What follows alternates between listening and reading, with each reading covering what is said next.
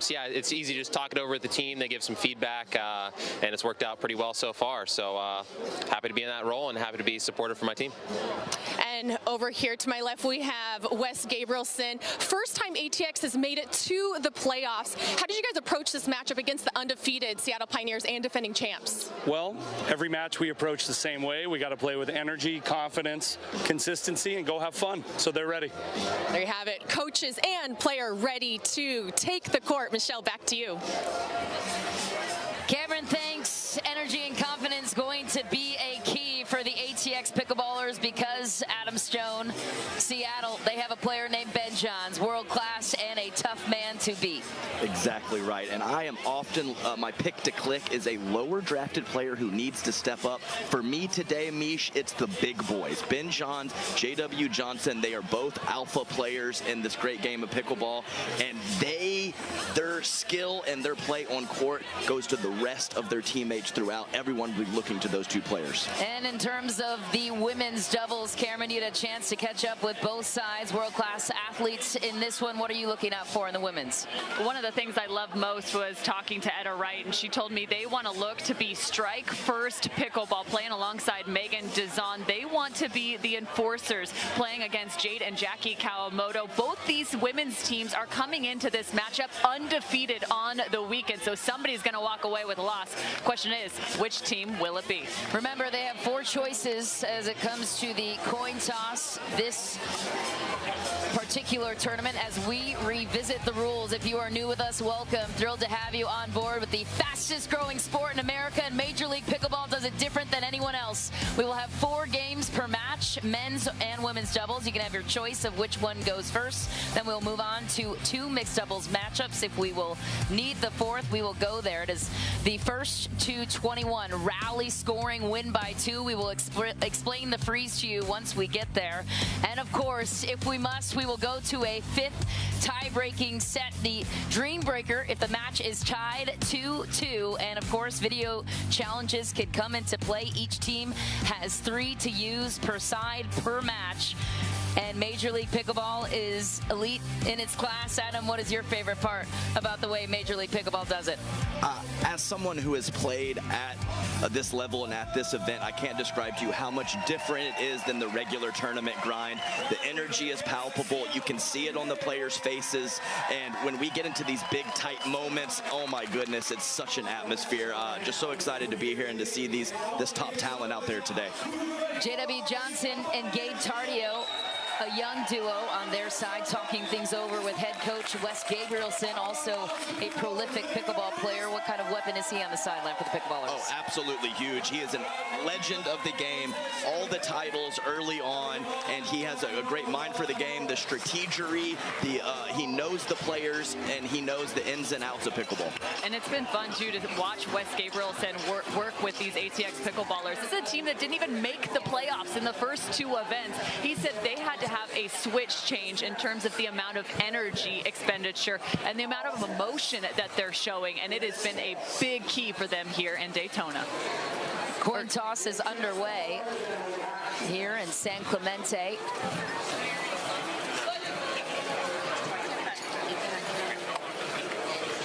And remember, 4 choices for this tournament. We will be back and explain exactly what each team chose after this short break. Don't go anywhere. This is a matchup you definitely don't want to miss.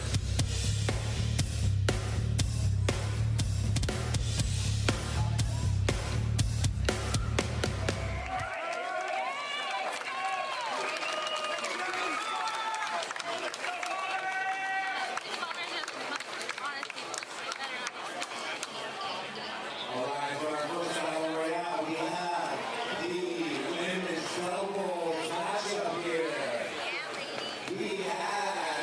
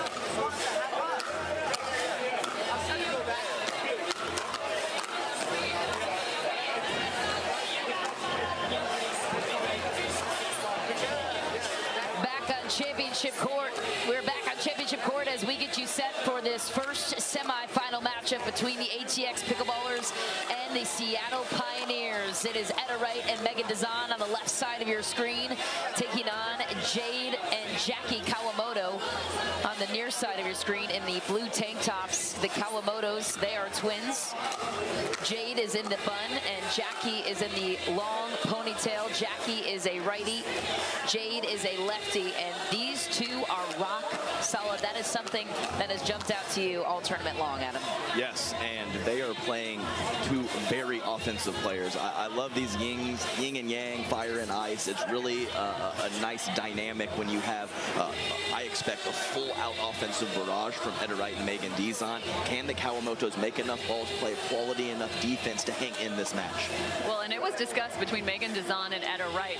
They're talking about the fact they understand the Kawamotos get back that many more balls sent back to the kitchen line, and they said they also have to be ready to still be the aggressor. The Kawamotos, I listened to them prepping for this match. The #1 topic of discussion was countering, so watch for that, as they are going to be heavy on the counter, and that's going to be the second, third contact for them to be able to find some points. The Kawamoto twins boast 29 wins together as a duo with a .630 win percentage.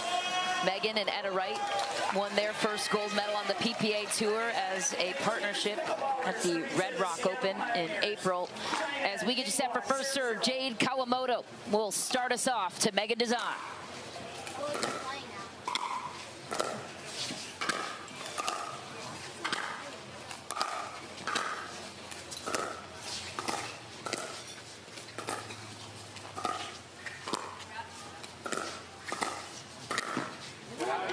Just long for Jackie.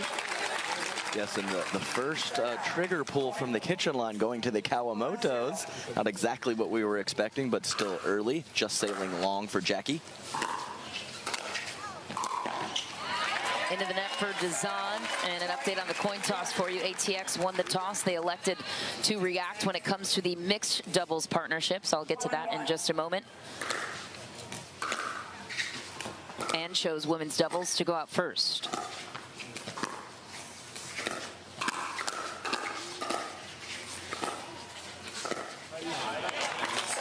Into the net for Jackie. A couple errors out early, getting out the morning jitters on championship court. It's a big spot. Nerves are real.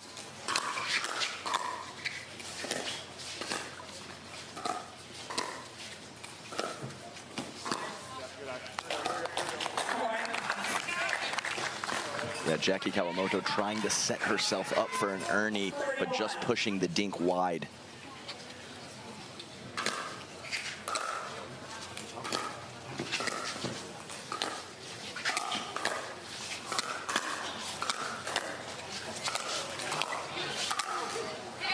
Big put away for Jade Kawamoto, and they need any bit of confidence. This women's doubles matchup is crucial when you have Ben Johns waiting in the wings for the men's doubles matchup.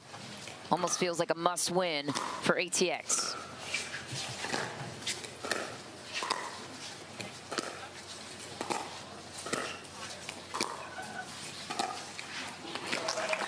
I'm impressed right now. Dazan and Etta Wright doing a solid job moving the ball around the kitchen. I talked to Etta Wright. She said she's been working on every phase of her game. She wants to gain that much more confidence up at the kitchen line.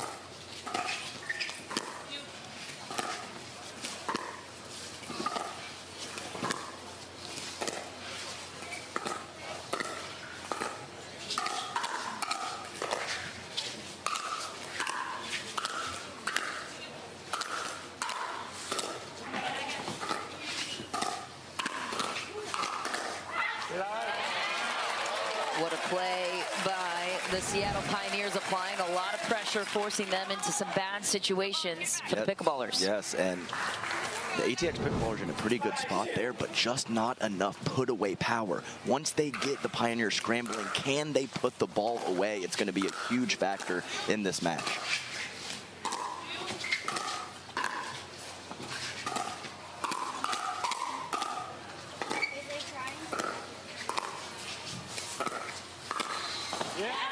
That's a beautiful find from Etta Wright. just lost that one to the baseline. And you can see just the length of Megan Dazan and Etta Wright, how much they're leaning into the kitchen, taking the ball out of the air and trying to assert themselves.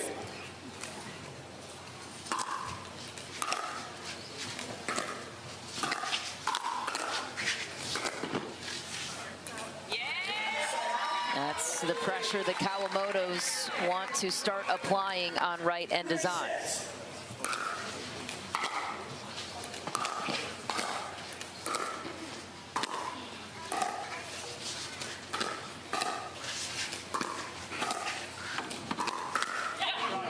Megan Dazan rock solid on her side.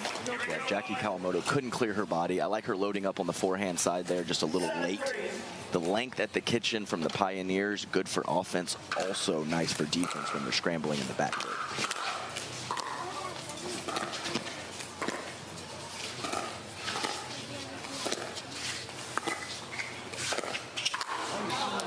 Kawamoto's throw up a lob and wide for Dazan. Well, you talk about the length. That's actually one other area is defending against the lob that can come at the hand of Dazan and Wright. Etta Wright recognizing Kawamoto's love to lob. She said they have to be well prepared for it. And there's a powerful punch from Jackie Kawamoto. The pickleballers climb within 2. Rally scoring. Comebacks can happen quite rapidly.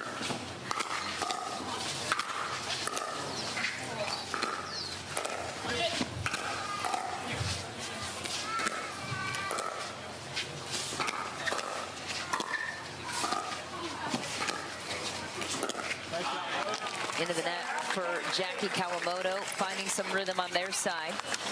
But you can see just the damage a good dink can do, especially at this level. Watch as they cut this ball down at the feet of the Kawamotos. So tough as you get backed up off the line.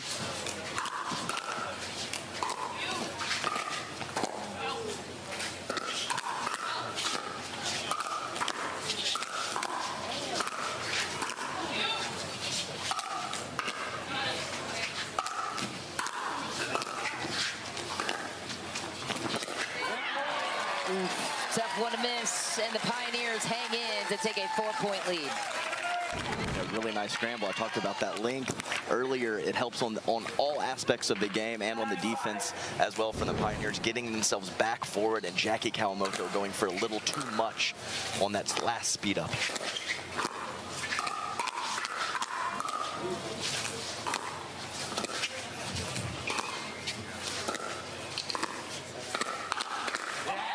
Into the net for Jackie Kawamoto. What is it that Wright and Dazan are doing right now to create this pressure?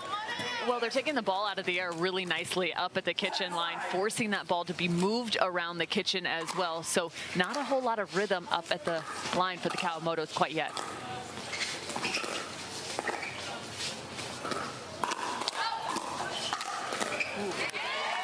That's a good response from Jade Kawamoto. Point that Cameron made earlier, counterattack so important. Mixed bag so far early in this match. That last one from the Kawamotos, very clean. Kawamoto twins, 2 former tennis players out of the University of Dayton.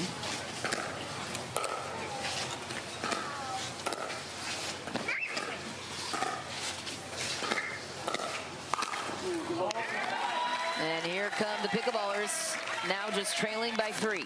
And I know that's a miss there from Wright, but that is what makes her so dangerous. Her ability to have that one-handed backhand. You rarely see it in the women's game. It's starting to grow that much more. It gives you the extended length in terms of offense.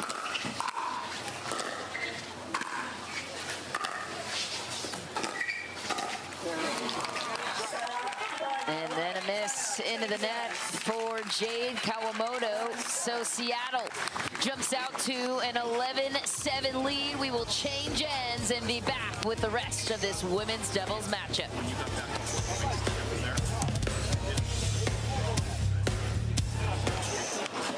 And you have a little easier time rolling behind her.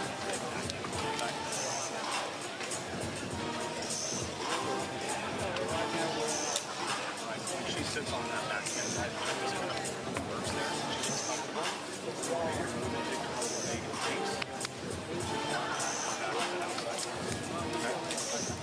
Thanks.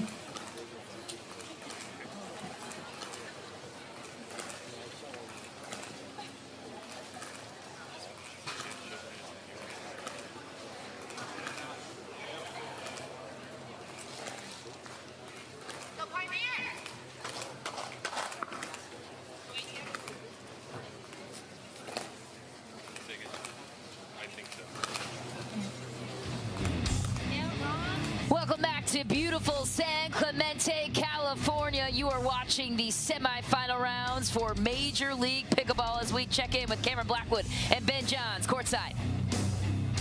Thanks, Mish. Ben, being the coach right now, what are you telling the team? What's the discussion when they're playing a team that's getting the majority of the balls back and really picking out their spots? Yeah, you know, I told them they're both really good offensively, so you need to dictate, pick your shots, but, you know, never forego an opportunity to attack, because last thing you want to do with a defensive team is kind of just dink and just keep it going. It's like you want to take your shots and apply the pressure. Thanks, Ben. Mish, back to you. Cameron, thanks. At the right, will continue the run for the Pioneers. Never forego the opportunity to attack against a defensive team. Your thoughts on that comment? Yes, and let's be clear. Cam mentioned earlier the ability of Dizon and Etta Wright to take balls out of the air with offense. When they do that, it puts pressure on the dinks of the Kawamotos to be perfect, and just another way you can create errors and earn points with a good reach into the kitchen. Into the net for Jackie Kawamoto, not the sight that the pickleballers wanted to see off of end change break. Dizon will serve to Jade Kawamoto.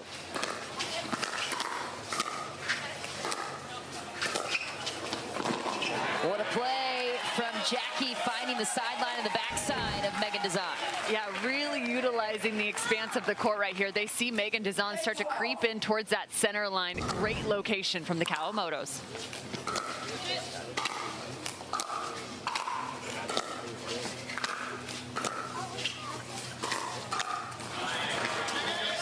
Into the net for Jade Kawamoto, and it seems like just when the Kawamotos find something that works, they take one step forward, two steps back for a team that doesn't typically make a lot of errors.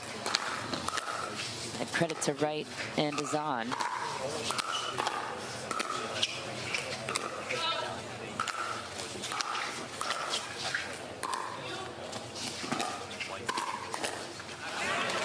Megan Dizon handcuffing Jackie Kawamoto. And that's a really nice job right there. A combination from Dizon from the baseline to the kitchen line. Beautiful drop, recognizing a solid shot, gets in and stays aggressive.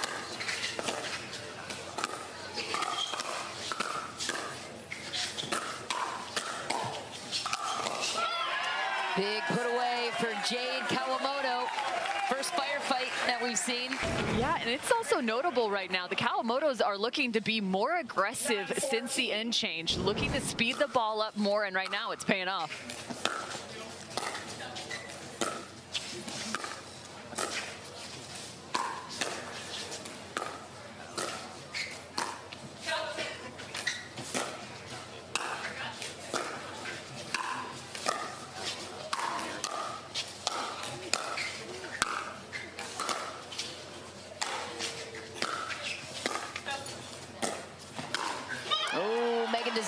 The Seattle Pioneers into the net, so the Pickleballers and the Kawamoto twins climbing back in with a bit of a run. Classic Kawamoto point right there. Make them hit one more ball, force them into going for too much. Exactly what happened there for Megan Dizon.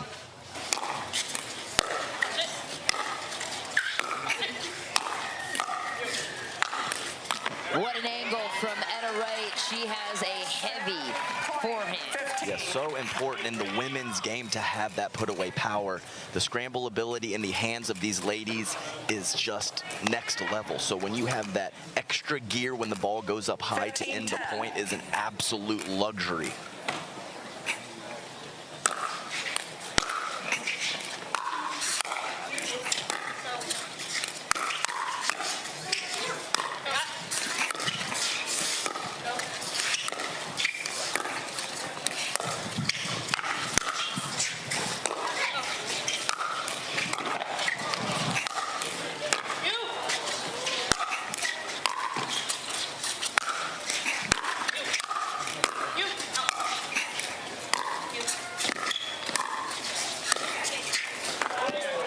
Just wide was the call. I think I saw it wide too. That was a good point, though. Point of the game so far. I think we're going to have a challenge. ATX are challenging our first of the day. Seattle Pioneers. I thought I saw blue in between, but let's have another look with our improved camera vision. 120 FPS. Sorry, Adam, I stole your line. Let's do it. As Seattle takes a 4-point lead potentially here, you're looking at the ATX Pickleballers, Brene Brown in the ownership group of that. Let's have another look at this out call. With all 4 cameras we have on the line. Ooh. Ooh. Oh boy. I'm gonna say. I think that's. I'm gonna say ow. That looks. You just reached a new octave. Yeah, fully non-committal, completely non-committal there. That's a tight call. But I always like to see on a tight call the immediate initial reaction of the players in the sidelines, and the Kawamotos were pretty adamant, and you don't see them that adamant very often. So Jay definitely thought that ball was good. We'll have to see. It's very, very close, obviously.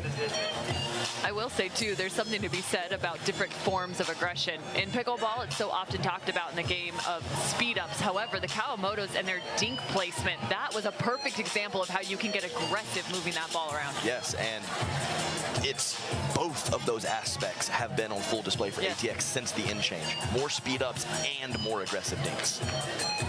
Looking at Vicky Ryan, one of the referees here for Major League Pickleball, as the Pickleballers from ATX are looking to regroup. Seattle, by the way, has advanced to at least the semifinals in all 3 MLP Season 1 events. They, of course, won Daytona as the 2 seed, lost in the semis in Mesa to New York. Ben Johns chatted with him a bit before this match. As loose as can be, and why wouldn't you be when you're the best player in the world? And they have also clinched a spot in Monday's super final, meaning that's the season finale, which will be a fun event to cover. The second spot in the super final with 60,000 players on the line individually will be determined the ball is out.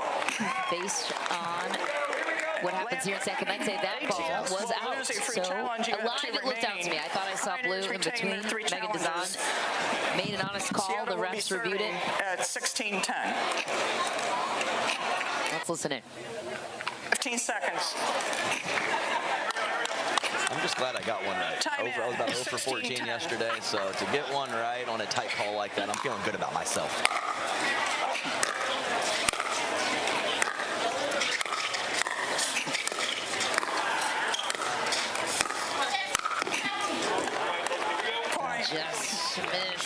Just too bad. I mean, you cannot have a better setup. Incredible dinks to the middle, out wide, creating a pop-up. So keep on keeping on Kawamoto's. That's the pattern, and that's the shot that you need to have on your paddle. She will not miss that one again, I guarantee. Megan is on with 2 beautiful baseline strokes. Usually you'll drive that ball and drop the next, but gets placed back at the baseline, and she just goes for it again.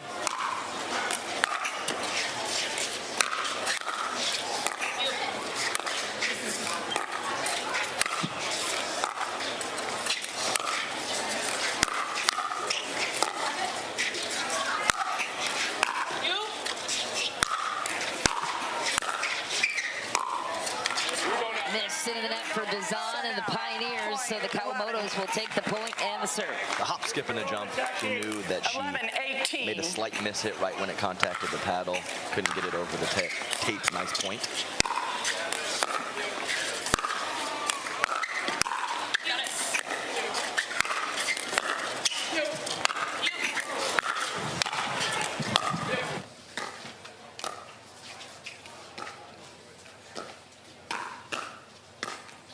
Ooh, another error for the Seattle Pioneers. And here come the Pickleballers. You saw the lob, and it's always interesting to see how teams manage that lob. For Etta Wright and Megan Dizon, they like to switch, so whoever's head that ball goes over, the partner takes the lob.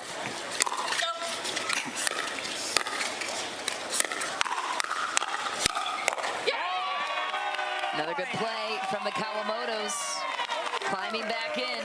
Yep, firefights are definitely a type of point that can really switch momentum. Let's see if they can get something going in the later stages of this match.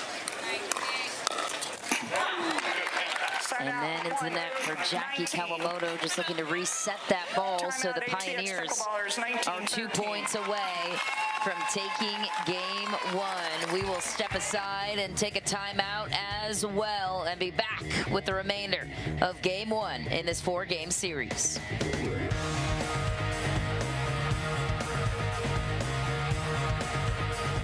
All right, I just want to give out a shout out to our title sponsor, Margaritaville, over there by the entrance. Go say hi.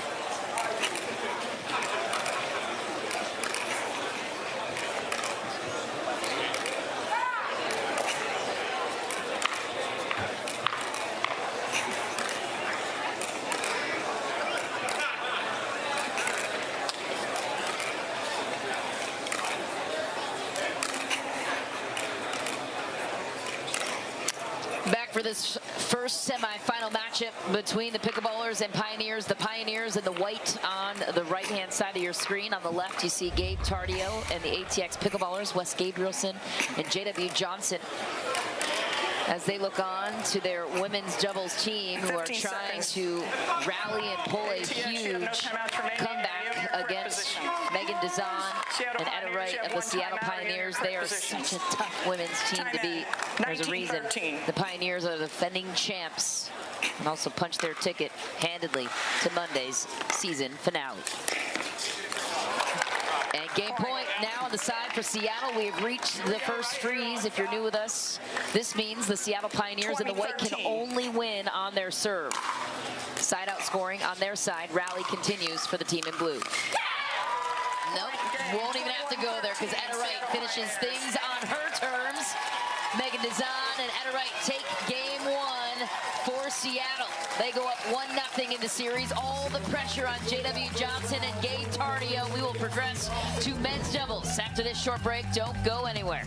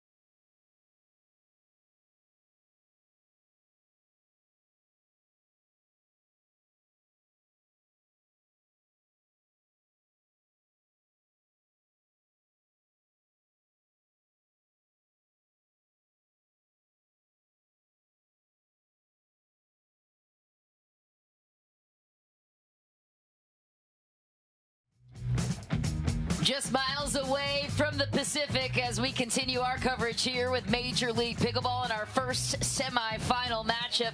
Megan Dizon and Etta Wright are unbeaten so far in San Clemente as we throw it down to Cameron Blackwood standing by with the winners. Thanks, Mish. Megan, playing against Jackie and Jade, knowing most of the balls are coming back, how are you and Etta able to open up the court for those putaways? That's actually exactly what we said to each other is everything's coming back. The point's not over till it's over. So just staying on it, staying tough from the start, and, yeah, sorry. And Etta, we hear the term placement over power, but you guys really played placement with power. How important is control, especially in this game as it gets faster and faster? I think it's really important. I think it goes hand in hand, control and power, but I think Megan and I were able to utilize both, and I think that worked out well for us today. Seattle goes up 1-0. Mish, back to you. Cameron, thanks. Now we move on to the men's doubles round here. Remember, it's best of 4 games, and so this is a dangerous scenario for the ATX pickleballers because guess who is on the side of the Seattle Pioneers? It's Ben Johns and Tyler Loong. They haven't lost yet in the tournament together. JW Johnson in the blue is hoping to change that for the pickleballers, but what do he and Gabe Tardio need to do to counter the best player in the world in Ben Johns? Well, for me, Ben Johns is a consistent alpha. JW Johnson has flashes of brilliance and then occasionally gets a little passive with some of his play. JW Johnson, I believe, is coming out of his shell. He is gaining more confidence. He loves this MLP format. I think he's going to step up and play huge in the middle of the court and match the #1 player in the world, Ben Johns, in this men's doubles matchup. You talked about J-Dub coming out of his shell. Well, I caught up with him and Gabe just prior to this matchup and asked about facing them in Mesa. He said this went 25-23, this exact same matchup. It went in favor of Ben and Tyler. However, he said he's going to keep it a little shiesty. He said he's going to start with the hands because they're pretty slow on the other side. So you talk about coming out of the shell. JW Johnson with a smile and a smirk says that to me. So, I mean, some of the fastest hands are on the other side of Ben Johns, but J-Dub is not scared. I think he's been hanging out with Hayden Patrick lately. I think That's definitely something Hayden would have said. So somebody needs to rein that man in. No, I'm just kidding. JW Johnson, he's not very emotional on the court, nor is Ben Johns. 24 years old. He is based out of Austin, Texas. He's been pro since 2016, and he has taken the pickleball world by storm since. He is so methodical in his approach. An engineer major, just recently graduated college, and he approaches pickleball in the same methodical way. As a black book on every single player on the pro tour as we get you going here with first serve.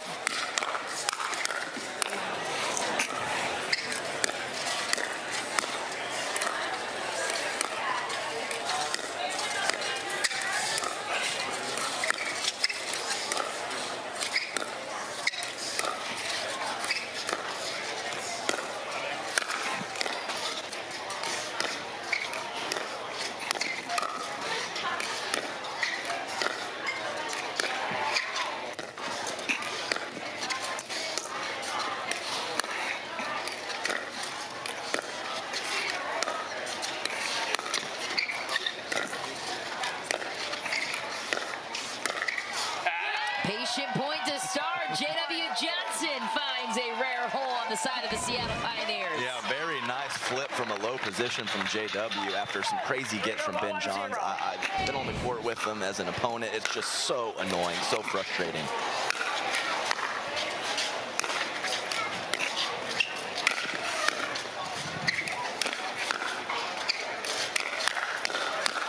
Gabe Tardio was on, the hands battle just missed into the net. That's exactly right. When you get Ben in these spots and you're just so comfortable, you get everything you ever wanted, and then he somehow neutralizes it. Couldn't have been a better initial counter from Gabe Tardio, but Ben there.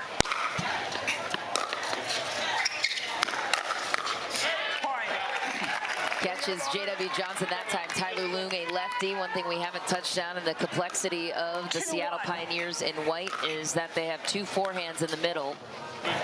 And when one of those forehands is Ben Johns, it's a dangerous team. Yeah, without a doubt. So look for the ATX pickleballers to potentially spread the ball more towards that outside range.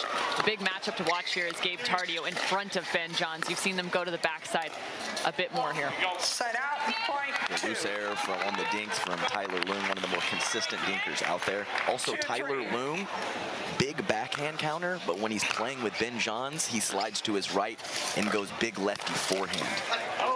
So very important to note a difference for Tyler Loom when you're playing with your standard partner or playing with Ben Johns. You have to adjust your game because you know he's going to be there in the middle for you. So nice job by Tyler making that adjustment.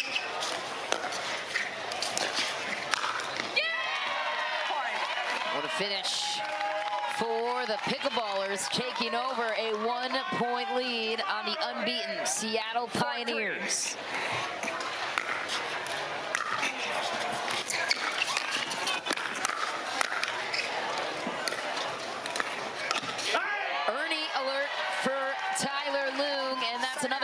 Of having the lefty on the right side. But you've seen the same third shot from the ATX pickleballer. Something to note, they're going at that left shoulder, just interior of that left shoulder of Tyler Loom, trying to get him uncomfortable on the fourth.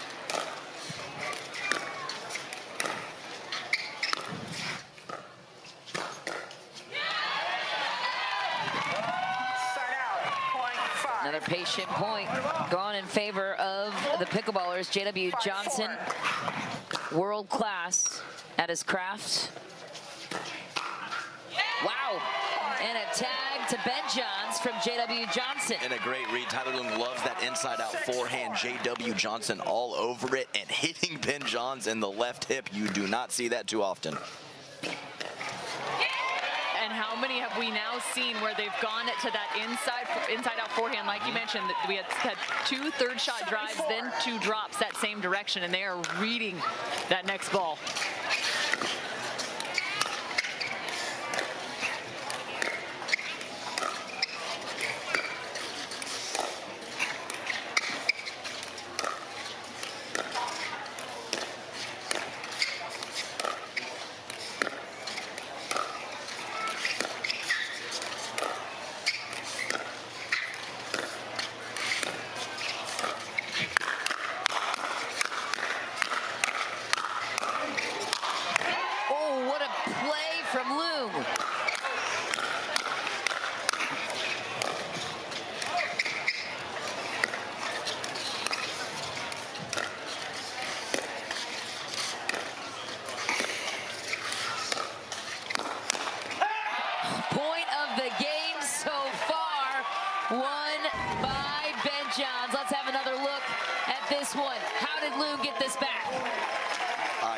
Unbelievable. We heard, I exclaimed, the fans exclaimed, unbelievable play from all 4.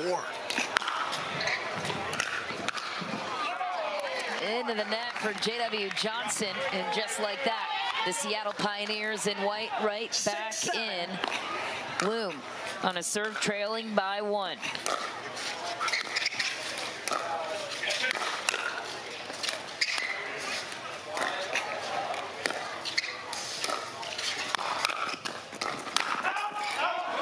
Just barely missing for J.W. Johnson, tie game. And again, J-Dub going straight ahead of him, trying to attack Tyler Loom right into the body to create the pop-up. Watch for Gabe Tardio, though, to be disciplined. We've saw 1 speed up from him to this point.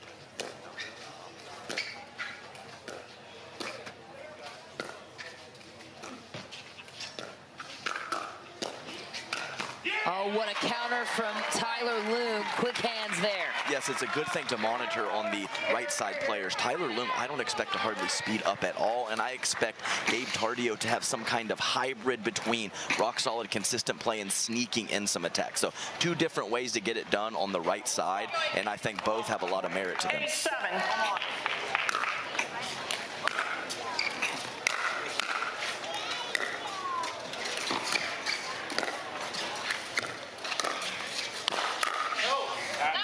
J.W. Johnson all over the opportunity to speed it up on that pop-up chance. Tie game.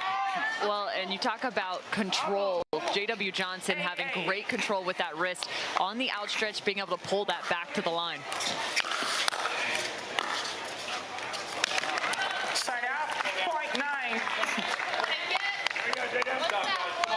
Johns and Loom take back a 1-point lead. Reminder, in his rally scoring games to 21, the format is gender doubles and then 2 mixed doubles games, which will determine the outcome of the match. Loom into the net that time. Tie game continues on championship court. This one is tight. Very nice bounce attack from J.W. Johnson.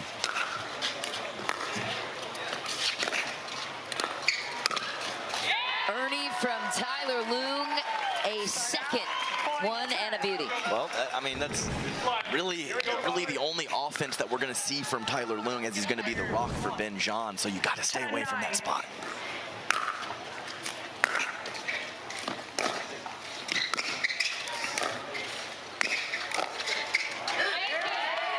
Just missing Tyler Loong, a good spot for the pickleballers. Yeah, on that backhand side for Tyler Loong on the outside foot.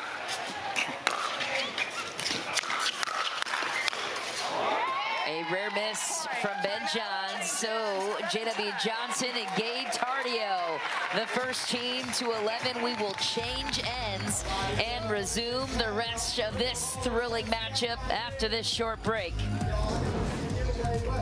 sure to check out the Skechers performance booth and learn more about the Skechers Viper Core Pro.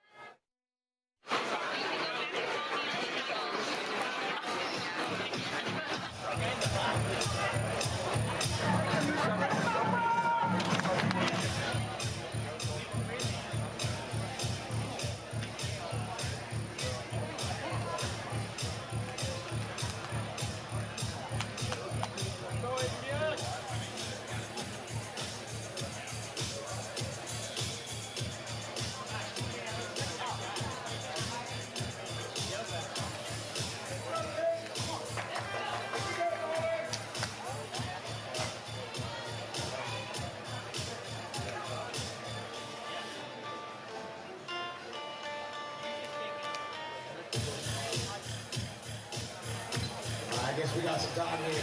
I got some Knockaround sunglasses. I know it's a little cloudy right now, but who wants some Knockaround sunglasses? Who wants some Knockaround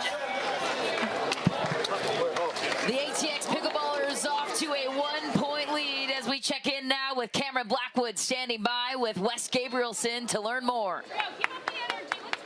Wes, in such a tight game like this, only up by 1, are there any changes that you would like to be seen? Well, we just got to stay loose and play discipline and have some fun. Thank you so much, Mish. Back to you.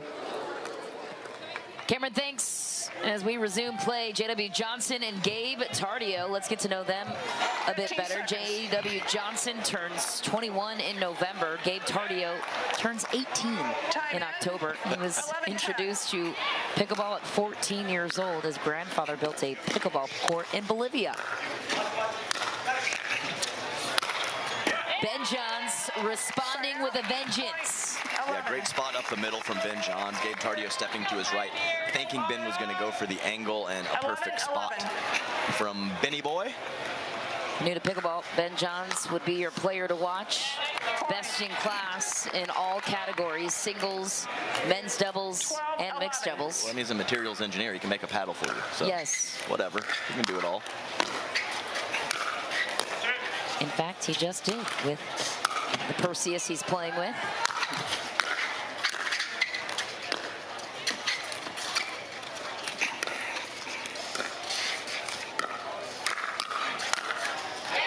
Wow, J.W. Johnson strikes first down the middle. Gabe Tardio was there to finish. Gabe Tardio doing a solid job right here. Watch the shift from him, recognizing the speed up and countering back with the big two-hand backhand sliding to that right side.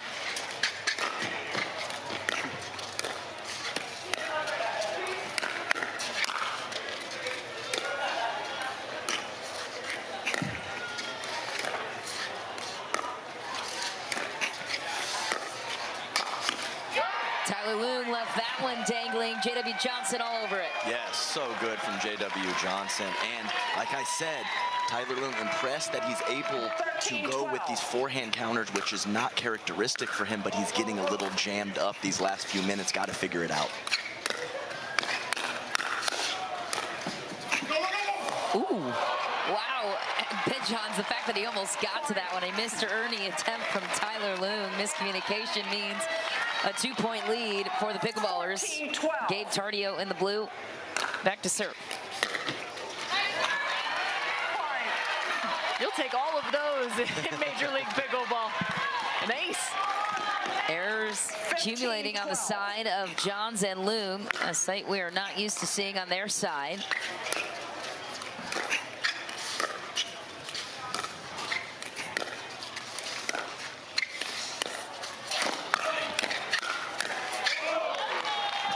There's the two-handed backhand counter. We haven't seen one from Tyler Loon yet, and a pretty good one. So definitely that is going to decide the match, is the counterattack ability of Tyler Loon, because they are definitely going at him aggressively.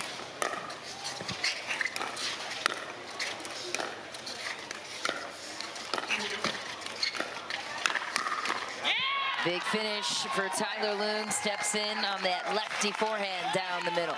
Well, and you can see just how active Tyler Loon is going to be off the edge. They're trying to apply that much more pressure. It also gets Ben Johns more involved covering that middle.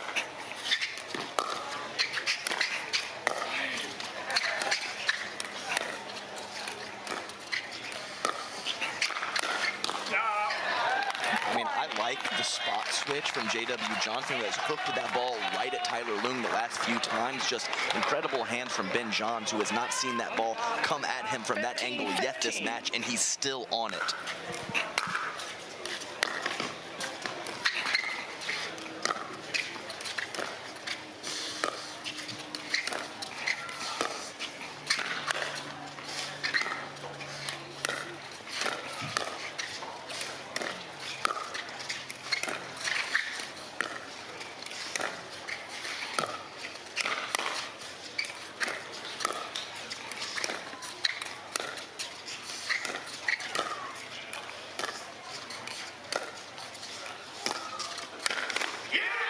Just when you think the Pickleballers had a gap to run away with it, in comes Ben Johns. Well, and you started to recognize in that rally that Ben Johns has had to block more often than not. You haven't seen a ton of speed ups until that very last contact, because he's covering so much court laterally right now. He's been focused on blocking that ball back, looking for opportunities to be aggressive now.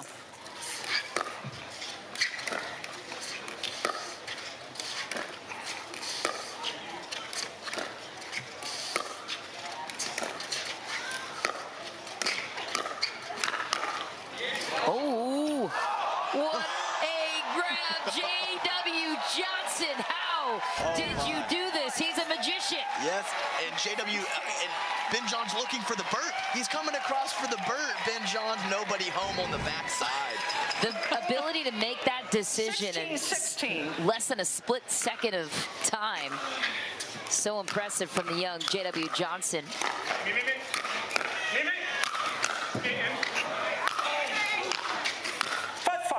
Oh, and a foot fault called on Ben Johns. How about the defense of the 17-year-old Gabe Tardio?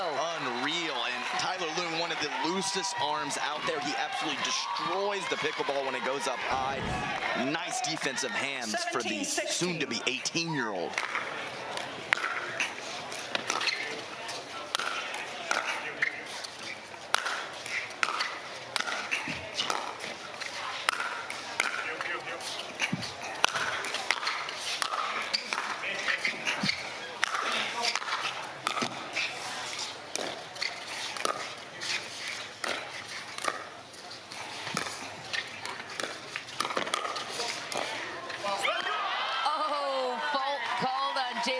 Johnson in the blue.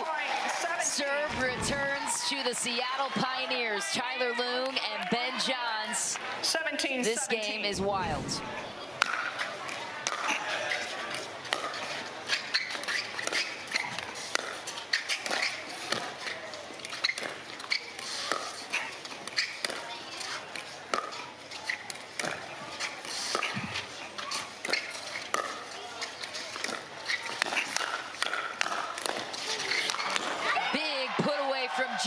Johnson, ATX steals back the lead.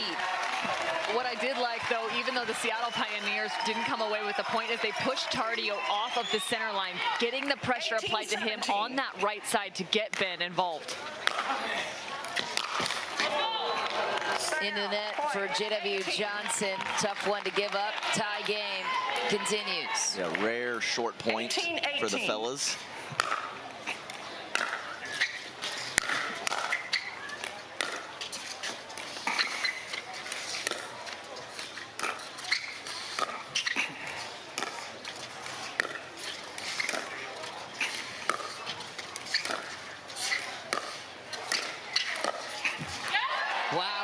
Loong misses into the net. The Pickleballers 2 points away from evening out the series here.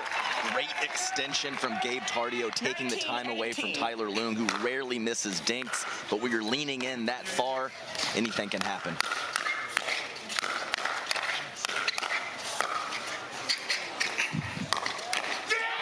Tyler Loong comes up clutch with the forehand Ernie. Well, you talked about it. The two forehands are in the middle, but this is what it also frees you up to do. Tyler Loong jumping the corner, opening up the forehand. That allows him to drop that wrist and redirect.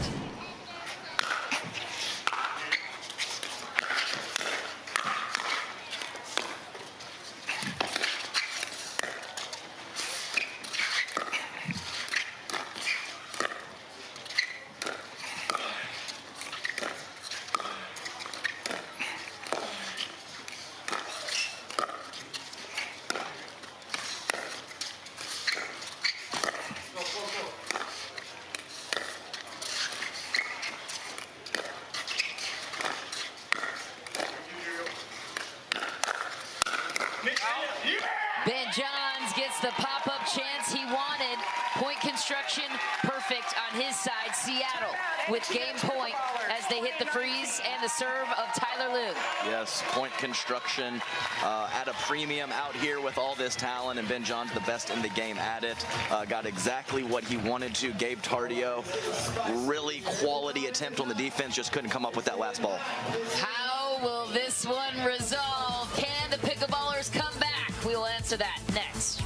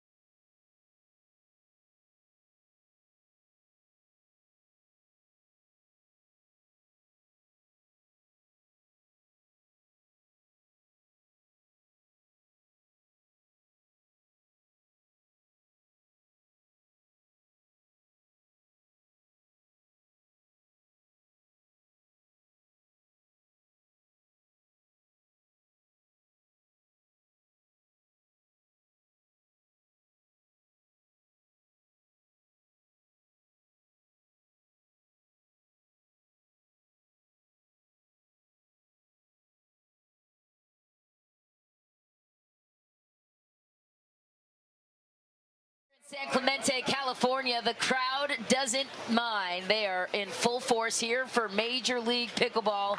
There is truly nothing else like it. Nobody else does it the way Major League Pickleball does. It is a team format event. The draft took place in December. The teams were formed, 2 men, 2 women.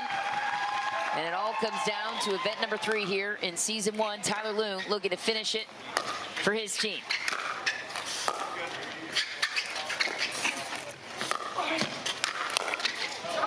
Wide for Ben Johns. What a push for J.W. Johnson and Gabe Tardio. We are tied up 20 points apiece. Yeah, jab step to his right from Ben Johns, I think froze Tyler Loon, and unfortunately he was late getting forward for that short ball.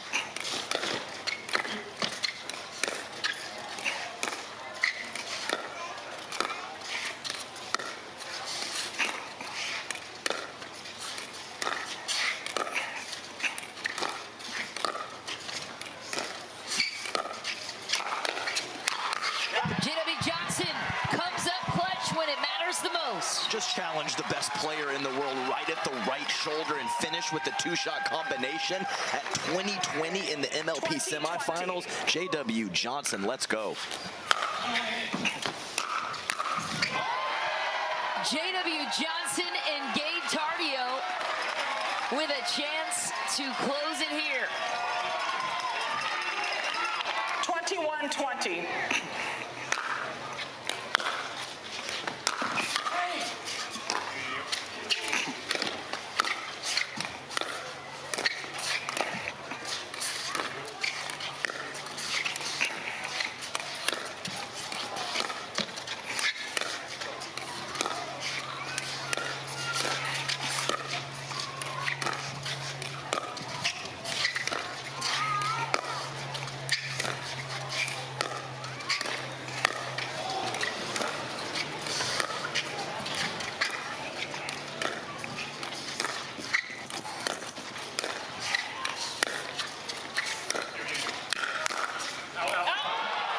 Just long for Gabe Tardio. He can't believe it. How smart of a play, though, from Ben Johns to pull Tardio to his right, create the gap down the middle. And just like that, Seattle with a chance to tie it. On their serve, we're in the freeze on both sides. Side out scoring.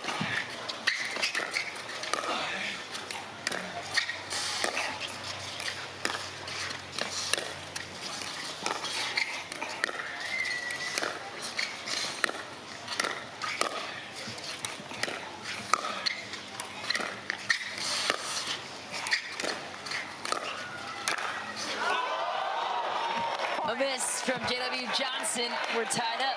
He has been so good on that forehand side, creating opportunities. We've talked about the multiple speed ups, not only up the line, but he has even attacked Ben Johns. That one just clipping the top.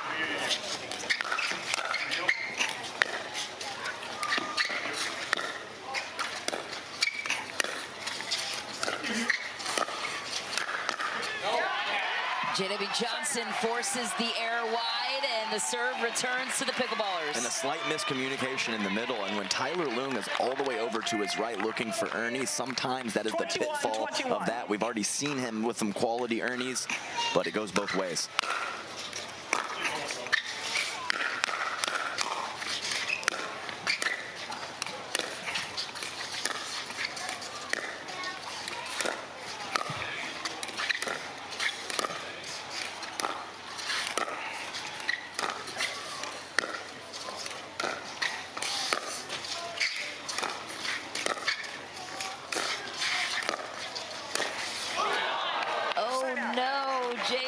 Johnson into the net. Yeah, he wanted to speed up, and the ball just dropped enough. He changed his mind to a soft shot, which was the right choice, just too little, too late for J-Dub.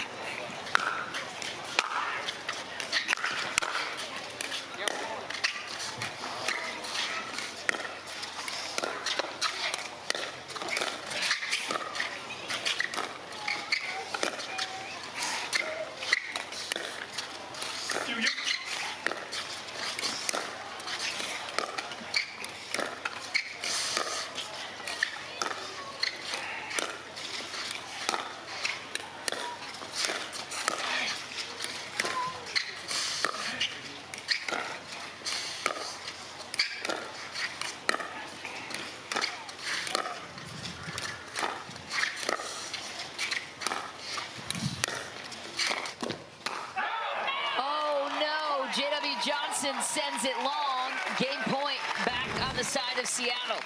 That ball between Ben and Tyler has to be so pinpoint accurate. Again, they talk about the miscommunication right there. A good move from Tyler Loong to be able to counter that, dropping the hips down.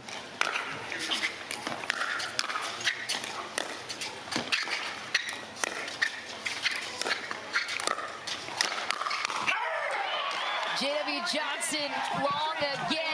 Tyler Loong and Ben Johns claw their way back in.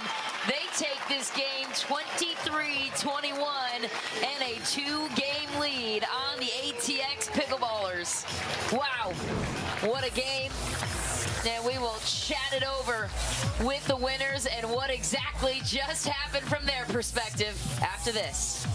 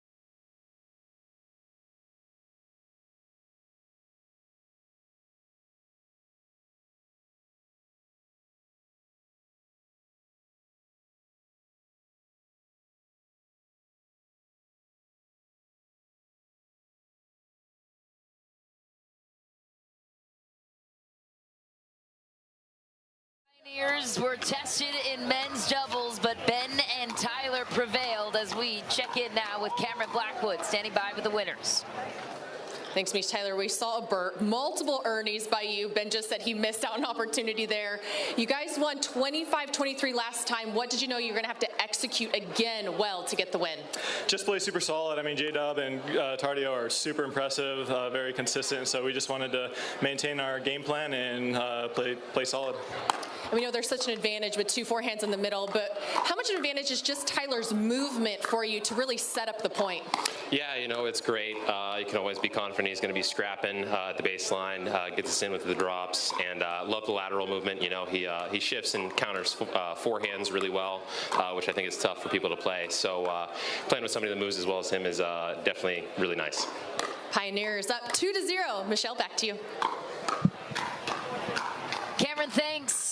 So we will move on to the mixed doubles round. And remember, the coin toss at the beginning, the pickleballers won it. They chose to react. So the Pioneers will put their duo out. I'm guessing they would go with their best duo here in the mixed doubles format, to which the ATX Pickleballers can pick their matchup. Adam Stone, Cameron Irwin in the booth. Cameron, starting with you, what are you anticipating, strategically speaking, in this one? Well, it's going to be interesting to see who they put out first in terms of the ATX Pickleballers. I imagine J.W. Johnson's going to be coming out as they need to get that win, or else this match is over. So the big question is, which Kawamoto? And I think J.W. Johnson's going to still be figuring that out. This is a team that has had a solid performance in each of the disciplines, whether it's gender doubles, mixed doubles, and even into that singles. They are 5-5 in terms of those dream breakers. So it'd be interesting to see, but plenty of communication taking place with Wes Gabrielson and this crew. So with the Pioneers, the one, if they do have a liability, it would be the partnership of Megan Dazan and Tyler Loong, who have dropped a couple of games here so far in this tournament. So I would imagine we're going to see Ben Johns first from the Seattle Pioneers to to close it out in 3, or perhaps the insurance route they'll go with Ben Johns in the 4th game. We will see what the matchup will be. And before we get to that, let's chat about the Seattle Pioneers already punching their ticket through to the super final on Monday night, the season finale, based on their cumulative event points from both Mesa and Daytona Beach. And of course, they earn enough points here in San Clemente to earn their right on Monday night. It's a promotion and relegation system. We'll dive into that more after this and check in with the mixed doubles matchup next.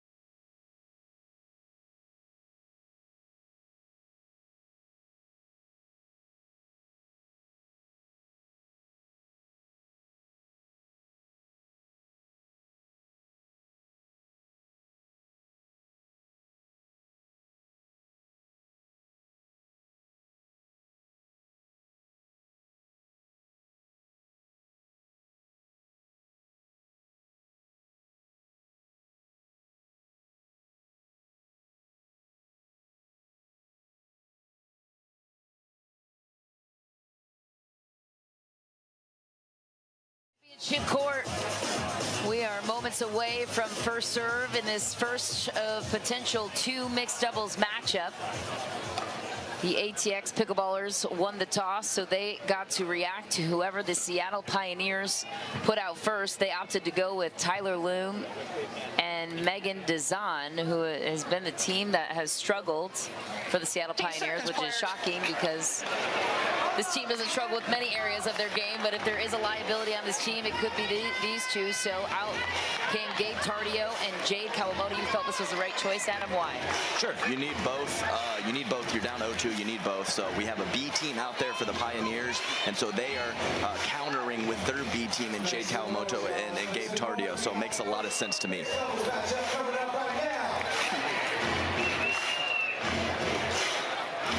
Jade Kawamoto will be our first server here on Championship Court.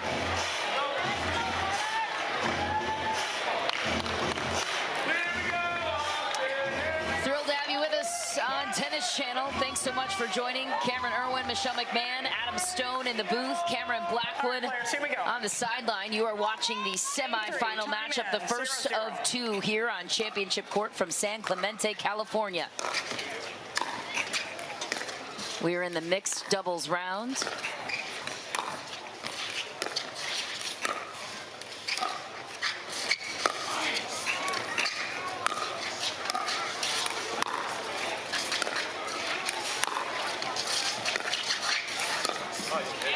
In the net goes Tyler Loom, the Pickleballers, with the first point of the game.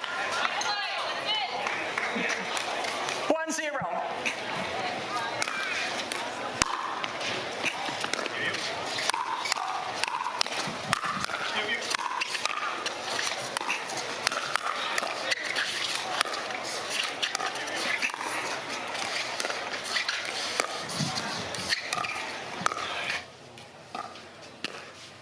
Down the middle for Tyler Loom. A really nice spot from him, and a total change in mindset for Gabe Tardio and Tyler Leung, who were supporting their male play partners just a few minutes ago. Now they are the alphas on the court and need to create offense. It's definitely something that is not easy just to switch to. Well, and it's also intriguing with this matchup with Tyler Leung being a lefty. You have a head-to-head battle in mixed doubles as opposed to the ladies being across from one another.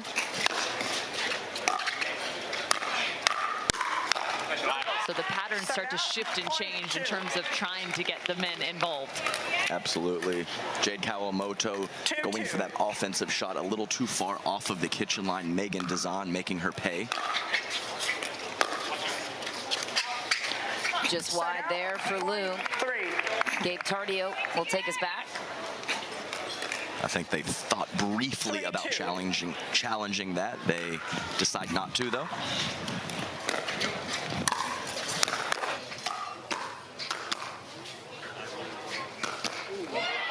Big play from Tardio, handcuffing Leung.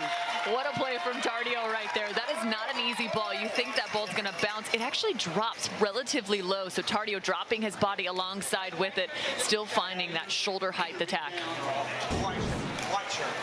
Sorry. 4-2.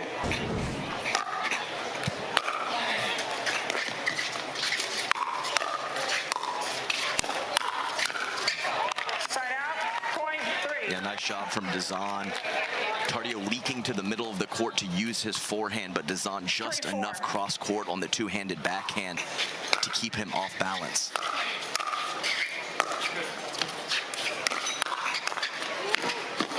Into the net for Dazan. I like the two-hand backhand counter, though, from Dazan, and you could tell immediately after contact, she hit this so well, she goes crashing in looking for the forehand finish.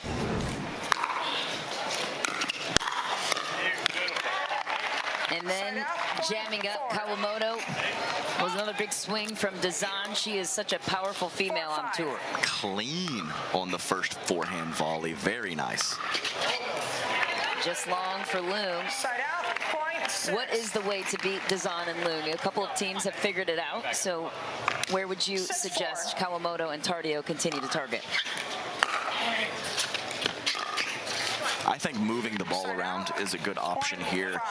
It's hard at this moment right now to just say you should target Megan Dazan. She's playing so well. So play the high percentage, work a few more balls to her, and be careful of that big lefty forehand of Tyler Leung. But you can't just flat out target Megan Dazan these days. She's playing so well on the offensive and defensive side of the ball. 2-point lead for the pickleballers in blue.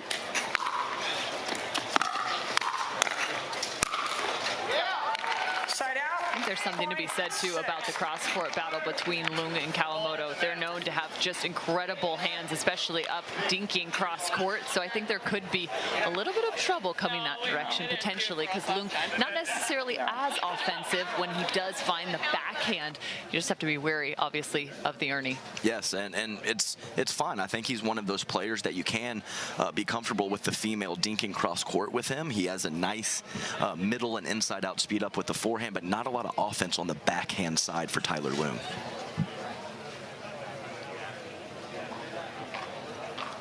Looks like the ball is being Michelle, you're tested potentially or traded out. There could be either a crack or could be misformed.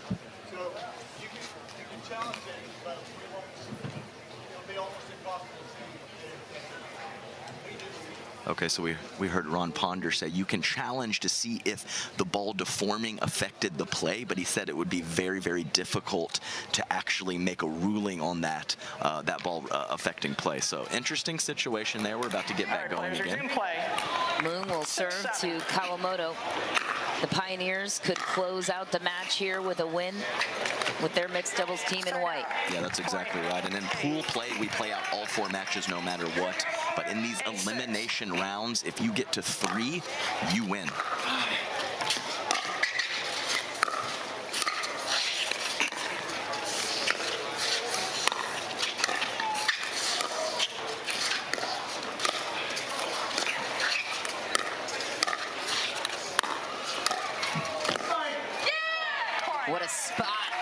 the dink. Well, and that's exactly what the spot I was just talking about. Can you get Tyler Loom chasing that backhand where he is less offensive?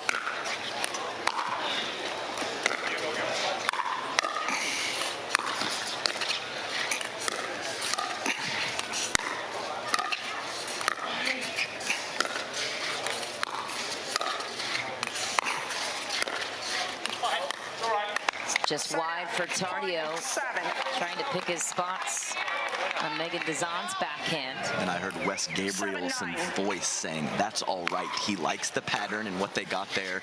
Just a loose error from Gabe, and that's part of the deal. It's okay, stick with it. Another one here, guys, come on. 8-9. Wes Gabrielson, 3 gold medals to his name in men's doubles.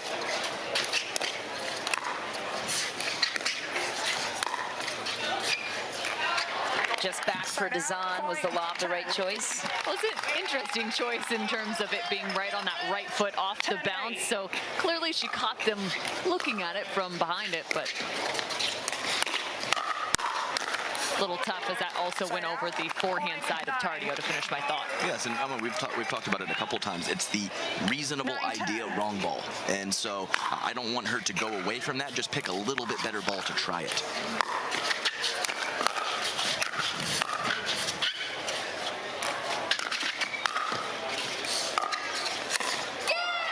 Ooh, what a spot and a drop for Jade Kawamoto, and the ATX Pickleballers are up by 2. The first team up to 11, so we will change ends and return with the rest of this mixed doubles matchup after this short break.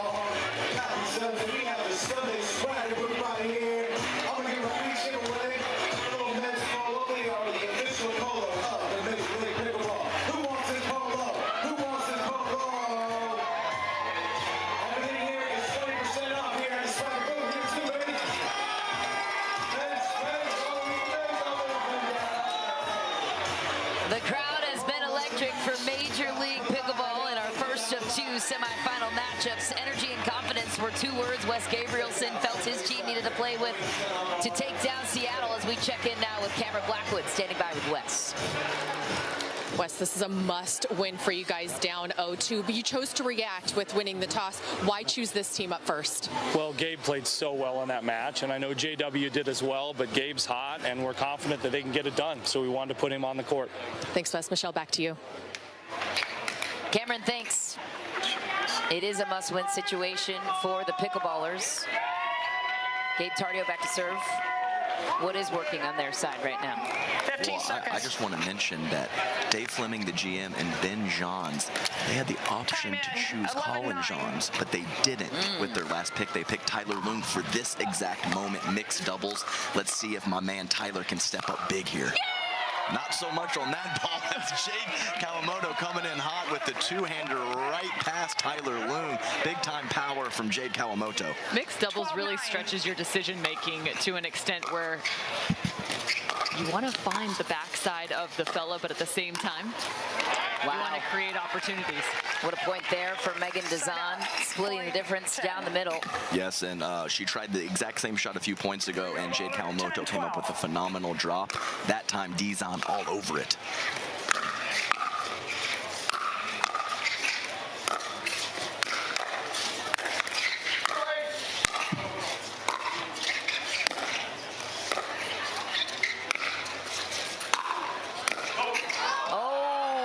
Finesse shot from Tardio, throws a hand up, but that would have been a deceptive shot no matter what. When you throw it up with a prayer, right? Yeah, you're right, Michelle. It did clip the tape, but I like the decision. No one was even going to be close to that ball, no matter what.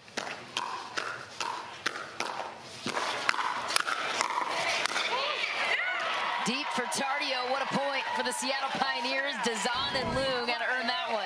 Megan Dezan backing off and finding an incredible job in the transition zone, just totally using her length on each side of her body. Beautifully done on the counters.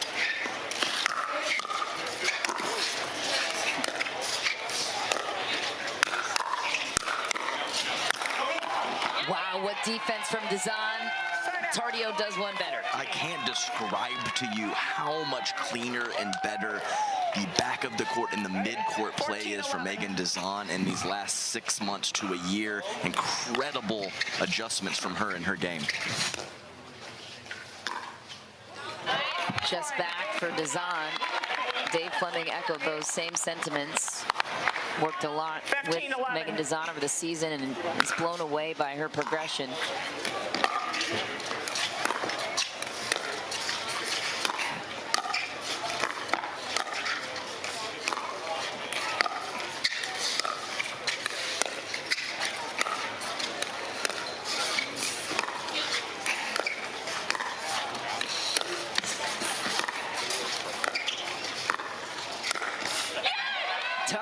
Stays patient, catches Loong. Yes, and he is very good at manipulating his wrist with some awkward paddle positions and great deception on that shot as Tyler Loong very much handcuffed on that ball. Pickleballers jump out to the biggest lead so far of the match, up by 5 on the Pioneers in a must-win situation.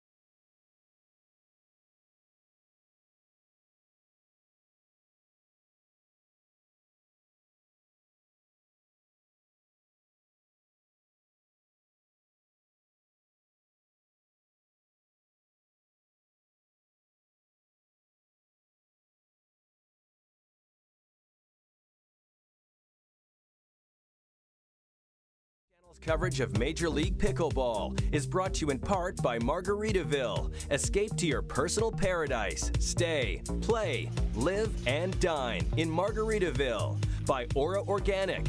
Fuel your lifestyle with Aura, the cleanest, most powerful plant-based supplements. And by Toyota Prius. Toyota Prius. It's ace now. Back in beautiful San Clemente, California. The Lifetime Athletic Country Club. They played host to us all weekend long. We've been spoiled with the best pickleball talent in the world. We continue on with this mixed doubles game.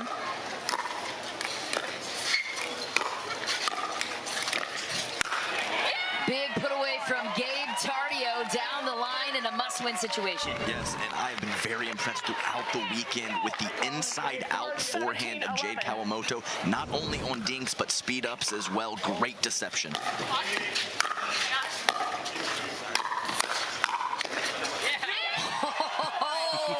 how'd he find that angle? Hey, you pay for the whole paddle, you might as well use it. My goodness, that was an edge guard if I've ever seen one. I don't know how he came up with this. Gabe Tardio just off the tip. 17 years old, Tardio. Handcuffs to Zahn. ATX in good position here. And if you're looking to finish out a match, this is the way to get it done. I love the emphasis from Tardio, sitting in the middle right now, bringing the pace and especially the hand speed.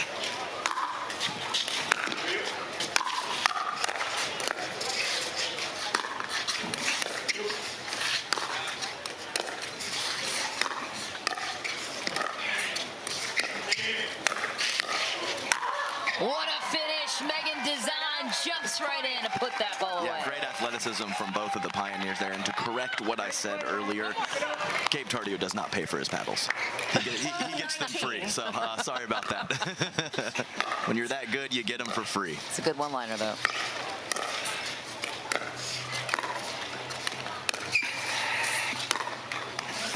Into the boot, into the net for Dezan. And that's a really tough ball coming off the paddle of Gabe Tardio to have to slice back. There's backspin on that ball already, so oftentimes you'll see topspin roll back off of that. Game point for ATX and just shy for Jade Kawamoto. Yeah, game point save for Seattle. Yeah, decent spot on the drop, though. I like her going over there to the backhand side of Tyler Loom, just couldn't come up with it. ATX is in the freeze. They can only win on their serve.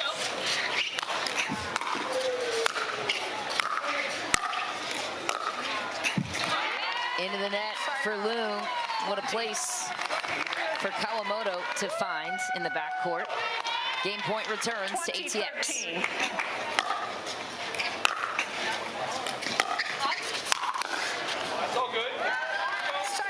Watch out for Megan Dezan on the overhead. Product of BYU, doing a really nice job. She's got all the power she needs coming from the tennis game.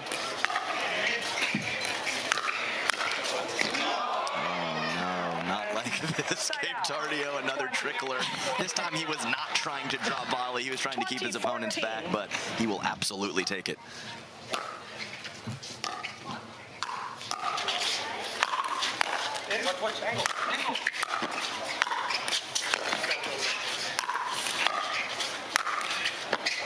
What an angle from Tyler Loom. Rally scoring continues on their side as they accumulate points and save another game point. Yeah, and Cam talked about Megan Dezan being playing some tennis at BYU. So did Tyler Loom, and so did Etta Wright at BYU Hawaii. So 3 of the 4 pioneers involved in BYU, and all very, very good racket sport backgrounds. And then, of course, the Kawamotos, who you mentioned, University of Dayton, lots of strong tennis player. Gabe Tardio, a former top 10 player in Bolivia, the under 14 group in tennis.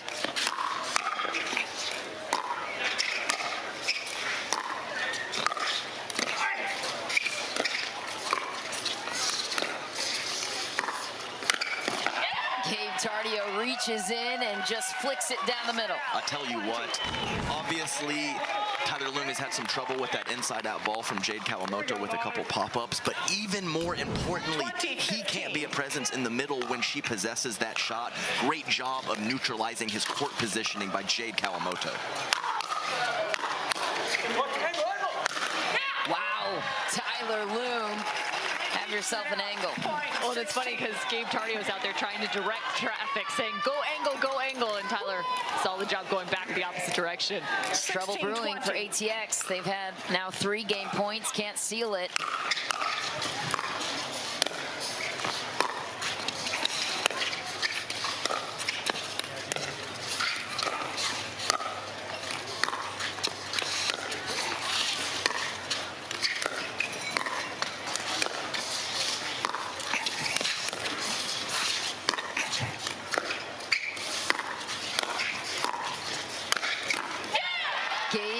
Tardio comes up big again on the backhand.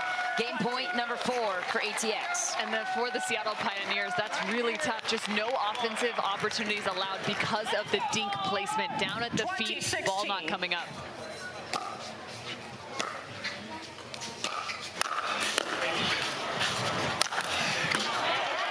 And another point for Seattle while they remain on rally scoring. Why can't ATX seem to find a way to close this one? Well, last night they played an amazing match against the Fortis Mesh. They came out hot, got a huge lead, and then had a little lapse there in the middle. So starting strong and finishing strong are not the same thing. You must seal the deal. It's not easy with how talented these opponents are. Fans and puppies alike are welcomed here with Major League Pickleball.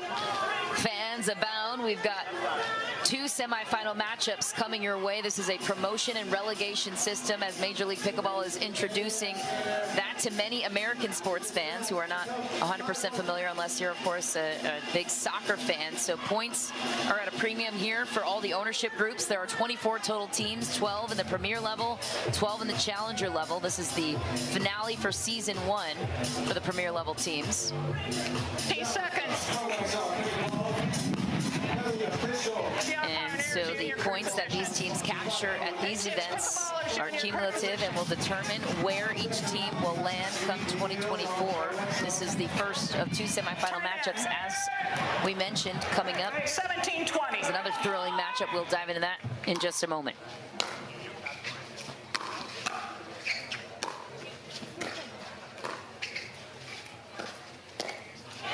Ooh, into the net for Dazan.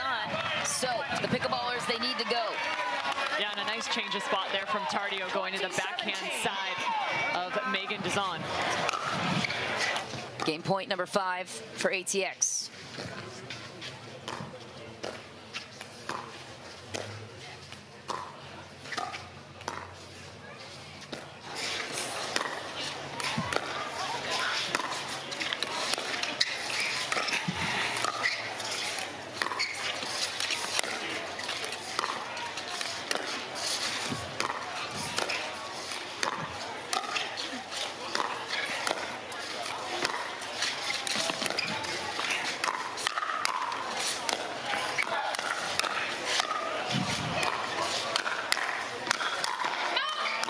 Wow, Gabe Tardio didn't care. He hit an out ball. That's the way you want to end it.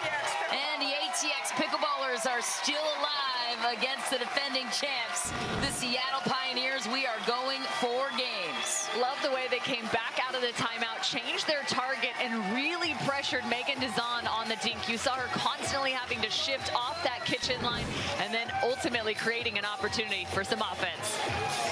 Gabe Tardio, he's 17 years old, and he's hoping for his first ever Major League Pickleball Championship. Will return and talk it over with the winners.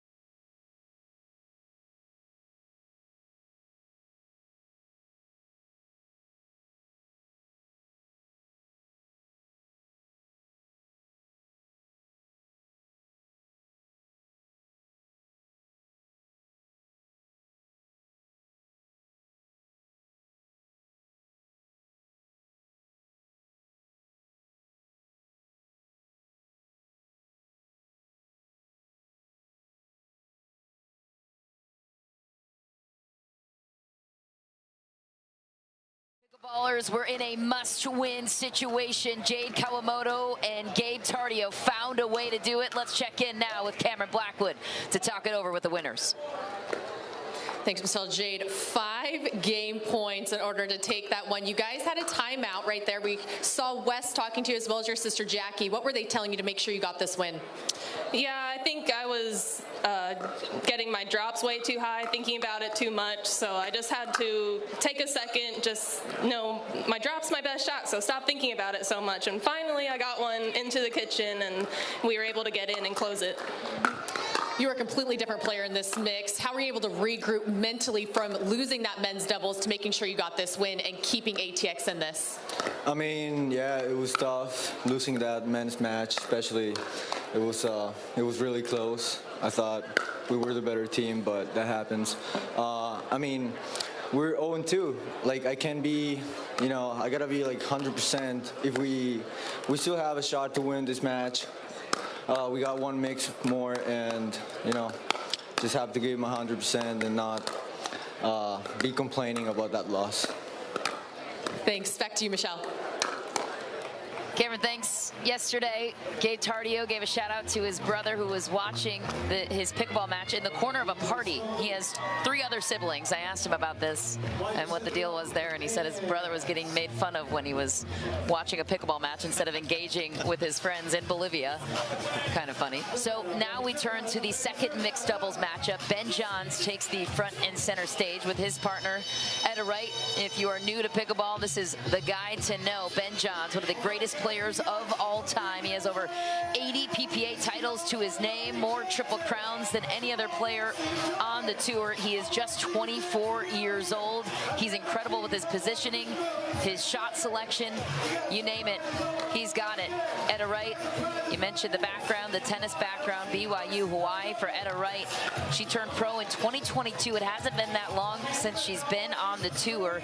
These two are the team to beat. The pickleballers had their choice of who to match up with against Seattle. They chose to go JW Johnson and Jackie Kawamoto to have their shot at winning this match or getting back into this match. It's a must-win situation for ATX. Your thoughts, Cameron? You want A team versus A team, B team versus B team, and the ATX pickleballers need both of the mixed doubles to get to that dream breaker. They're sealing the deal there. That's where their hopes are because they are 5-5 in dream breakers, so unafraid to send it that far. Let's get to know JW Johnson a little bit better. 20 years old. He's based out of South Florida. Has a strong tennis background, as does his partner, Jackie Kawamoto. She's 27 years old, turned pro in 2020, played Division I college tennis. Game 4. The argument goes on between who has faster hands, JW Johnson or Ben Johns. We'll, I guess, resolve that here. Or maybe not. Who knows? They're both pretty good. That's a Bert from Ben Johns in the opening point. Yes, and I talked about it earlier. So an Ernie is when you jump the kitchen in front of you. If you jump the kitchen in front of your partner, it's a Bert. There you go, Bert and Ernie. Etta Wright calling that one just out of bounds, but Etta Wright, this is also a nice area of her game. You saw her playing that left side alongside Megan Dazan. She can shift from both the right and the left, utilize tier and mixed doubles on the right. Yes, that versatility usually comes a little more in the heart or the later stages of your career. So to have that ability to switch back and forth early on, really nice stuff from Etta Wright. Start out, point 3. Ben Johns, big early. He had a statement point to start. 3-1. Tough player to beat in any scenario, especially mixed.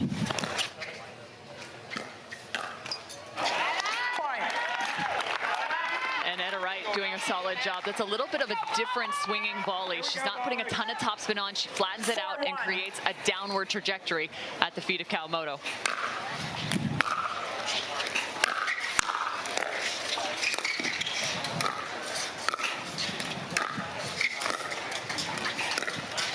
Oh, into the net for Ben Johns. Doesn't miss much. What is the recipe to beating this Seattle team when you're matching up against Ben Johns, or is there one?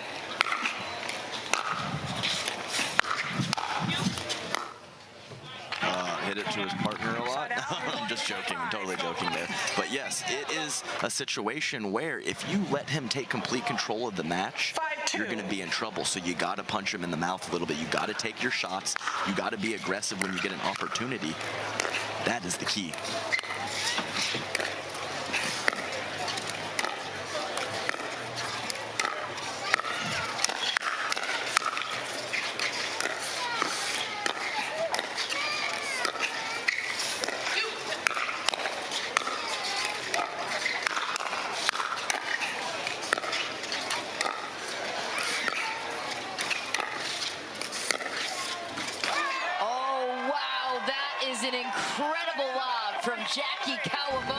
How was she able to burn Ben Johns? Just an absolute dagger. If you're going to look for a lob, you want to go over the off shoulder of the person in front of you, up the line. A beautiful shot over the left. Not much Ben Johns can do there. How about the Ernie on the backhand of Etta Wright? She makes it look easy. Yeah, she's just there waiting for it, and just a nice luxury for Ben to have is a partner that can Ernie, just like Tyler Loom, shrinking the court, forcing the ball to the best player in the world.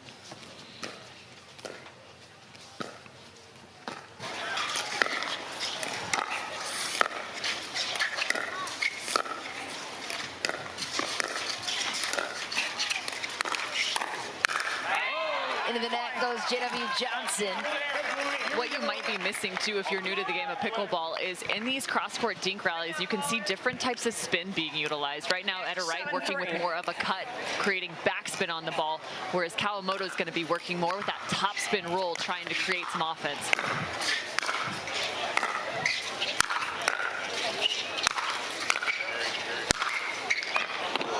That angle too good to handle.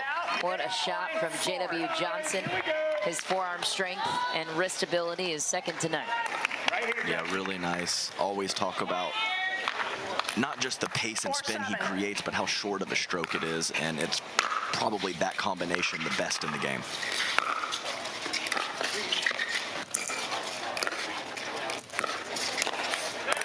Tagged by Ben Johns was J.W. Johnson. Rarely do you see him get beat. Tough though, that one I think coming just off the top of the net, gets redirected to the backhand side of J-Dub.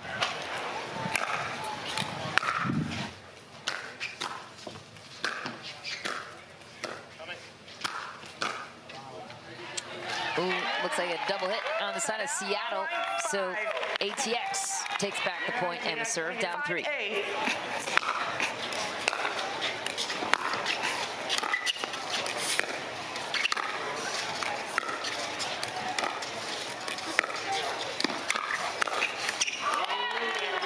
A really nice speed up there from Etta Wright off the bounce, very deceptive. It looks the exact same as her forehand slice dink cross court. She instead goes through the middle.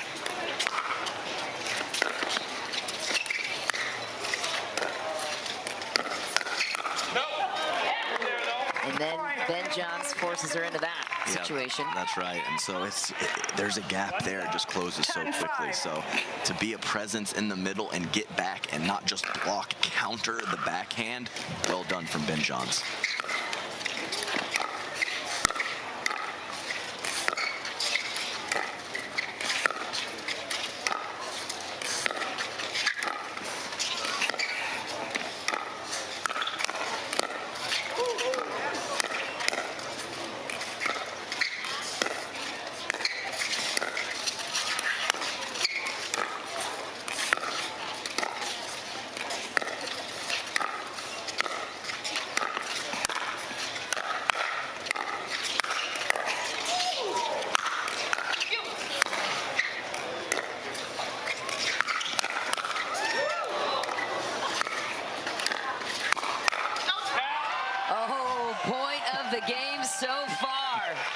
Michelle, you asked at the top of this matchup, where can there maybe be something found against Ben Johns? And it's in mixed doubles, if you can try and create a little offense from the female standing in front. We've seen Georgia Johnson take him down in that regard, and right now Jackie Kawamoto is looking for opportunities.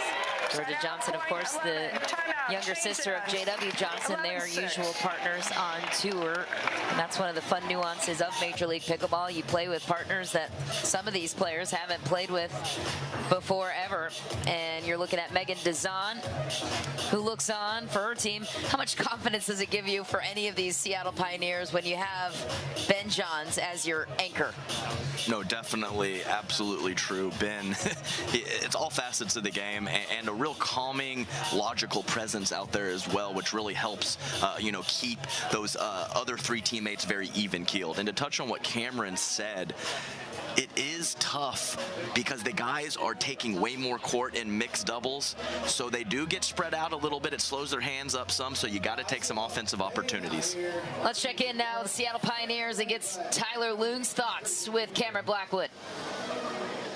Tyler, you and Megan haven't had the best results here this weekend, but there's some strategy behind that. Yeah, thanks for bringing it up. Ben told me he wanted to play the fourth game, and so we're a team, so that's why we're doing it, I'd like to say.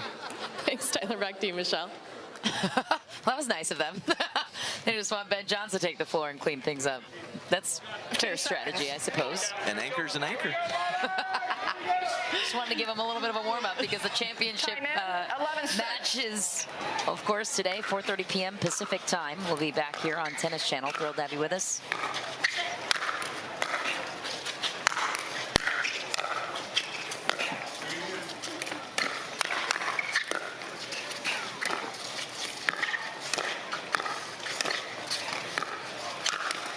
Oh, J.W. Johnson steps in. Well, you talked about Johnson and Johnson. That's Georgia and J-Dub playing alongside one another. So J.W. has the equation for success in regards to the pinpoint accuracy, the spots and timing in which he feels that Jackie needs to be the aggressor. He's doing a really nice job staying connected through the speed up. It'll be a point.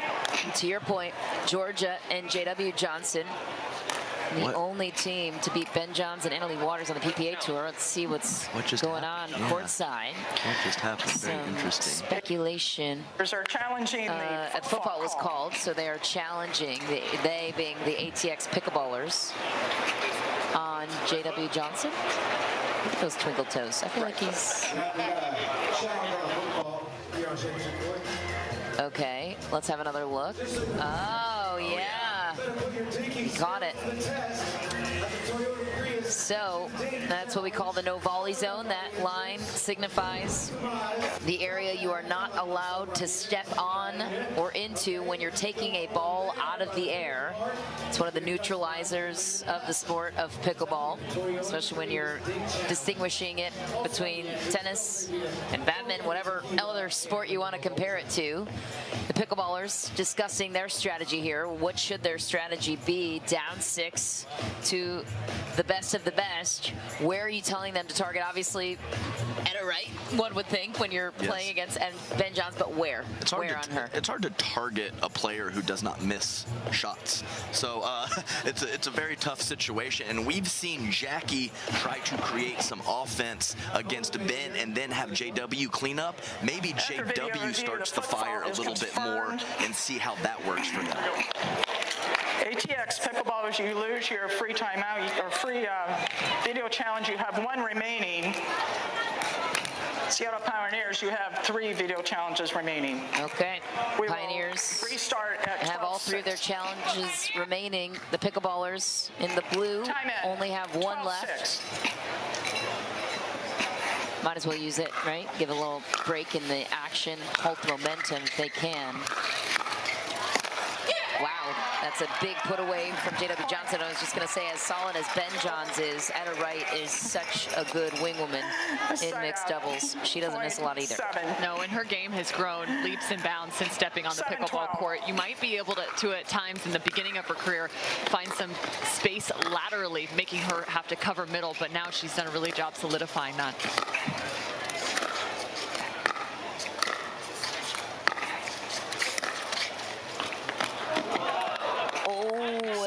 Almost an identical lob that we saw in the beginning parts of this one. Just barely misses.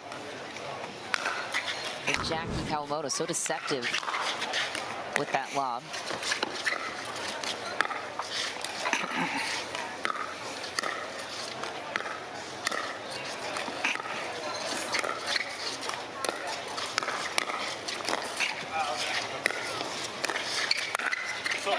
Down the line. for Ben Johns, catches the tape. That's an unfortunate bounce for ATX. Yeah, and just a little bit of a stutter step from Ben Johns as he works the entire length of the court, recognizing that J-Dub sees the exact same hole that he does. Here you go, Pioneer. Go, Etta. Go, Ben. 14-7.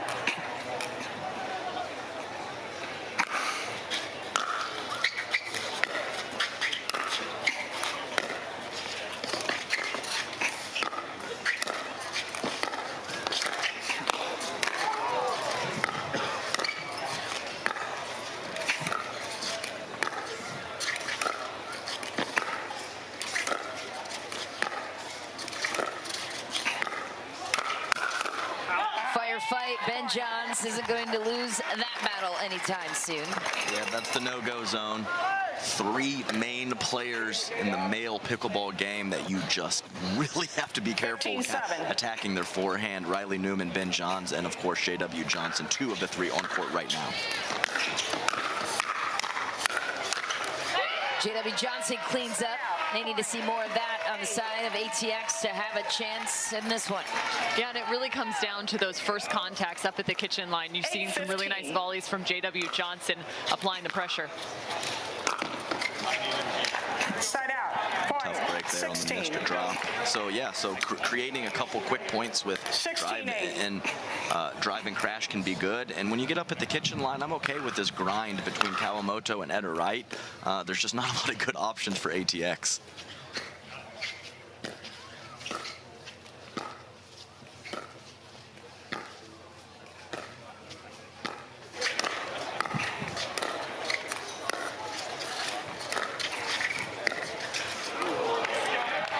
Into the net for Ben Johns. Side out and point. J.W. Johnson taking a little bit of the pace off there. I think Ben expected that to come at a greater depth.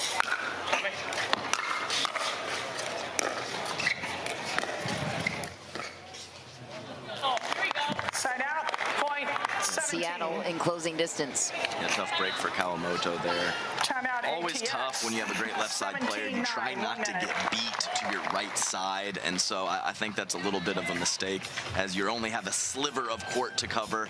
Just got her footwork a little flubbed on that one and created an error into the tape.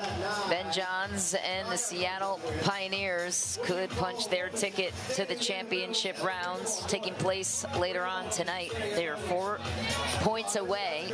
How do you keep hope alive on the side of ATX when you're down this big to a guy like Ben Johns and the team that has been here before? Hey, at this point for the ATX Pickleballers in their first playoff appearance through the first season of Major League Pickleball in 2023, you have to be telling them anything's possible. I know that sounds simplified, but there's also something just on the other side of that 20-point mark, right? That freeze coming, and we have seen wild comebacks take place. 1 point at a time, keep them mentally locked in, and see if you can get J.W. Johnson a little bit of motive in terms of some big-time plays. 17-9.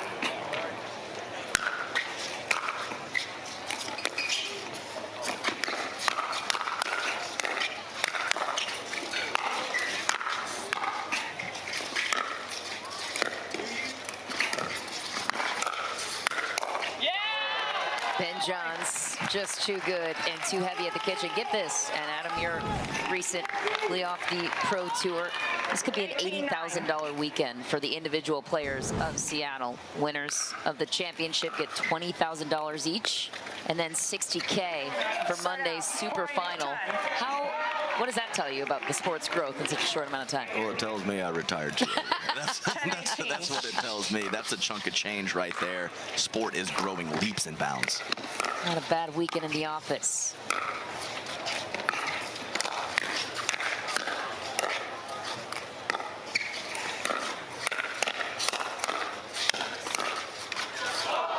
Miss for Jackie Kawamoto. She's looking at something she doesn't like. Saving.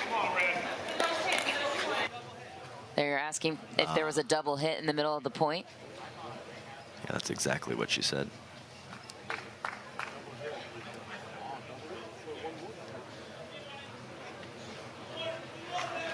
And I think Ben's just tossing it over, saying, yeah, it was in fact. They're not even gonna argue question it. this. That's good sportsmanship from Ben Johns. He calls an honest game, clean lines. Clean calls there. Hopefully this resolves some way, somehow. And they really have tried a variety of things, the ATX pickleballers, some attacks at pin. So I just think right now you grind cross-court, Kawamoto and Etta Wright, and just hope something special happens from JW Johnson. There's just not a lot of places to go, as we've mentioned a couple times. So is there a team that can beat Seattle? That is the question. It seems like they will run away with this one, 2 points away from punching their ticket to the championships. JW Johnson keeping hope alive on his side. 12. Well, that's 1 point of something special from JW Johnson. They're going to need several more. 19.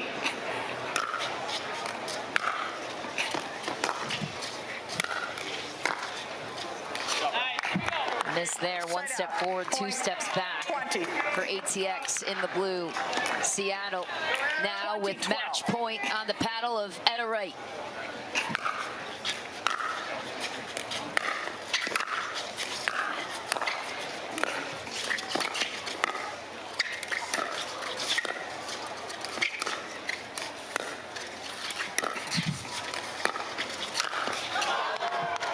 Into the net goes JW Johnson. That's not a way you want to see the pickleballers go down, but credit to the defending champs.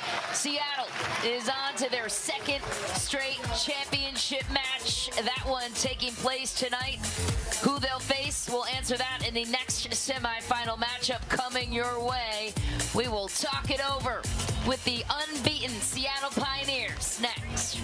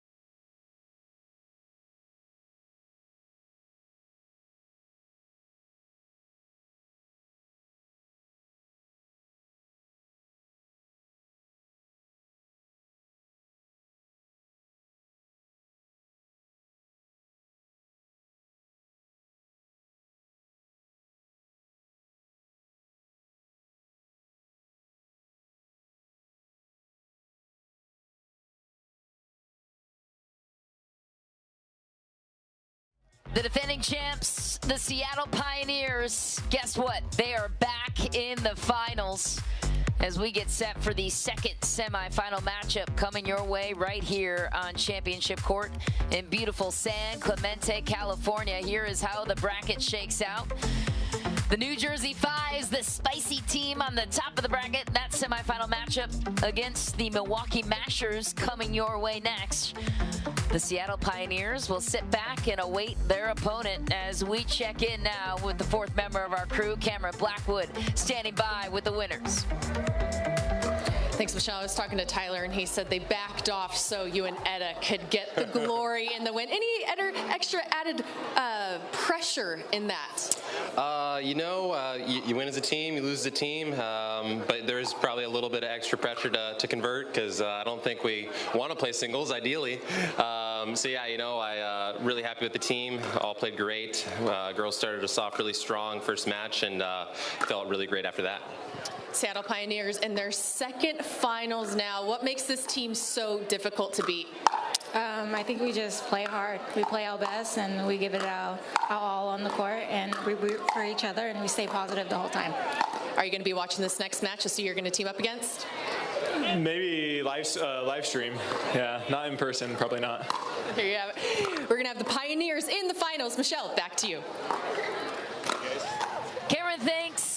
Let's get you set up for the next semifinal, because guess what? Annalie Waters, another one of the greatest players of all time, taking front and center stage. She plays for the New Jersey Fives. Gary V's team. We'll have more on this one after this short break. Don't go away. It's a spicy matchup. You won't want to miss it.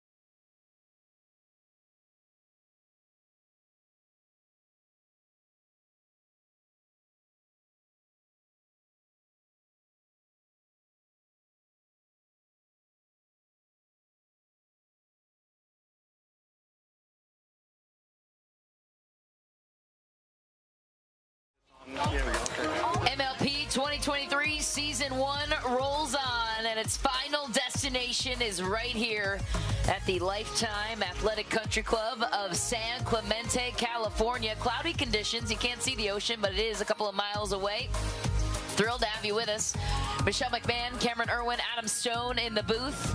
Cameron Blackwood, our current female pro, joining us from the sideline with interviews and insights as we get you set for this one. It's the New Jersey Fives taking on the Milwaukee Mashers, another Cinderella story team. The Mashers have struggled through the first two events, finally making a splash here in San Clemente. Championships are lingering later on this afternoon, 4:30 p.m. Pacific time. Coin toss already happened, and it looks like the men's doubles were selected to go first. The Fives have been opting for this selection all tournament long. You're looking at James Ignatowicz and Hayden Patriquin on the screen there. He's 16 years old, excuse me, turning 17 in about a month or so. His partner, James Ignatowicz, he might be a smaller frame, but he has some fast hands and some spice to his game. His partner, James Ignatowicz, turned pro in 2022, based out of South Florida, 23 years old. So once again, Adam, it's the youthful, spry New Jersey Fives against the experienced Milwaukee Mashers, Matt Wright and Andre Dascu, a couple of players that are very experienced on their side, as Lucy Kovalova and Callie Jo Smith take the court for their warm-ups. We'll get the verdict of the coin toss in just a moment. Let's get to know Andre Dascu a little bit more. 35 years old. He turned pro in 2017. Very strong tennis background for him. Started the tournament with food poisoning, by the way. He battled his way back to full strength. Really impressive that he was able to find his way here in the semifinals. Matt Wright, lawyer by day, pro pickleball player by night, 46 years old. He's turned pro in 2016. You're familiar with these guys. guys, Adam, in your playing days. What is it about this combination that makes them a difficult duo? Yes, especially Matt Wright and Andre Deascu. I've played both of them many, many times. And you said it. It's the experience versus the youth. We've had this battle throughout the weekend, and I just love it so much. Explosive athleticism and hand speed for Ignatovic and Hayden Patrickman, and point construction and well-timed aggression from the veterans. That's what I expect to see. And hey, we're on the tennis channel here, and my man Andre Deascu played a little Davis Cup for Romania back in the day. So we know all about that stuff in the tennis world, and very cool to see him transitioning over to pickleball at a high level. Well, Michelle, you mentioned it too. For the Mashers to get to this point, it's a big-time win for them. A big reason why is because of Matt Wright, one of the new additions to the Milwaukee Mashers, as previously it had been DJ Young playing alongside this team. And there have been some big-time wins. For instance, Matt and Lucy taking down Lindsay and Riley Newman from the SoCal Hard Eights in group play. That was a big-time win. Not an easy team to have to face. And this team of the Mashers, they have yet to even go to a dream breaker. They went 3-1 through the entire group stage in each of those wins over Florida Smash, the Hard Eights, as well as the New York Hustlers. The Milwaukee Mashers, they're owned by Mark Lassery and James Blake. The New Jersey Fives, their ownership group, a spicy duo. Gary Vaynerchuk and Ryan Harwood. Ryan Harwood, also the GM of this team. He is not present today, but Lee Waters is. She is the mother of Anna Lee Waters, has won several gold medals with her daughter on tour. She is out with injury at the moment, so she is playing the role of coach and mom for now for the Fives. As we get you set for first serve here from San Clemente, California. What are you guys seeing in terms of matchup between these two teams? Where do we think we're going? Dream breaker? We're going 5, 4, 3. What's the scoop? Well, I'll tell you, first and foremost, this women's doubles matchup is really intriguing. This is a regular final, right? What we've seen. The only difference is it's Anna Lee Waters playing alongside Leah Jansen. Now, these are two women that love to play aggressively.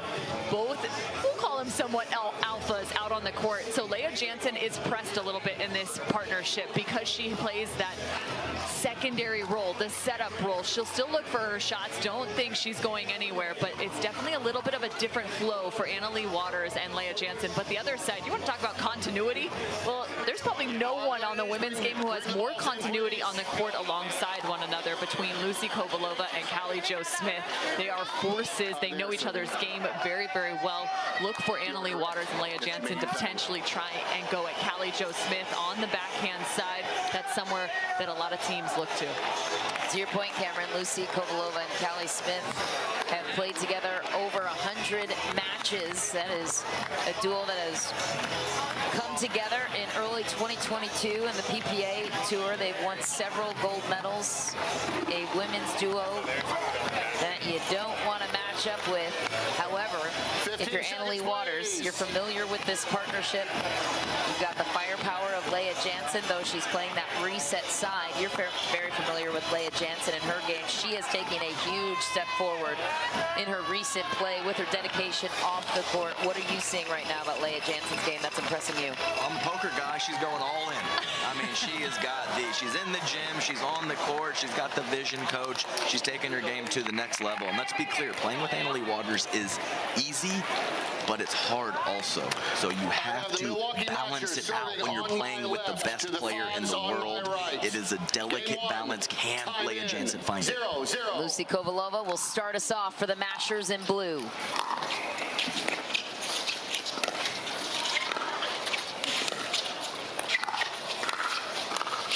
Right away, Leah Jansen takes advantage of a net bounce. Yes, and I expect him to go a lot to the back end of Callie Smith, like Cam said.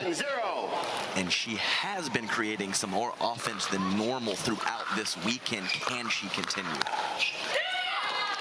Anna Lee Waters finds the corner. Where did you see her creating offense?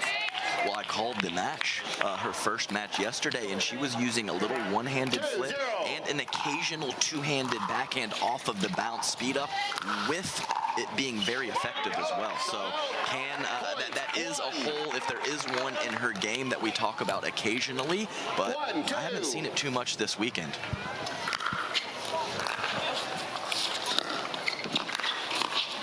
Jansen with a backhand roll.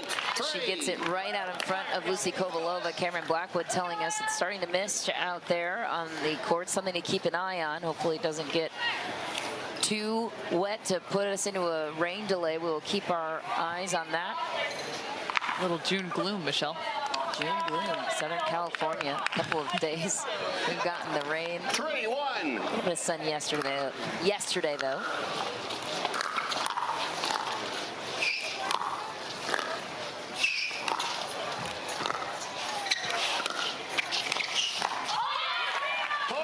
Leah Jansen all over that play. And correct me if I'm wrong here, but Leah Jansen starting on the left with Annalie on the right. I feel like throughout the weekend we've actually seen the opposite.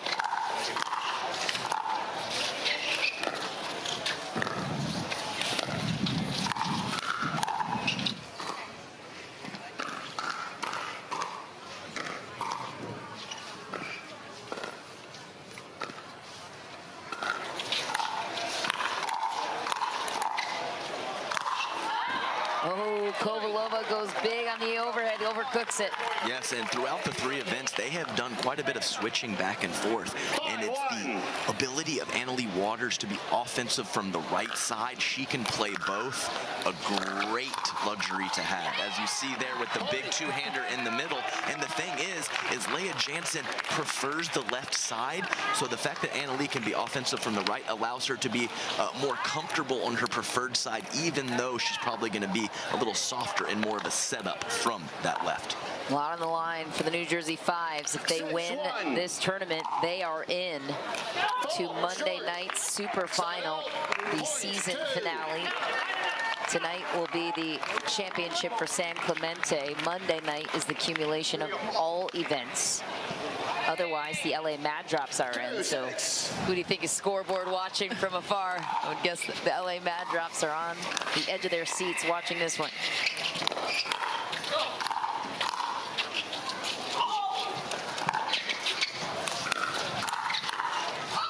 Wide for Kovalova. Lucy trying to find that backhand counter on just one hand alone. Tough when it becomes that right hip area. Couldn't quite get her paddle flipped.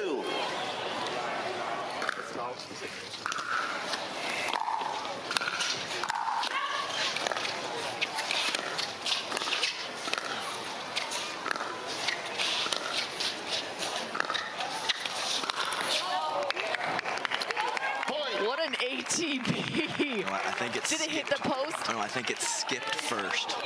Oh, so sometimes from the low position, it'll skip, and then that second bounce is what the one you see. So I think that the ball was short, even though it looked pretty good on camera, didn't it? It looked real pretty.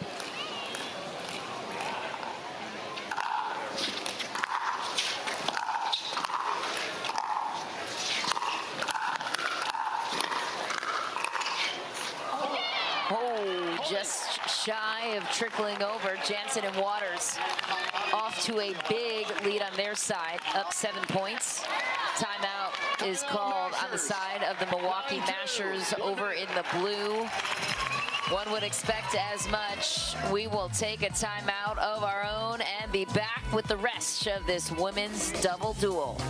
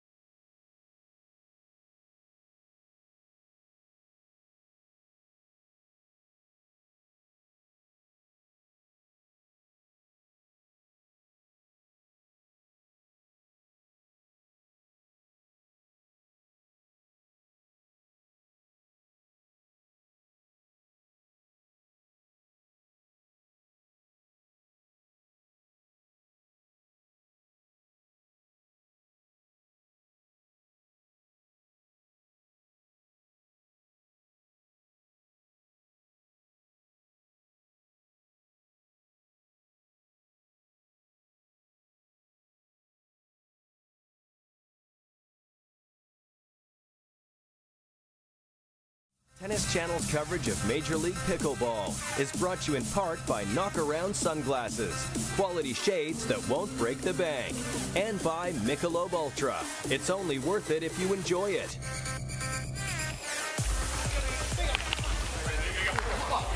The New Jersey Fives off to quite the lead here in this opening game as we check in now with the fourth member of our crew, Cameron Blackwood, to break down the coin toss. Cameron. Yes, during the coin toss, we had New Jersey Fives. They won the toss, and they chose to react for mixed doubles. And the Mashers went ahead and chose women's doubles.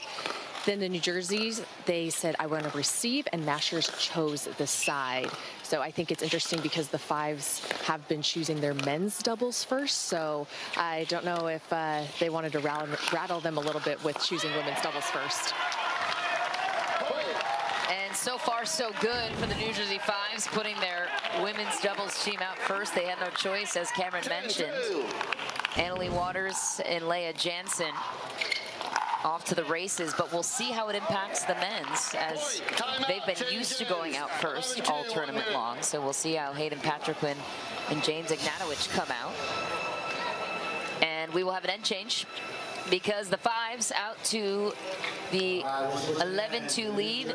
We will change ends, where the men's doubles teams will resume based on their respective ends.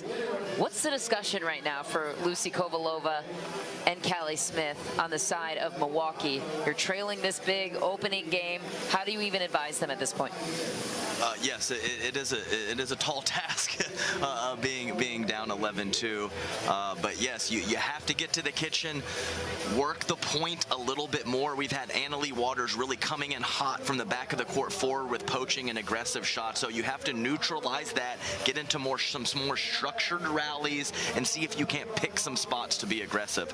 But you know, with that big two-hander from Annalie Waters, really, it's almost like having a righty and a lefty out there. The power that she can create on that backhand side, and it just makes the comfort level of Leah Jansen at an all-time high. She can pretty much do whatever she wants to out there. We've seen some nice speed-ups and some nice soft stuff from her. Yeah, we haven't talked enough about Annalie Waters. 16 triple crowns for her, each triple crown for a year of age that she has. 16 years old. Good article about her out right now in Sports Illustrated. Check it out if you haven't had a chance already.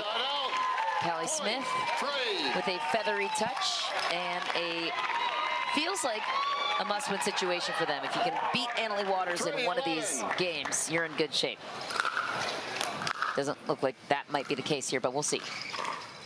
And there actually may be some susceptibility elsewhere for the New Jersey Fives, right? That men's doubles team, James Ignatowicz alongside Hayden Patriquin, that could be a little dangerous against Matt Wright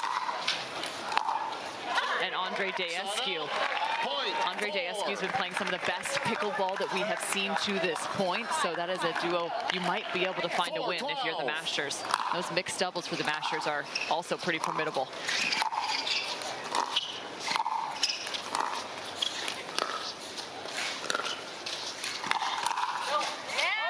Long for Kovalova, and that's the kind of pressure that Jansen and Waters put on you. They force you into playing a perfect game, and that's a tough challenge. No room for error here for Milwaukee.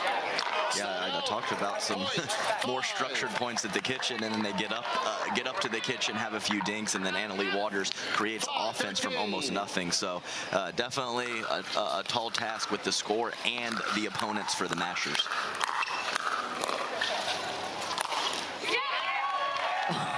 Leah Jansen with the angle, waving goodbye, I think, at the end of that one. I just like the preparation there. Well poised, well prepped with her feet, held her position, and waited for the ball.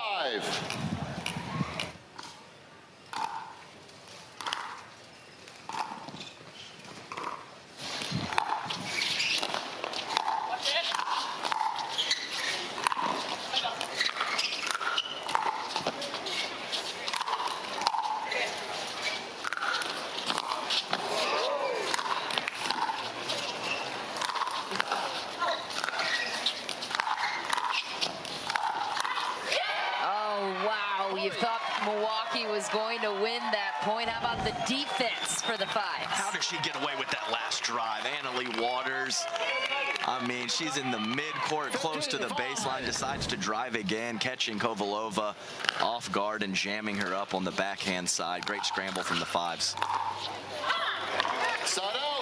Rare miss for Annalie Waters. A couple of former tennis players on the side of Milwaukee in the blue. Lucy Kovalova played in college, as did Callie Jo Smith, D1, University of Utah for Callie. Wichita State for Lucy Kovalova. They have 16. One more. You keep going. Let's go.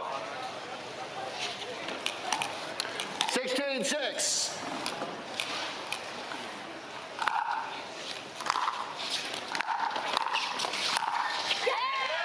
Annalie Waters buries it. Yeah, the shake and bake from Annalie Waters, the self-shake and bake on her own right, too. These two are also so damaging from the baseline. You've seen a lot of the drives off of Leah Jansen's paddle, but Annalie Waters will do it as well. And she doubles up again. I mean, she just comes in so hot. Her forward movement and her pressure from her court positioning is just as good as the quality of her shots. And I believe we have a timeout. Okay. I thought it was a timeout, but it looks like the Mashers are going to stay on court.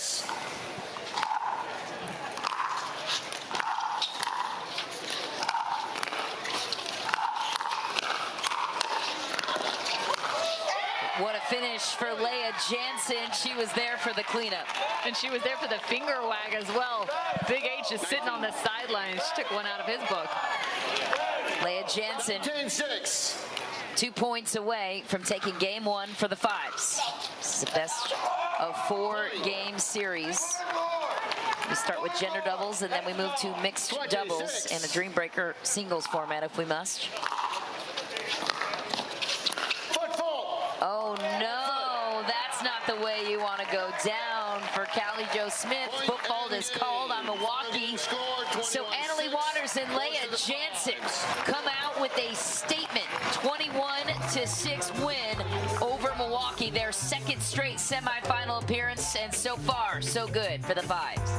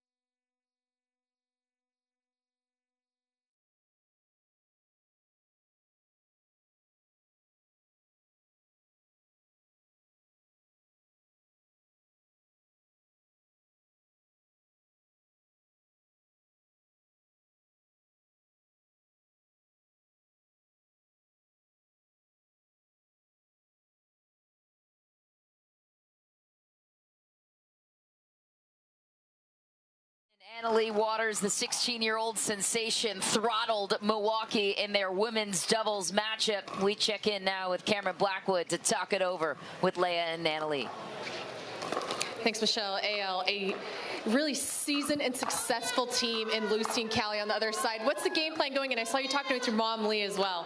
Yeah, I mean, we've played this team many times outside of MLP, just never together. I think we played them at the first MLP, had a solid game plan going into it. This morning, I think me and Leigh were feeling it on the practice court, so coming in super confident. And I just feel like our team feels confident in general, so we just went out there with a bang.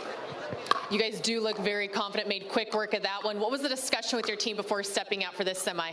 I mean, for me and Anna Lee, we kind of played tentative yesterday, so we wanted to come out swinging, and I believe we did that. Fives take the first point. Michelle, back to you. Thanks, Cameron. So now we move on to men's doubles, who we introduced you to during warm-ups the first time. James Ignatowicz on your screen on the near side. Matt Wright on the far side in the royal blue t-shirt. And James's partner, Hayden Patriquin, a very feisty youngster. Matt Wright playing with Andre Dascu. Let's get to know James Ignatowicz once again, the former Division I tennis player out of Vanderbilt University. He has taken his attention full-time to pickleball. Very active feet. Keep a lookout for that. Hayden Patriquin, 16 years old. Not too long ago did he turn pro in 2022. The GM and part owner of this team, Ryan Harwood, said when they were drafting this team, they had the 4th round. He just barely made the cut for the premier level, Hayden Patriquin, but they saw the upside in a player like him. You've talked about it all weekend long. His upside, what do you think on that selection and where Hayden Patriquin could go against Matt Wright and Dascu? Yeah, and it's interesting. You think back to MLP Mesa, and he felt as if he underperformed. I remember Lee Waters having the conversation saying, you belong here, you just have to believe it. And that was a big adjustment for him going into Daytona. He stepped up his own game, as you now see Andre Dascu.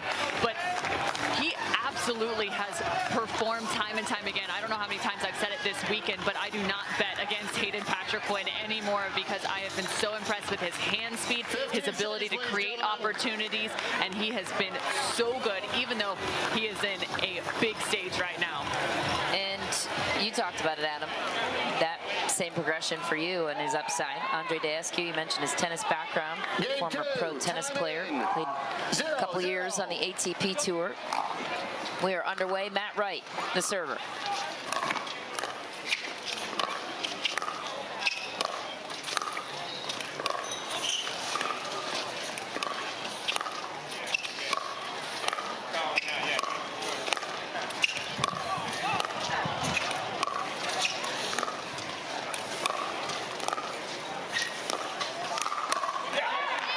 Dascu attacks the body of Ignatowicz. So from the early point, you can see James Ignatowicz, great two-hand backhand roll. How do you negate the amount of spin and pace after the bounce? You reach in, you take it out of the air. Dascu doing that perfectly. Countered back that time, did Ignatowicz. He'll take back the point and the serve, tied up early. Right now, let's go. 1-1.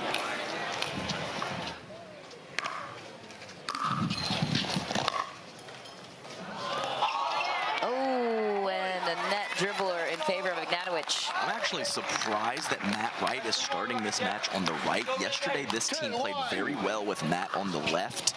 And after this point, I think I know why.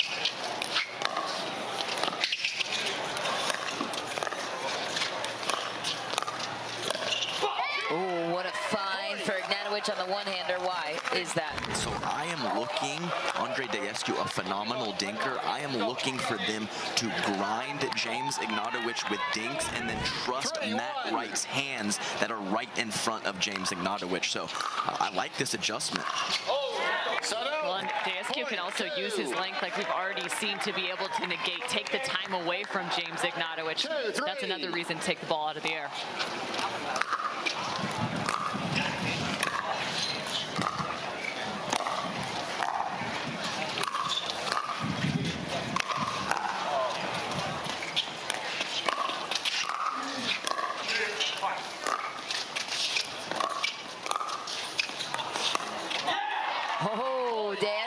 Takes a kiss off the tape. Yes, and Dascu 6'5", an imposing figure out there, but he's actually known for more of a well-rounded, consistent game than being an overwhelming power player.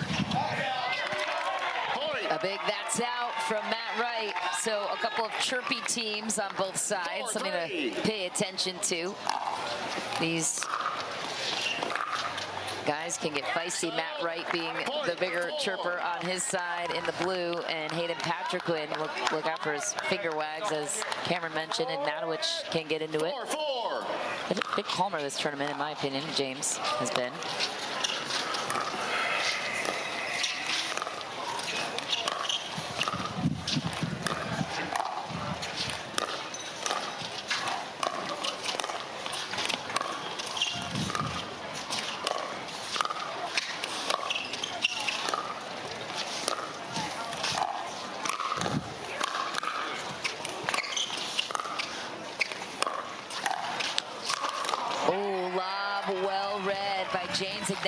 Big extension there. And that's going to be an area of protection that James is going to have to pay attention to. A new element to Matt Wright's game in 2023 is the lob. He's looking to go over that left shoulder of Hayden Patriquin, one of the more undersized players.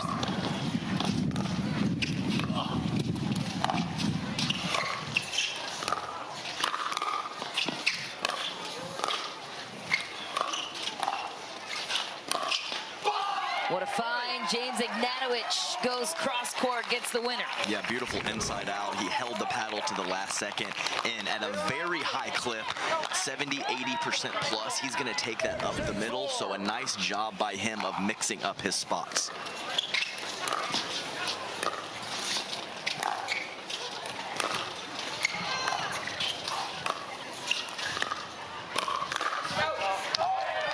Just long for Daskew.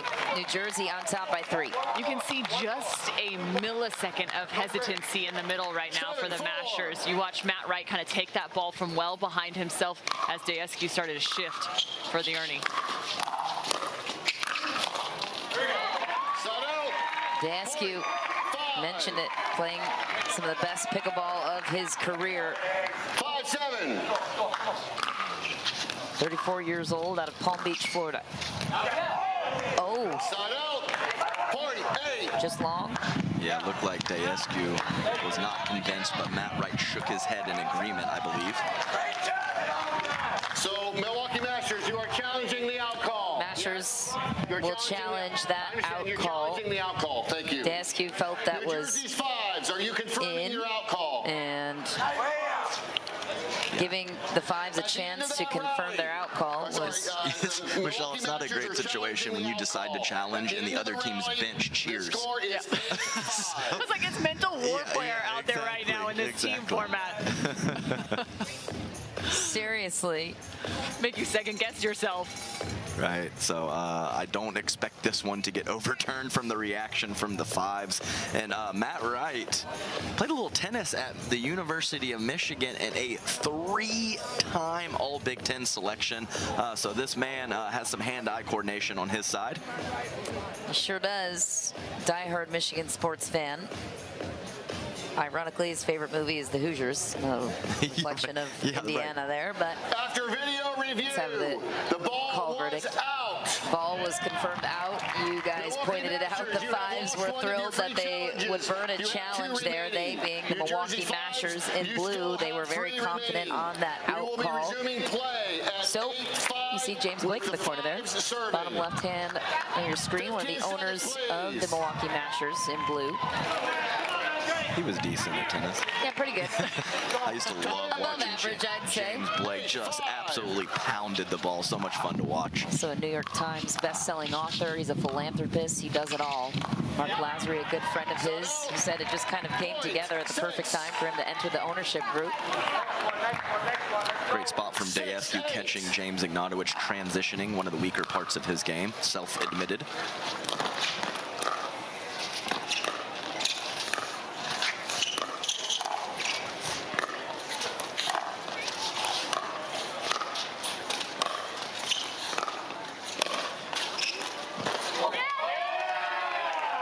In favor of James Ignatowicz. That's one of those new elements. He had to learn that shot coming from the tennis ranks, that one-hand backhand flick. That one got a little lucky with some help from the net. And a couple Couple loose points here. I think right now the grind of Andre Daescu cross court and the offense of Ignatowicz in favor of the fives early on.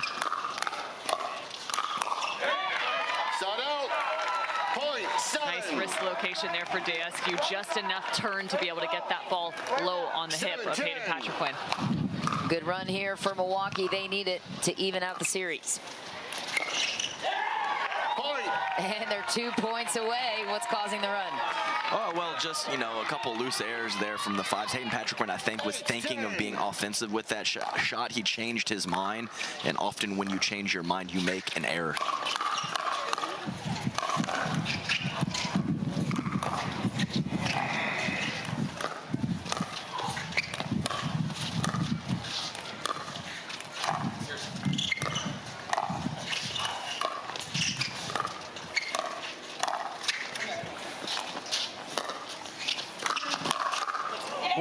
James Ignatowicz steps in and overpowers Daescu. What a lob from Matt Wright, though.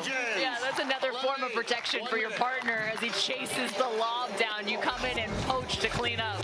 The fives, the first team to 11. We will change ends and take a quick break and be back with the rest of this one.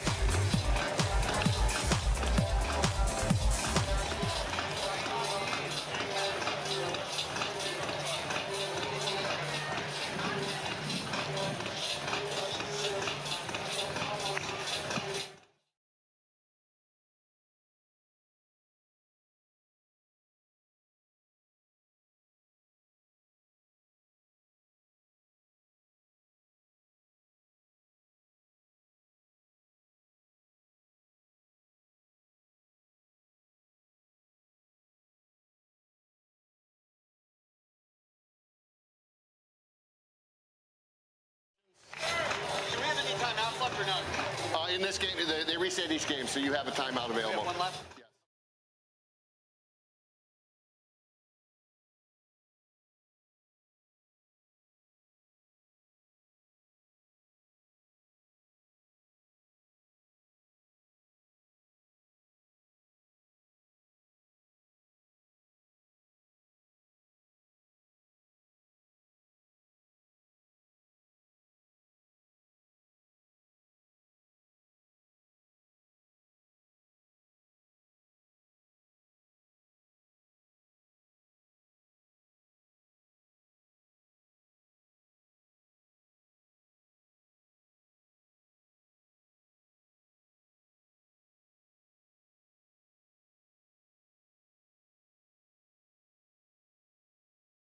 Court, James Ignatowicz and Patriquin taking a 3-point lead. A legend of the game in the stands, waving in the white. Adam, you have some context on that woman right there. Alex Hamner, former regular pro, now senior pro. She has quite a few titles and quite a few accolades in her career.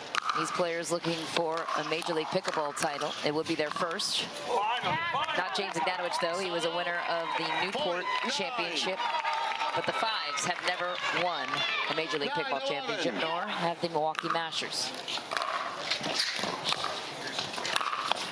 Punch down the middle for Hayden Patriquin. Michelle, I think you hit on something, too. I think at the beginning of Major League Pickleball, after these teams were drafted, you would have expected to see the New Jersey Fives immediately into the finals. And the second team would be the Seattle Pioneers, but the Fives have yet to make a final. 2 straight semifinal appearances, though, so they are trying to get that one step ahead in the finals in San Clemente.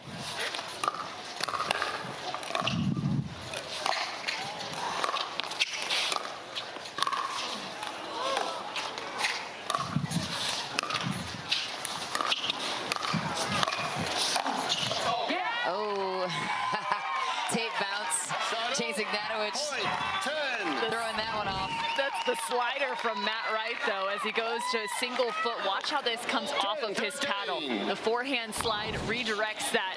James Ignatowicz can't put anything together against that kind of offense.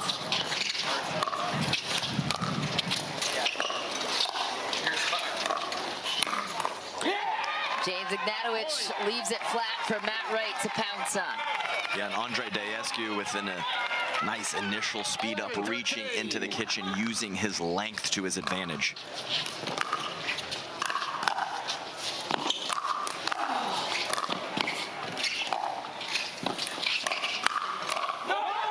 Long for Ignatowicz, and just like that, it's a one-point game. Yes, and Andre Dayescu a little further back off the kitchen line. He got the ball down and with a little less pace than James Ignatowicz was expecting, and that's why he sails his counter long.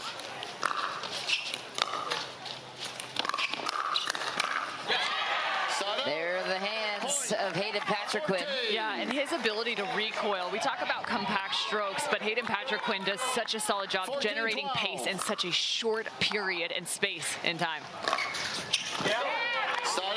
Yeah, some really nice hand-eye coordination from Hayden Patriquin, former baseball player. He is very used to tracking the ball, and it's showing up here in his pickleball game. Wide, the Fives recover a 2-point lead. No shortage of confidence for the young Hayden Patriquin, California native. Lots of friends and family in the crowd, he says.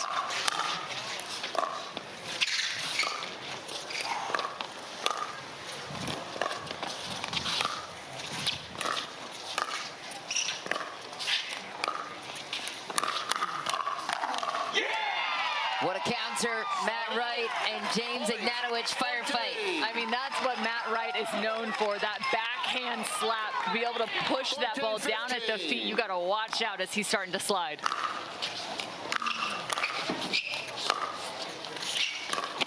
Oh!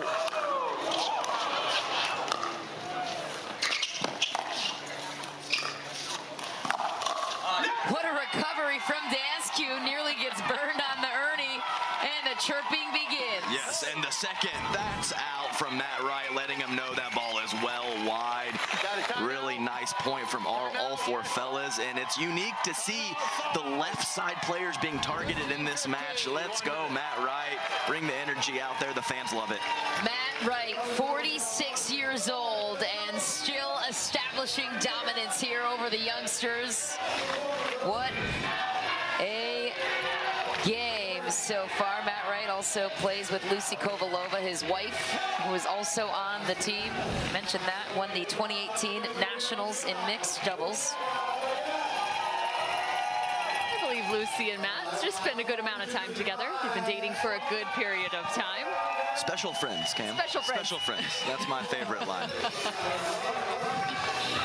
Don't forget, coming up today at 4:30 p.m. Pacific, 7:30 Eastern, it is the premier level final. The Seattle Pioneers await their opponent. The winner of this one, the Milwaukee Mashers or the New Jersey Fives. Fives had a good handle on this men's doubles matchup. And now, Dayescu and Matt Wright putting an end to that for now. Tied up 15 points apiece.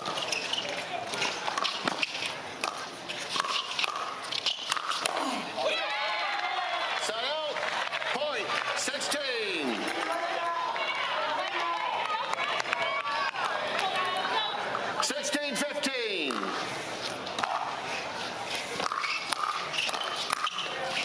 Just wide for Dayescu, and the Fives quickly recover a 2-point lead. Well, you can try and execute at a high level, or you can become that much more the aggressor. And right now, the New Jersey Fives are choosing the latter of the two since that timeout.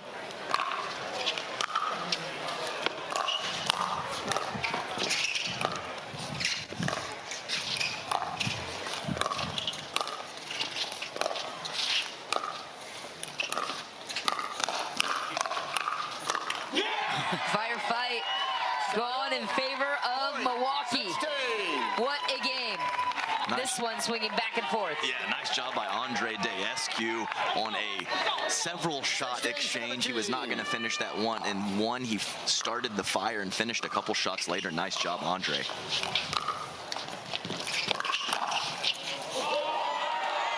What a shot from Matt Wright.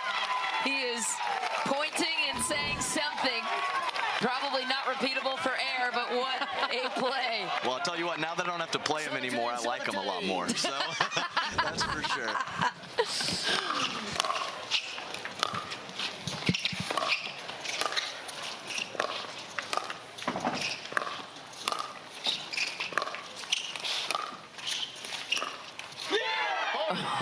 It's a really nice change up there from Daescu. He was going with that cross-court battle, sends one, just catching that momentum and that rhythm off just enough to create the misting. 18-17.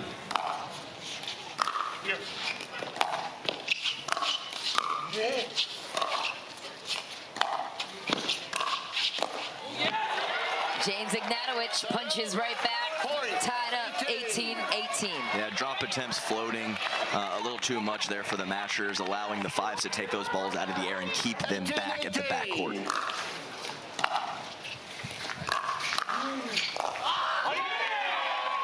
It's almost identical what we just saw from Daescu. Now Ignatowicz getting that same ball right at the foot.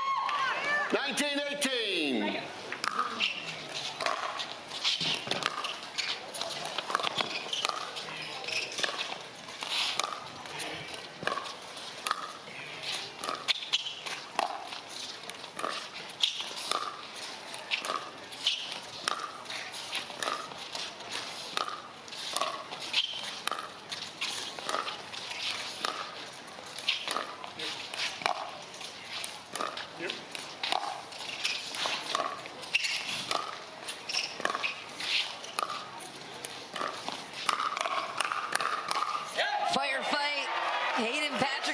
The stare down.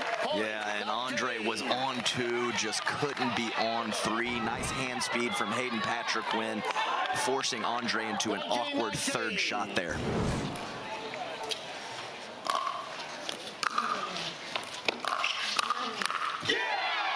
Andre Daescu finds the middle, catches Patrick-Quinn reaching on the backhand.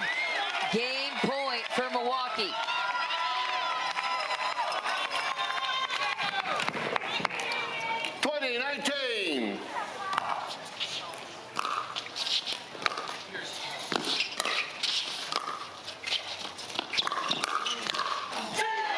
Hayden Patrick-Quinn with a winner and all the pressure on his side.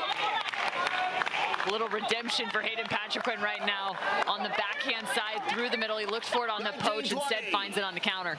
Reminder, Milwaukee's on the freeze, as are the fives.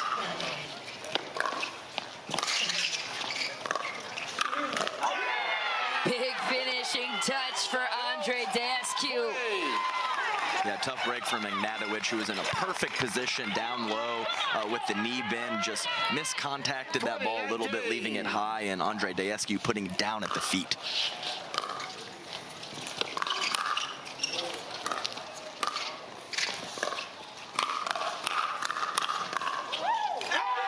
Just wide, and wow, an even series here between the New Jersey Fives and the Milwaukee Mashers. Andre Daescu and Matt Wright have the crowd on their feet. We will talk it over with them after this. What a game. Okay, I'll listen.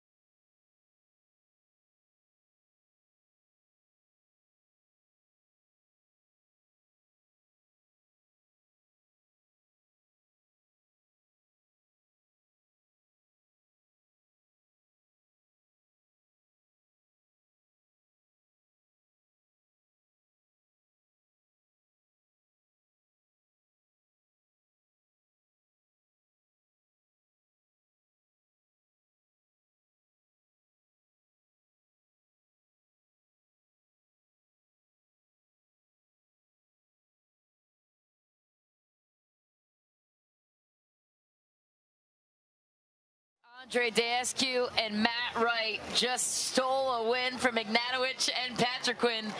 It was a controversial call on the last ball of the game.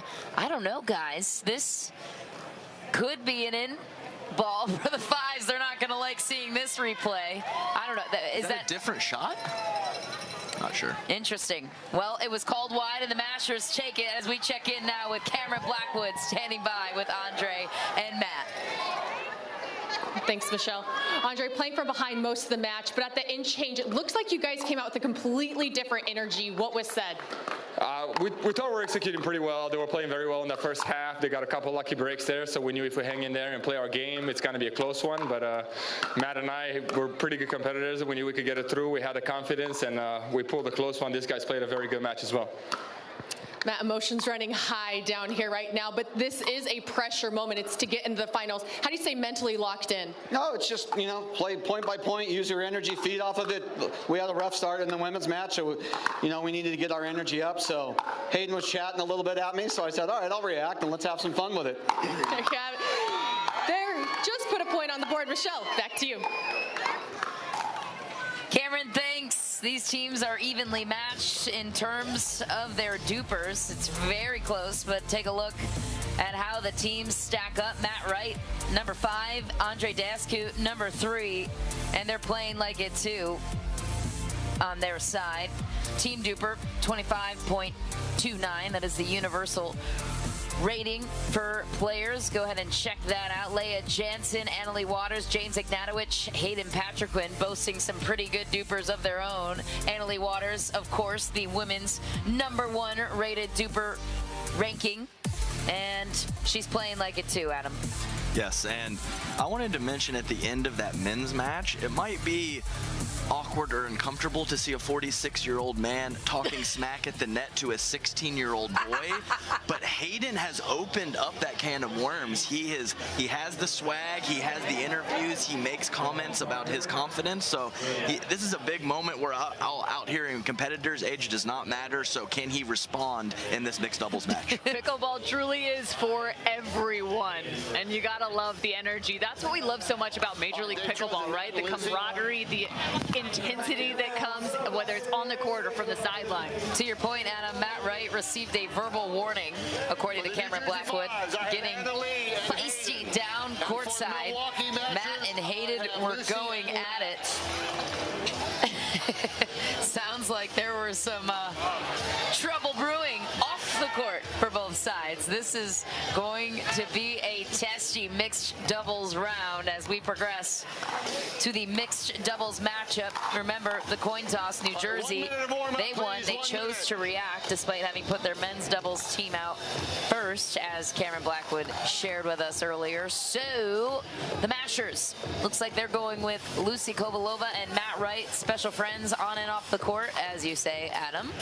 And they will match up against the New Jersey Fives, Hayden Patrickquin and Annalie Waters. That's an interesting matchup for the Fives. I would think they would save Annalie Waters for the 4th game. What do you think, Cameron? Well, it's interesting because this duo of Annalie Waters and Hayden Patrickquin, it's almost as if they kind of split, right, in terms of where they put their power. But I will say Hayden Patrickquin, a testament to how well he has been playing, is the fact that Annalie Waters at times has almost relegated to him, given him more space on the court in specific moments. That's how well he's playing. So, hey, you want to get back on top, this is a good way to go with Annalie Waters and Hayden Patrickquin, but also the continuity on the other side.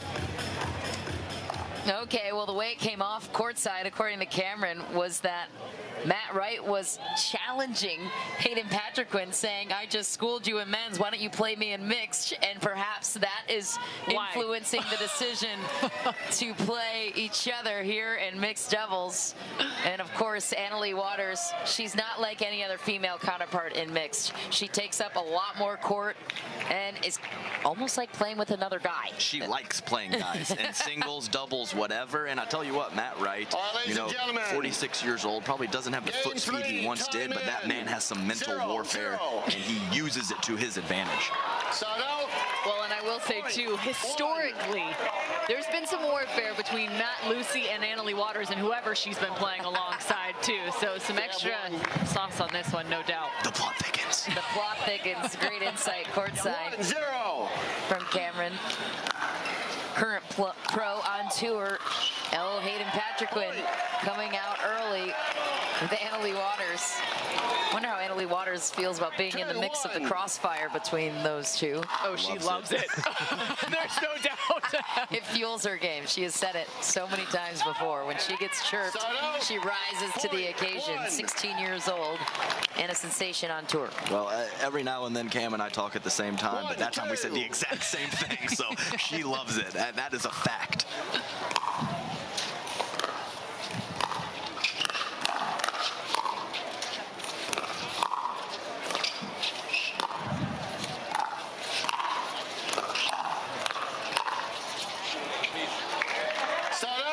Ball is long for Kovalova. Kovalova also not shy to bring it in terms of her own voice on the court.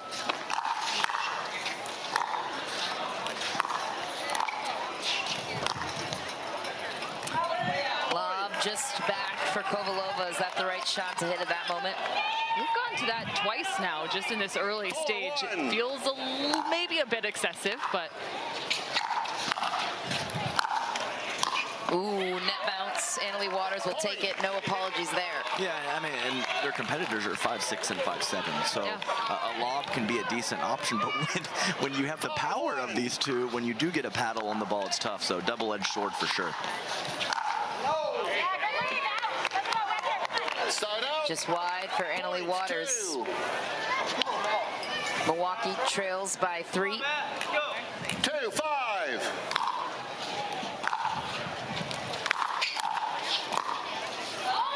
It's a really good ball by Annalie Waters right there. It's so fun to watch her feet work. Every single time that ball is on the paddle of her opponent, watch her split step. It's so rhythmic.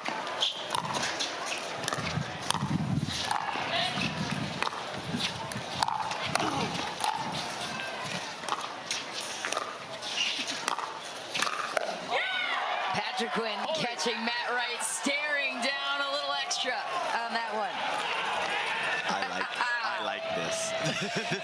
this is fun. Yes, it is good stuff. And Annalie Waters, as you mentioned, with the foot speed, doesn't have the tennis background as a lot of these players because of her age, but a phenomenal soccer player. So the feet and the hand-eye coordination are there for Annalie Waters. Yeah, Waters was invited to play professionally at age 12 for a pro team over in Germany and ended up choosing pickleball, was the youngest pro on tour at just 12 years old. Unbelievable story, and it's turned out to be quite a fruitful career for her.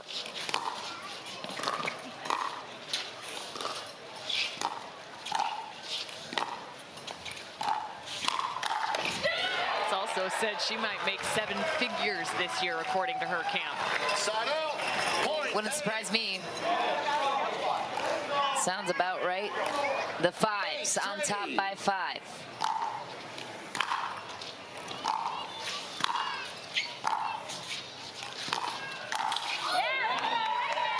Can't believe she missed it. Gotta be careful trying to keep Annalie Waters back. She moves forward so nicely.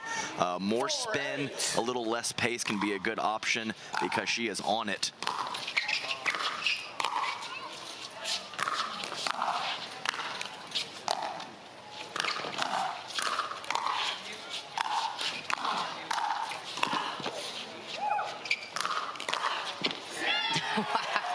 The offense of Waters and Patriquin. I think I just saw Patriquin mouth that it was too easy, and it keeps getting feistier and feistier. Man, we got to get this man mic'd up. Wouldn't that be entertaining? Just trying to think about the combined ages on the court right now between these two teams. The total of Waters and Patriquin younger than the age of Matt Wright.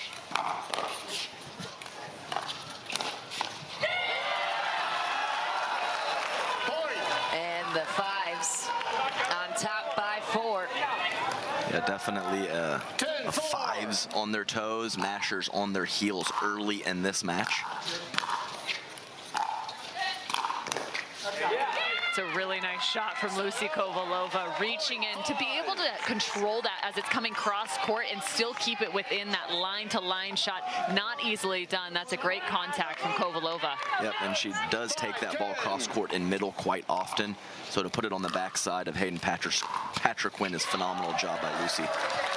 Same girl, unfortunately misses the easy ball on the next one. That's pickleball. And 1 minute. Score is off on the screen, and we are now at 11. The Fives, the first team to get there. Seems like they'll run away with this one, but stay tuned to find out if they will.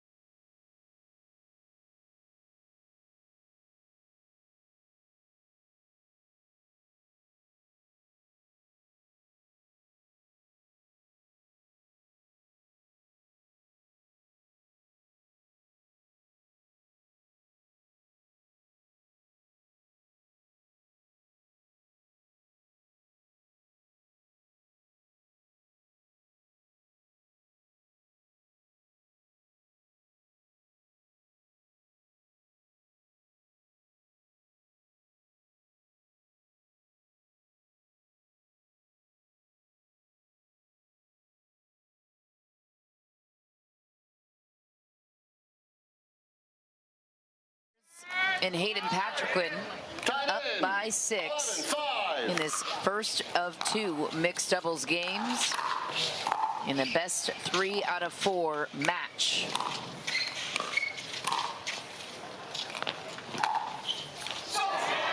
What a lob there.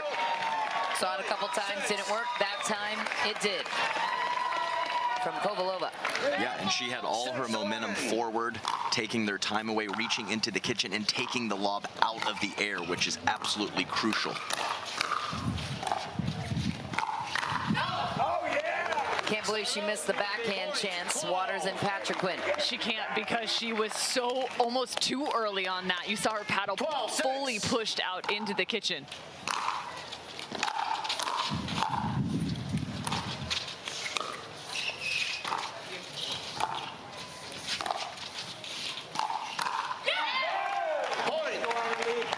Couple times now where Lucy Kovalova just hasn't had her body in the right position because she has a huge two-hander, absolutely huge, but if she can't get her arms fully extended, she goes to the one-hander, and that is not her best counter. Watch the words.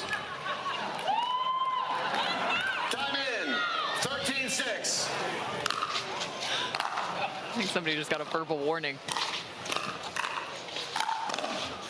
Not right. Who's surprised?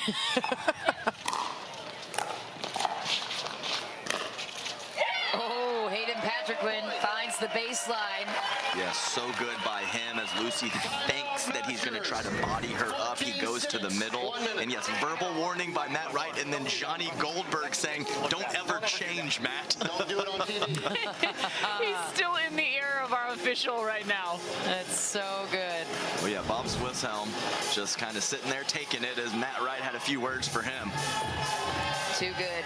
Hayden Patrick-Quinn jumping onto the scene in 2022. Took down Rafa Hewitt in the Mesa Open and came on the map. The Milwaukee Mashers are in some trouble here in this mixed doubles matchup. Crowd has been awesome all weekend long, though. Such a fun event to watch. And Adam, as you've seen the sport grow and as you've witnessed Major League Pickleball take its trajectory, after the serve. What is it from a fan perspective that makes this one of a kind? It's just one word. It's energy. The energy is different here at MLP. There is no question. Time in. 14-6.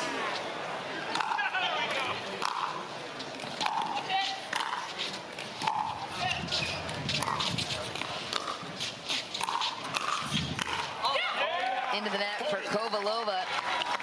Yeah, and that's really been the issue right now, is Kovalova and her ability to handle the pace of her opponents. She is a quality counterattacker. Unfortunately, she has not shown a lot of that ability so far in this match.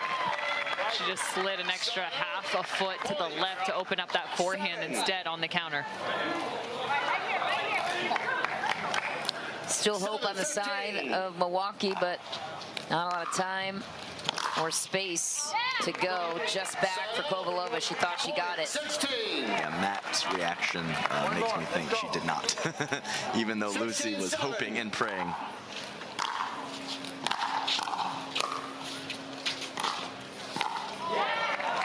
It's a great dink right there from Lucy Kovalova. Almost becomes a hybrid in terms of a speed up at the kitchen line. Cross-court ball. Yeah, not easy to get Annalie Waters off balance, but she does so there.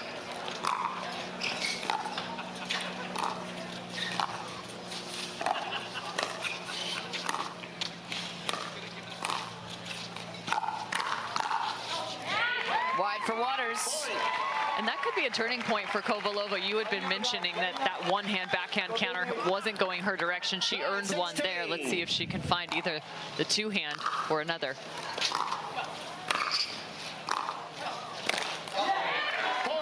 Yeah, you're right, Cameron. Sometimes it just takes one. A couple misses, maybe even a few misses. You get one and you hit it like you want to, and that'll just springboard you forward to have a few more of those quality counterattacks.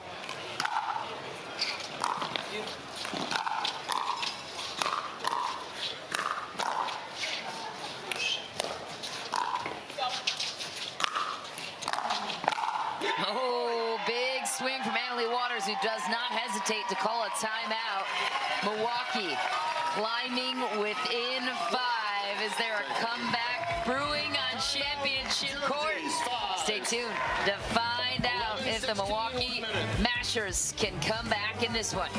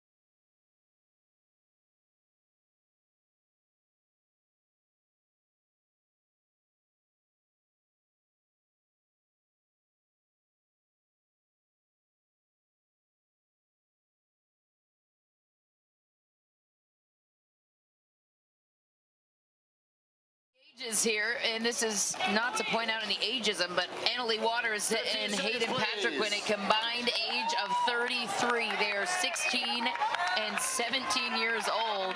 Kovalova and Wright a little bit more experience on their side. Not to throw that out there, throw them under the bus, but more so to point out how young and talented Annalie Waters and Hayden Patrickquin are. And did you just see that? Lucy Kovalova looked to the other side, pointed across Hayden Patrickquin, and blew him a kiss. 12-16.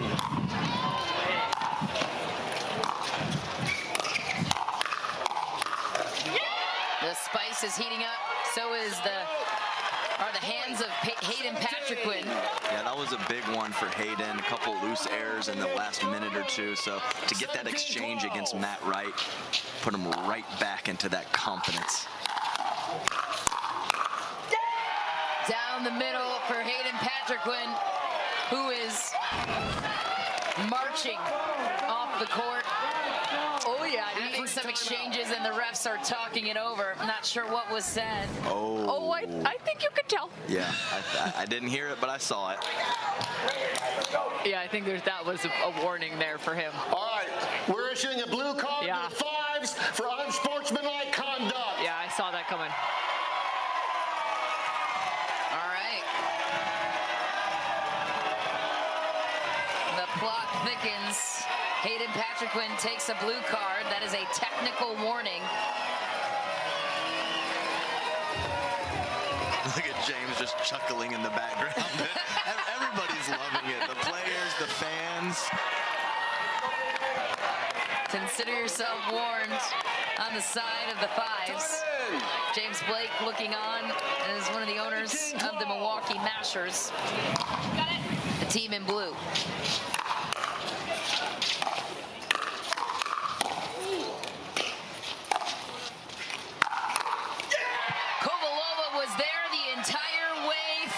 She read it. That's the two-hander I'm looking for Lucy. Use the length, the extension in the arms. You see the power she gets when she whips through that ball. Well done, Lucy. She's going to need a couple more.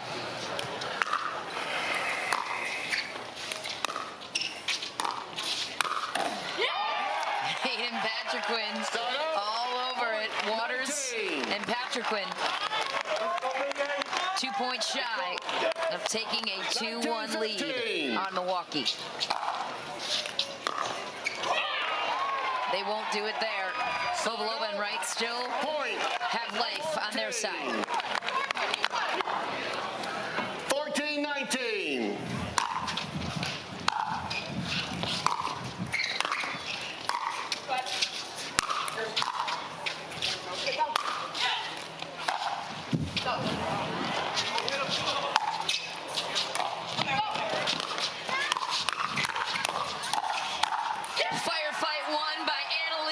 She was all over that chance. You do not drop shot a team with a combined age of 33.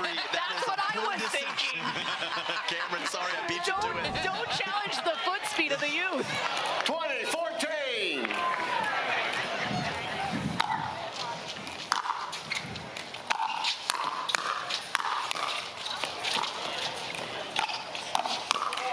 Matt Wright and Lucy Kovalova were locked in. They save a game point, and rally scoring continues on their side. Waters and Patrickquin will have to earn the serve back to finish this one. And Matt Wright notably didn't say a word. He just went back to the baseline. He knows they've got to get to work.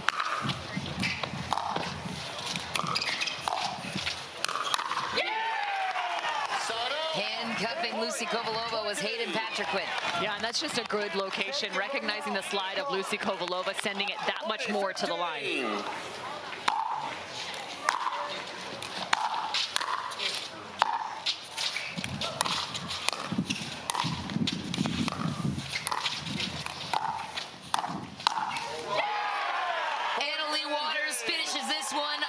Terms. A 21-15 finish for the New Jersey Fives. They're on top 2-1, looking to advance past their first ever semifinal. It will be a championship to remember for the Fives. They still have one more mixed doubles team to put out, though, and a chance to close it. After this short break, Annalie Waters, the 16-year-old sensation, says no more to Milwaukee.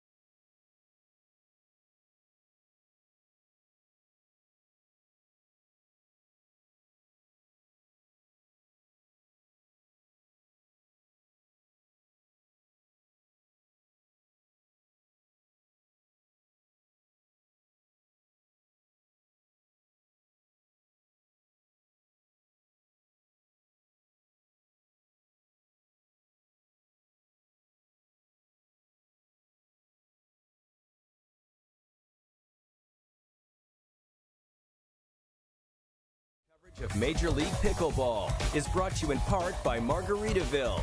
Escape to your personal paradise. Stay, play, live, and dine in Margaritaville. By Aura Organic.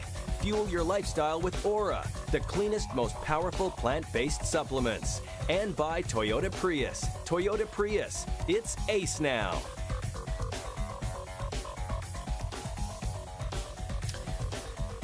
Annalie Waters and Hayden Patrick with a combined age of 33 years. Don't let that number fool you. They might not have the age on their side, but they have the pickleball on their side as we check in with Cameron Blackwood with the youngsters. Thanks, Michelle. Like we said, tensions are running hot down here, but you guys actually won the coin toss for the first time in this event. You chose to put this team out first when usually you guys have been going second. Why? Well, we just were feeling confident against Matt and Lucy, so that's what we figured we would do. And when emotions are running hot down here, we saw a blue card issued. How do you make sure you just stay mentally locked in and not let that overtake the game? Yeah, well, I feel like when tension's high, you either rise to the occasion or you don't, and I feel like me and Big H did. It can get chirpy in MLP, and I think that's what makes it fun, but it can get a little intense. But I just want to shout out my dad and my grandma. I know they love that matchup, so I'm glad we could take it home for them. Can't wait to celebrate with you guys later. Okay, we're next right after this. Mish, right up back up to you. Thank you, Cameron. Wow, that was a fun matchup to watch. Annalie Waters' grandparents were engaged. We were engaged. That was fun. So now we move to the next mixed doubles matchup. It is Leah Jansen, 30 years old. She turned pro in 2021. One of the veterans of the sport. She resides in Austin, Texas, a now hotbed for many of the pros on tour. Her partner, James Ignatowicz. They will square off against Callie Joe Smith and Andre Dascu. James Ignatowicz was also entertained by what we just saw on championship court. He was interacting and engaged the entire way through from the sideline. What do you see in the partnership of Leah and James? Well, I see a lot of firepower. James Ignatowicz, self-proclaimed top 3 in mixed doubles. Shocking that he would make a self-proclamation like that. But yeah, so absolute firepower from the 5s. And actually, my pick to click is from the Milwaukee Mashers and Andre Dascu. We need to say his name a lot. He needs to impose his will. He needs to use his length and be aggressive if the Mashers want to take this one down. Well, and it's going to be important for Callie Joe Smith, currently on screen, as she is going to be shifting from the left to the right side of the court. She doesn't often do it alongside alongside Lucy Kovalova in women's doubles, but right now playing alongside Andre Deescu. She's going to be playing that right. Going to have to find some offense from there. Yes, and a big factor as well. I think that's a good point, Cam. Callie Smith, an absolute physical presence out there. Can her power and her movement and athleticism carry the Mashers in this matchup? It's a must-win situation for Milwaukee in the blue as they will face elimination if they lose this final mixed doubles game. If they win, they will go to a dream breaker. This is how everything works here in Major League Pickleball. 12 teams, each in Premier and Challenger levels. They're playing separate schedules, but every team owner will get a chance to play in each level, which will determine who ends up where in 2024. Teams feature 2 men and 2 women. There are 2 seasons in 2023, composed of 3 events each, January through June. This is the culmination of the first season. Then we will, of course, start season 2, September through December. There is a redraft happening in July. All the Challenger League teams currently will flip up to Premier level. They will draft the players of their choosing. The top 12 teams that remain will be in the Premier level come 2024. $5 million in prize money. That is huge for the sport. More on that in just a moment. First serve underway. Adam Stead, first and foremost, can Callie Jo Smith impose her will, be a physical presence right off the go? That forehand working for her.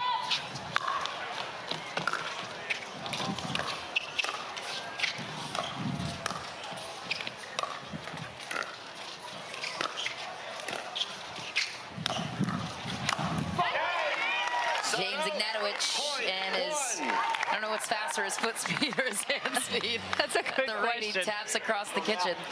But that's one of his favorite speed ups right there on the forehand side, that short hop off the bounce and the ability to use that wrist and be very deceptive. Adam has mentioned it multiple times how he can move it around. Callie Smith will take back the serve and a 1-point lead early.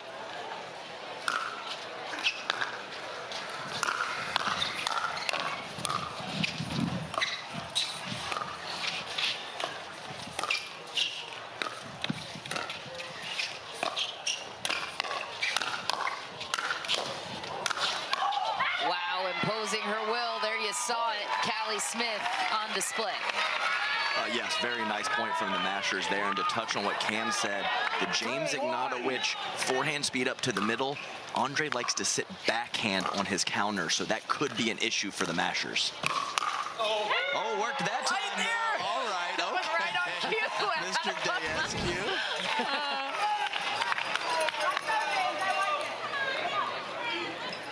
How do you pull that one out of your back pocket in a split-second time?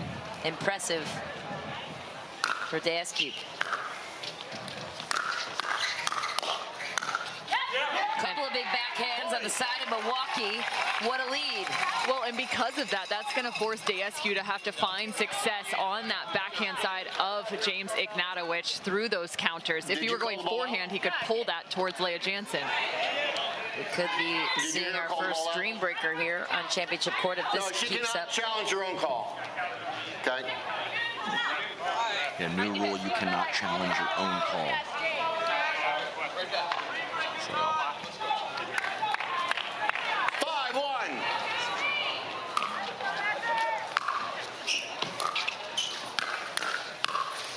So I believe that last point, there was an issue whether Leah Jansen actually initially called the ball out or not. You have to make a clear call, so that was the confusion. That's why the referee was asking. So interesting situation, and just another little bit of drama in there. Why not?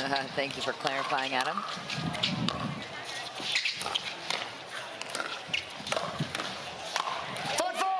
Big angle from Ignatowicz. And a bigger foot fault. Ooh. Well, we saw the foot fault on JW as he's fully extending to the middle. That was just an easy overhead for James. Very surprising that his foot went into the kitchen on such an easy ball.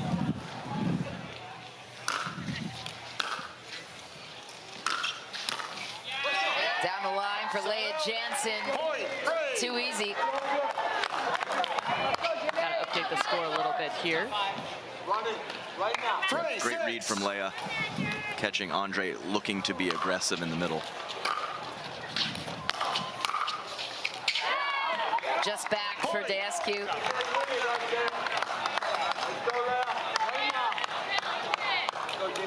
4-6.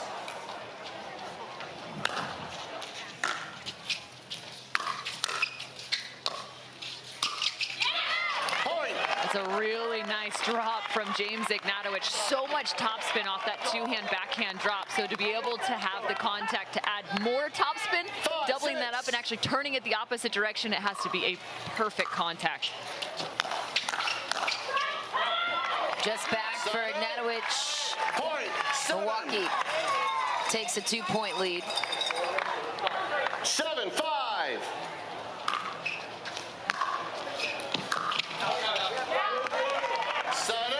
A couple long drives from each fella. Lee Waters giving some coaching and instruction on the side of the New Jersey Fives. You see her there.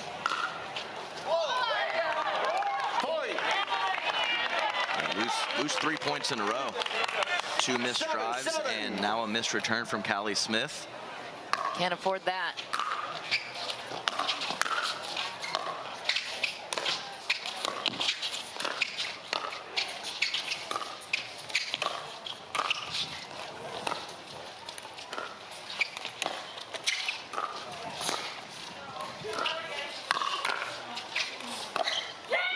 Defensive play from Callie Smith.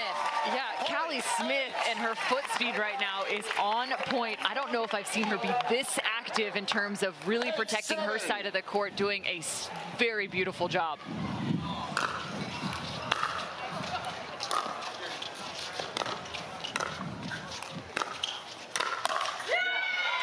Goes right at Ignatowicz, straight ahead. Callie Smith has been a difference maker in this recent stretch. Oh, she loves the challenge. I've played on her MLP team before. She loves taking it to the fellas. And of course, the fans love it when the ladies light up the guys.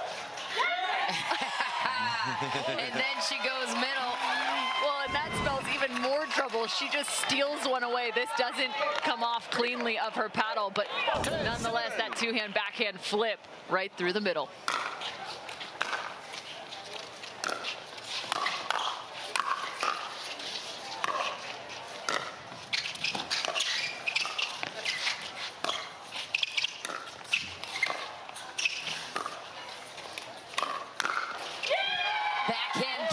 To almost the same spot for Callie Smith.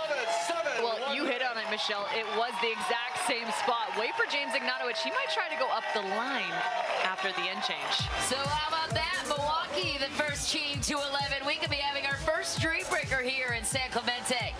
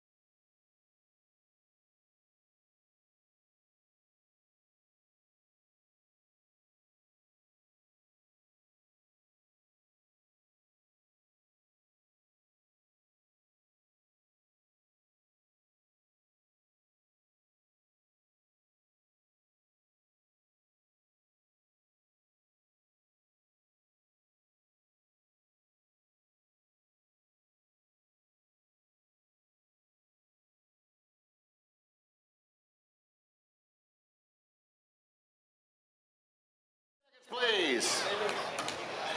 Back back in San Clemente for the second semifinal match. Time in. The Seattle Pioneers awaiting their opponent, New Jersey, with a 2-1 lead in the series in terms of games, but up in this fourth mixed doubles game. They could tie it up here. Oh, Callie Smith, she's been so hot. She just barely misses that one. Oh yeah, I like it. I have no problem whatsoever. You can't make them all. Obviously confuse your opponents a little bit. So Callie, keep firing away, keep playing big.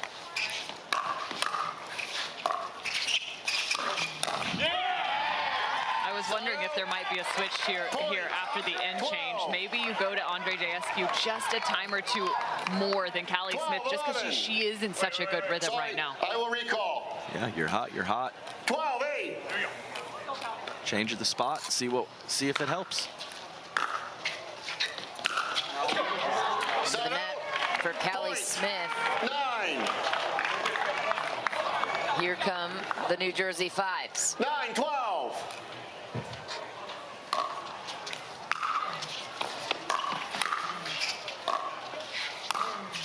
Yeah, great spot from Andre Jescu. I mentioned that non-dominant foot in the transition zone. That's exactly where he targets on Leah Jansen, and he's rewarded with the point. Well, it's really hard too, because if you want to drop against this team of the Bashers, you're definitely going to look to drop to Callie Jo Smith, because Andre Jescu and his length will take that ball out of the air. It's going to cause just a little bit more damage through the transition zone.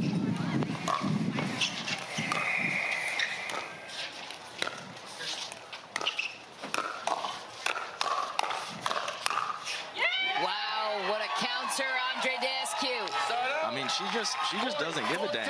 I mean, she is pulling triggers, middle, up the line, at even the body of James Ignatowicz. Callie Smith playing huge.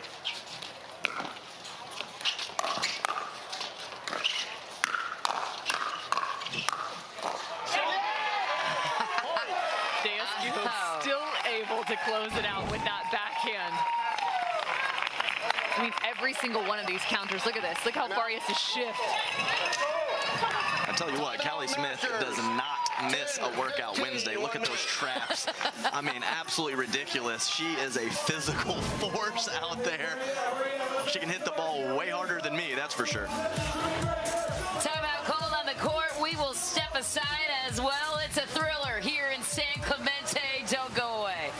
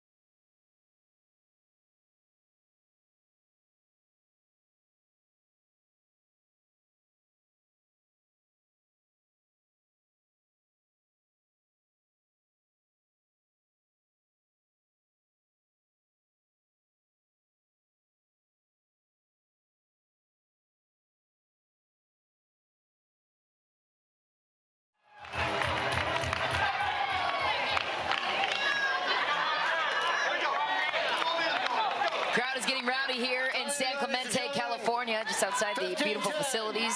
The Lifetime Athletic Country Club. Andre Dascu back to serve, looking to even out the series here. A must-win situation for Milwaukee.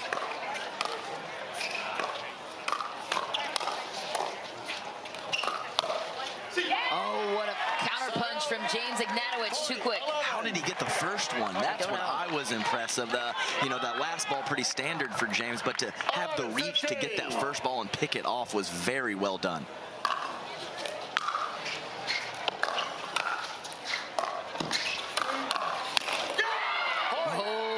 James Ignatowicz comes up big again. They're now only down by 3. Dangerous for Milwaukee. Yeah, you're spot on. James Ignatowicz just dropping that paddle head down on the forehand side to steal one away.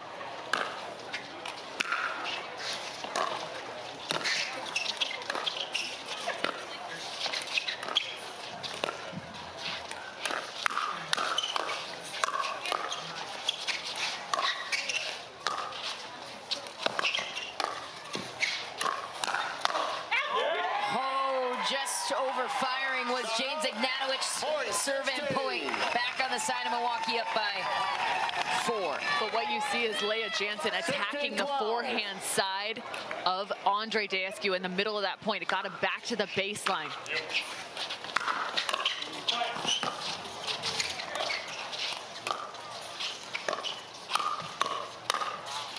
Oh, just wide for Dascu. And James was completely beat. I love the shot from Andre Dascu, but once again, the length and athleticism of James Ignatowicz on full display.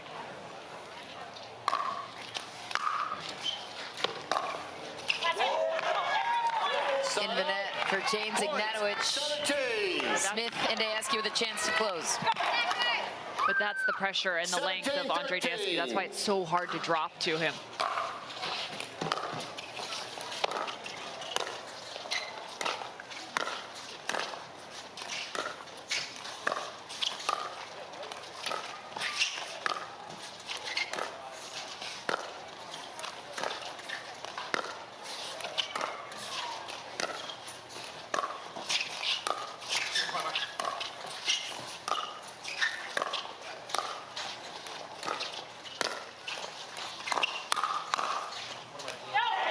Just back for Leah Jansen. Yeah, and you know, she hasn't had too many offensive opportunities, but I think that was a force. She was several feet off of the kitchen line with her momentum going backwards, so probably just dink that ball and wait for a better opportunity. Maintaining your out call. The Fives are challenging the out call. All right, the Fives are challenging the out call. The Milwaukee Mashers. Based upon the rally, Leah the current Jansen score is 18-13. Seem to be solo in that position of just overruling it up. Why not? I mean, you're in your 4th game, right? Might as well use them. They had most of them available, so It's almost like a timeout, right? Yeah. You get a chance to still go back to the rest of your team. Maybe you assess a few different adjustments. So even though you're really not challenging the call itself, it gives you that extra timeout. Yeah, and I didn't see a lot of initial body language that led me to think that ball might have dropped in, so we'll just have to see. So the promotion and relegation system, we talked about it a lot. The accumulation of event points is putting the ownership groups in position for the premier level here. Was overturned. And she says, give me that ball back. Leah Jansen says, bring it over. Bring that ball back over. A swift turn of events. Leah Jansen, wow, she was confident. She walked right to the bench and said, challenge. Let's have another look. You now have 1 remaining. Bring the ball back to me? Yeah. We will resume play. Give me that ball. That's hilarious. Bob Swissell, our lead referee for this semifinal match. Huge call. 17-14, 18-13. 2 very, very different scores. That's a big difference. Time in. 14-17.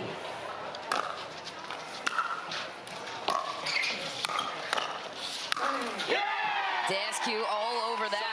Brings the serve and point back on their side. 3 points away from forcing a dream breaker. 18-14.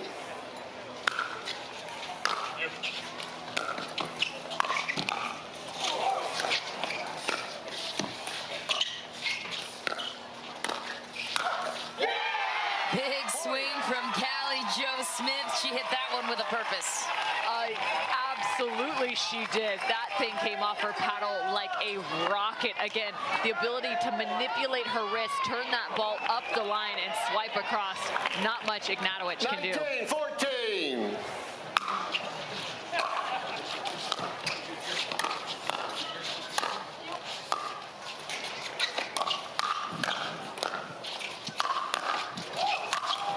Wow. Can't believe Callie even got a paddle on it. Ignatowicz with such heat behind that paddle. Yes, I've never played James Ignatowicz in a tournament, but I have been on the court with him plenty, and the ball comes off his paddle pretty special.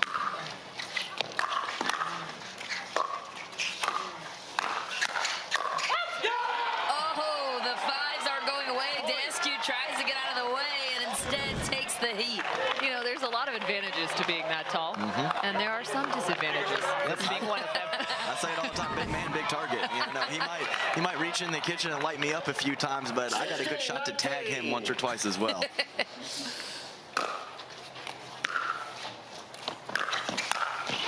Wow, Callie Jo Smith, you guys called it. She was the X factor you identified, in addition to Danskew being rock solid, and she has been. Yeah, and I think it almost seemed like a half-committed drive from Leah Jansen. Not sure if she changed her mind or what. Either way, she left that high, and Callie Smith puts it down.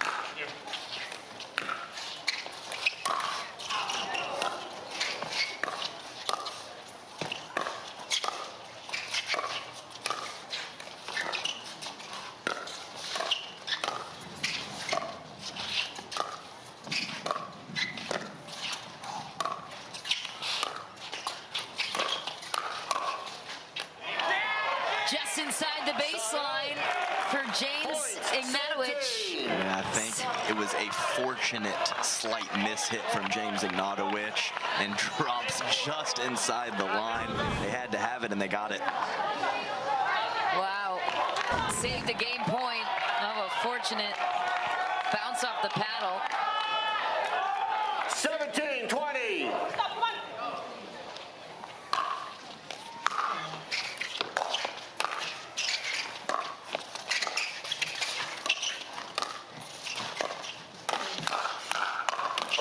Ignatowicz playing out of his mind at the kitchen. But a big difference in that point. Who was the one to speed up? It was Andre Daescu, the backhand roll up the line. We really haven't seen much of that, as it's been mostly the counterattacking of Callie Jo Smith. So a little change there from the Mashers. A 2-point game, both teams on the freeze. We return to side-out scoring. How will this one turn out? Stay tuned to find out.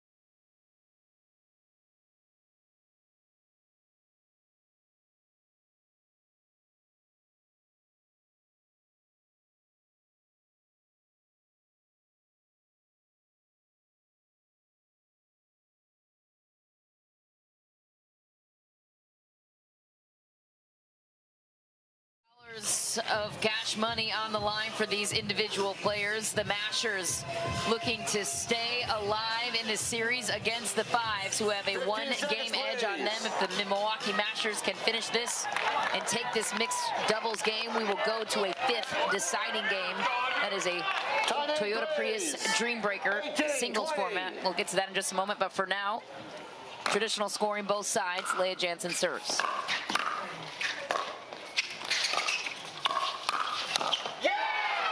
Andre Dascu earns the serve back and another game point on their side. Yes, great counter from Andre Dascu, and I think Leah Jansen was doing the right thing by sliding to her right, just a hair too late though.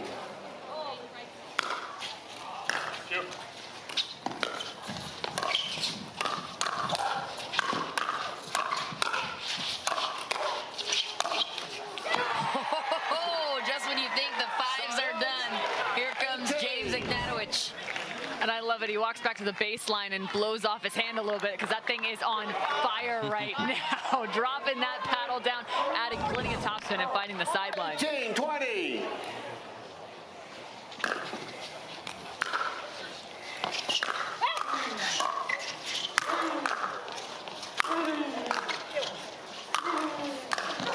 Oh, wow. Andre Dascu had to earn it. That thing had to be a square by that third contact for James Ignatowicz. There's no way that thing is circular. Game point number 3 for Milwaukee, looking to force a Dreambreaker.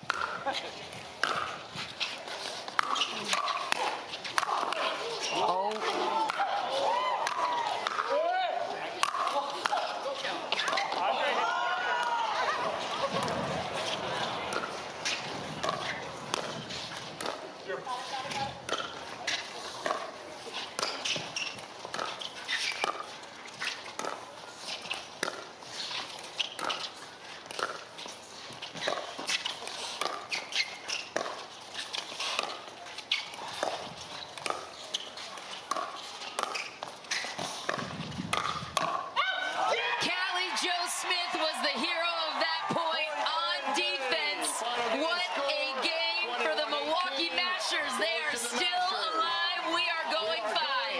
She wasn't just the hero for that point, she was the hero for that matchup. Just unbelievable play from Callie Jo Smith.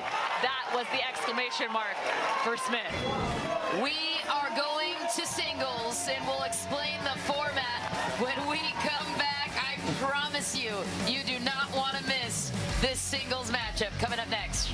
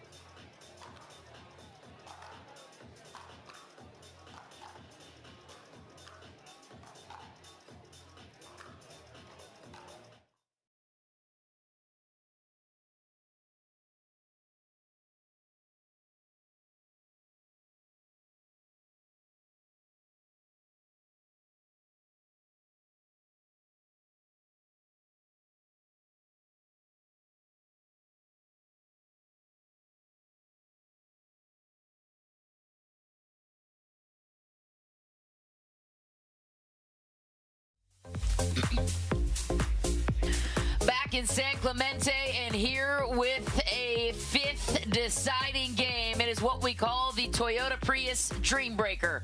If the match is tied 2-2, which it is, we will now move on to a singles match where the players will rotate after 4 points. They get to pick their rotations and they will go 4 points per each rotation. Don't worry, we'll explain it as we get through it. As we check in now with Cameron Blackwood standing by courtside. Thanks, Michelle. Callie, what an incredible match this was. To keep you guys in it, taking you to a Dream Breaker, I was telling you before this, you just seemed like a different player. You were not going to lose this. What's the conversation you had with yourself within your head of saying, we have to take this one? Well, for me, I think there's been a lot of back and forth banter, and in my head, I'm like, you know what, I'm going to let the paddle talk today. So let's go for big proponent of that. But it's been some great competition. Not going to lie, it's a little fun to hear that too. So it makes it very entertaining. And I just came out and I said, you know what, we're winning this match. We're a great team. In my opinion, the best team because I love the Mashers. So let's go Mashers. Any team I play for is going to be the best. And we gave 100% out here. And I think that it's going to be a great match here. I think both teams are playing awesome. So I think both teams need a round of applause from everybody. So this is going to be a fun Dream Breaker. Let's go. Thanks, Callie. Michelle, back to you. Cameron, thanks so much. We will be back with the singles rotations and how this matchup shakes up. Wouldn't be surprised if Annalie Waters matches up against one of the guys. You don't want to miss it.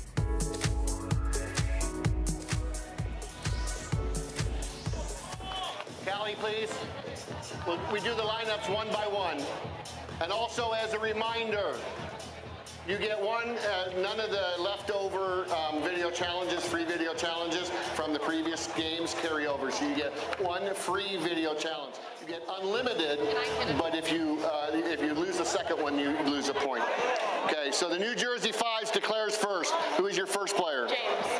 James Ignatowicz is the first player. First player for the Mashers. Sure.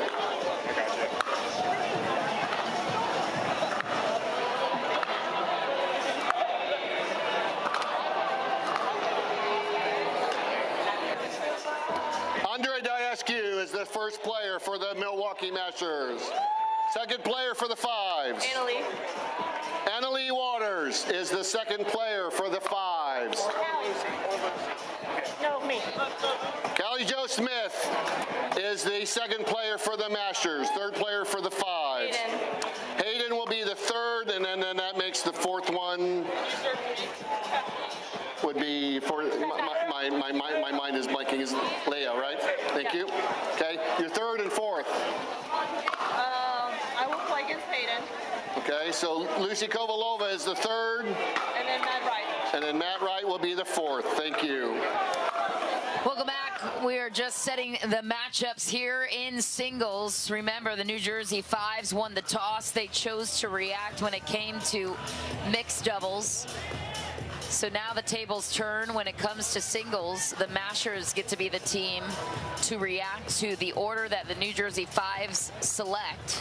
Typically, they go with Annalie Waters first in their batting order, but the usual strategy is when you are the team that chooses your order first, it's top of the batting order. You put your strongest batter out first, and what else are you expecting on the side of the Fives? I mean, you could also think of it like chess, though, at some point, too. If they're anticipating that they're going to put out Annalie Waters, maybe they switch it up. Maybe they try and find a different matchup. So honestly, at this point with the Dream Breaker, it really could go any direction in terms of the matchups. So we do have the matchups from Cameron Blackwood courtside.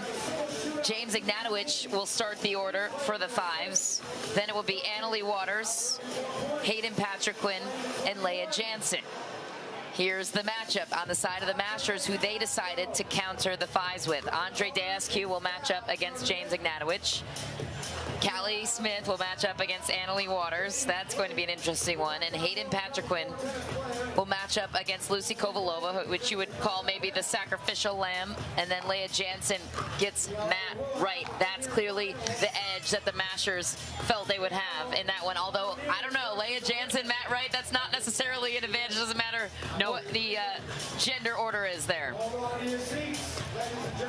So, we will be back and bring you the matchups. It is one of the best parts of Major League Pickleball. Stay with us.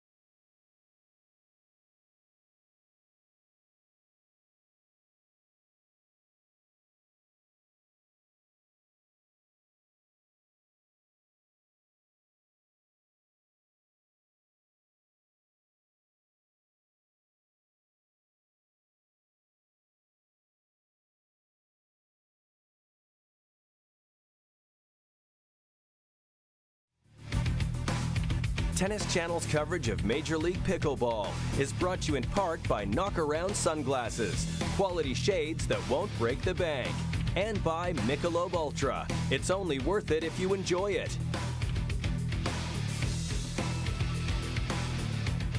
Back in San Clemente, California, time now to present you with the Toyota Prius Dreambreaker. It is singles. Each player rotation will meet for a total of 4 points. Then the next layer of competitors will come out. According to the batting order we told you before the break, right now it's James Ignatowicz against Andre Descu. Milwaukee will serve first. Games to 21, win by 2, rally scoring. Right off the bat, Descu showing his prowess first. Yes, and the New Jersey Fives on paper, the #1 singles team in MLP. They lost earlier to the ATX Pickleballers, and in Daytona they lost to the Hard Eights. Anything can happen in this format. Another miss for James Ignatowicz gives Andre Descu a 2-point advantage. 2 more points to play in this rotation.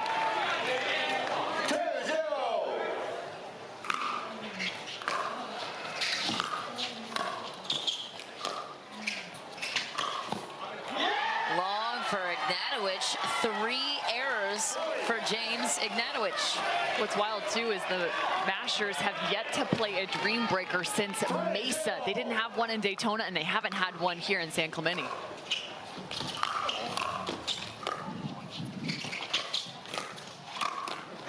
There's a big counter punch from James Ignatowicz. He gets 1 out of the 4, but that's a big lead for Milwaukee, and they need the cushion because guess what? The best female singles player in the world, Annalie Waters, is out next against Callie Smith, who, according to Cameron Blackwood, was adamant she matched up against Annalie.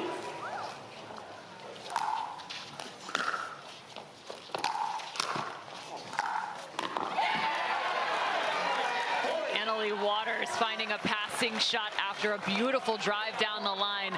This is what makes her so good. Not only is she great from the baseline, one of the best movers in the game. 2-3.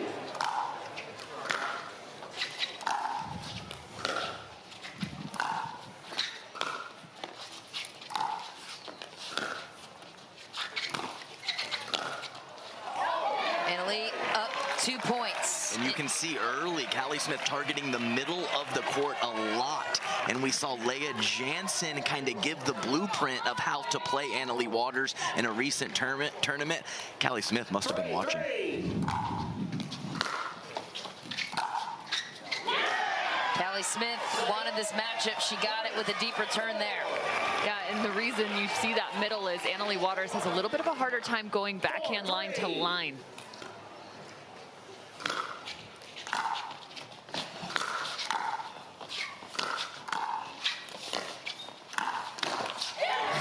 Waters comes away with a crucial 3 of the available 4 points. We move on to the next rotation. Hayden Patriquin and Lucy Kovalova.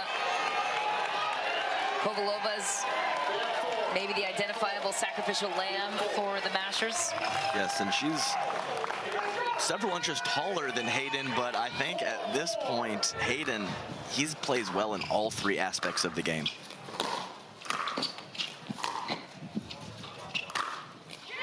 Big swing there. And it, you know, as I mentioned, them being so good on paper and having such quality results throughout their careers in singles, it makes a little sense that Milwaukee might want to do something different as opposed to just matching up strength to strength. 2 points for Hayden. If Kovalova can just find a way to get one, that would be huge for her side. 6-4.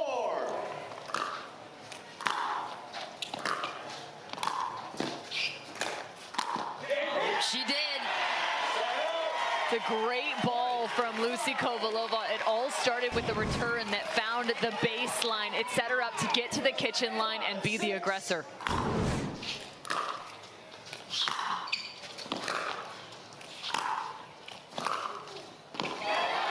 Cross-court winner for Hayden Patriquin.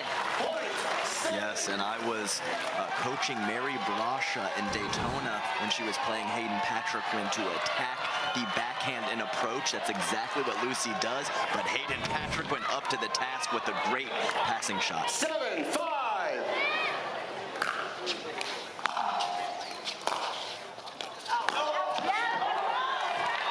Leah Jansen's ball was called wide by Matt Wright. As we move into the next rotation, these two will go for 4 points. Leah Jansen challenging the out call. Well, she's 1 for 1.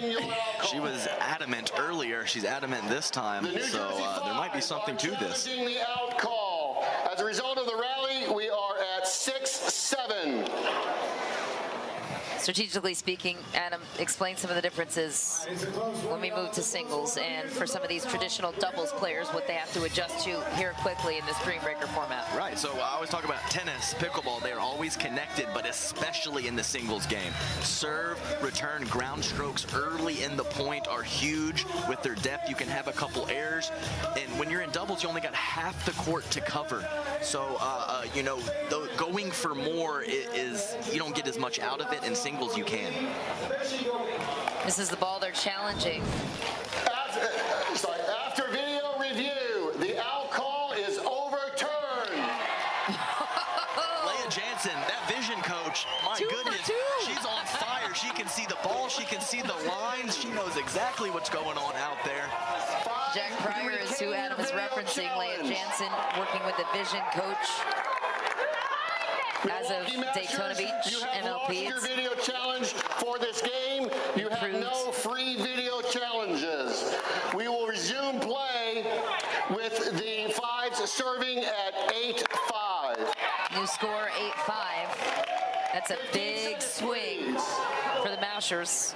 What it also means the Mashers lose their own free challenge in this Dream Breaker format.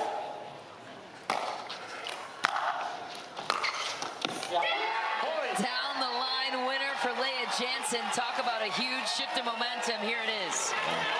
Matt, not a consistent singles player, but I think that shot would have worked on almost anyone. Great job finding the back corner from Leah Jansen. 9-5.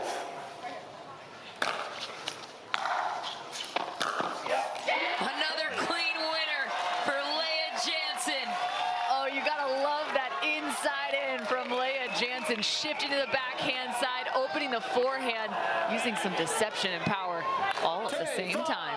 One of the best female players in the world in singles. Just wide that time, can't win them all. Matt Wright by default gets 1 point of the 4 available. Leah Jansen winning that rotation 3-1.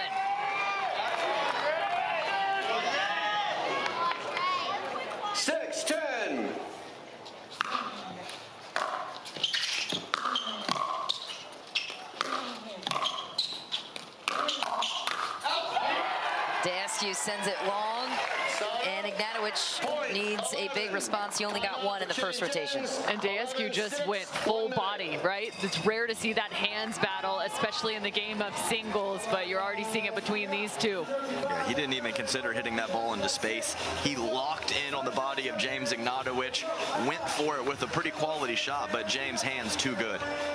The New Jersey Fives, the first team to 11, as we're back at the top of the order between James Ignatowicz and Andre Daskew. 3 more points to be played between these two. Ignatowicz, one of the better single players on the men's side of things, though focusing more on doubles lately. And Michelle, I mean, it's just science.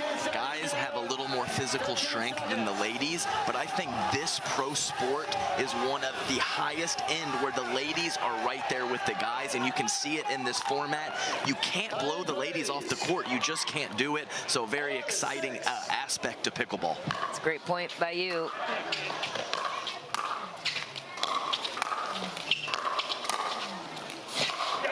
What a fine Daskew, just catches the sideline. Beautiful job on the backhand volley, putting some side spin on it. That thing was running away from James. 7-11.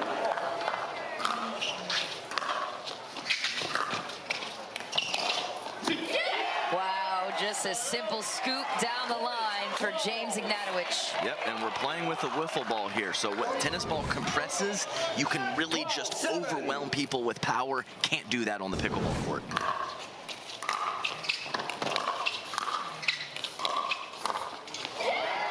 And into the net for Andre Daskew. James, what is he doing? Who knows? I don't think he does. No shortage of coffee on his side. Back up to Annalie Waters and Callie Smith.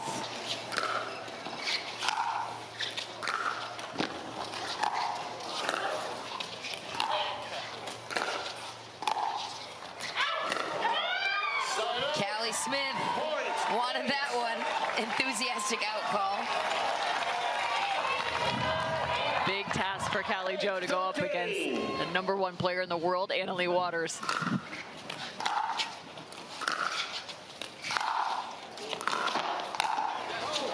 Waters so beautiful with that two-handed backhand. I mean, that's just mean right there from Annalie Waters. Her ability to still not only find that two-hand backhand, which creates power, but her control to pull that cross court.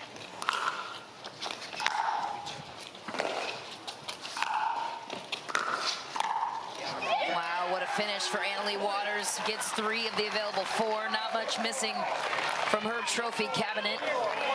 Sorry, we go 1 more. She got 2 out of 4 so far. She has never won an MLP title. This would be huge.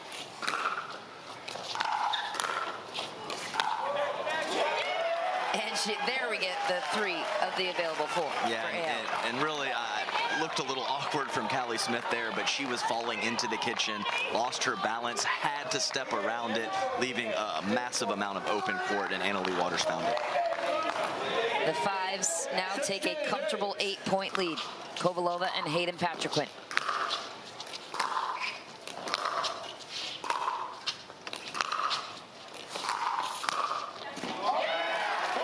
Too good from Hayden.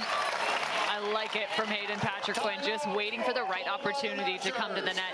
That's one of the biggest elements in the game of singles. If you don't feel like you have the strongest serve/return, to be able to get up to that net requires a great shot.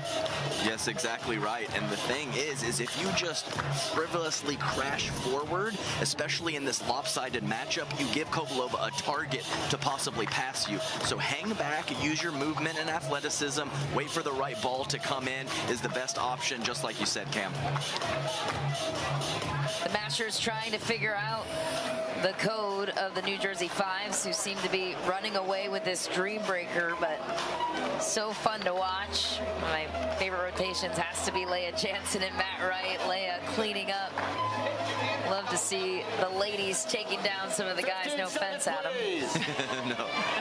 Yeah, and I found myself playing a lot of ladies in the first MLP because Callie Smith was on my team. So she wanted to play the guys, and I was like, sure, I'll play the girls, whatever.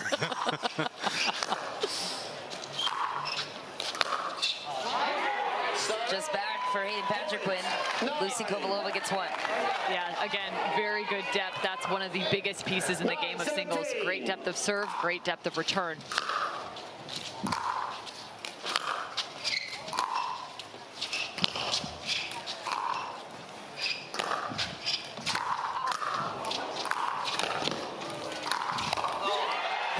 Okay, Lucy Kovalova right to the body of Hayden Patrick-Quinn. Yes, and you can see Hayden thought for sure she was going to go cross court with that ball. He was leaning to his forehand. She took it right at his throat instead. 17.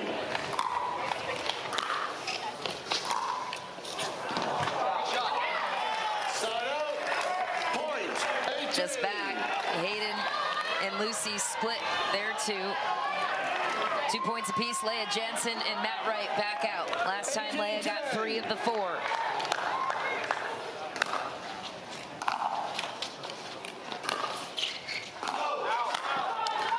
Just out.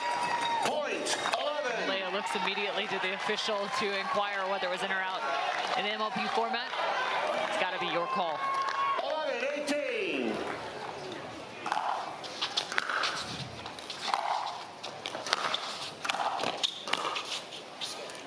Just wide again for Leah. 2 points for Matt Wright. His pointing and his lets out, that's out. I mean, it's pretty comical.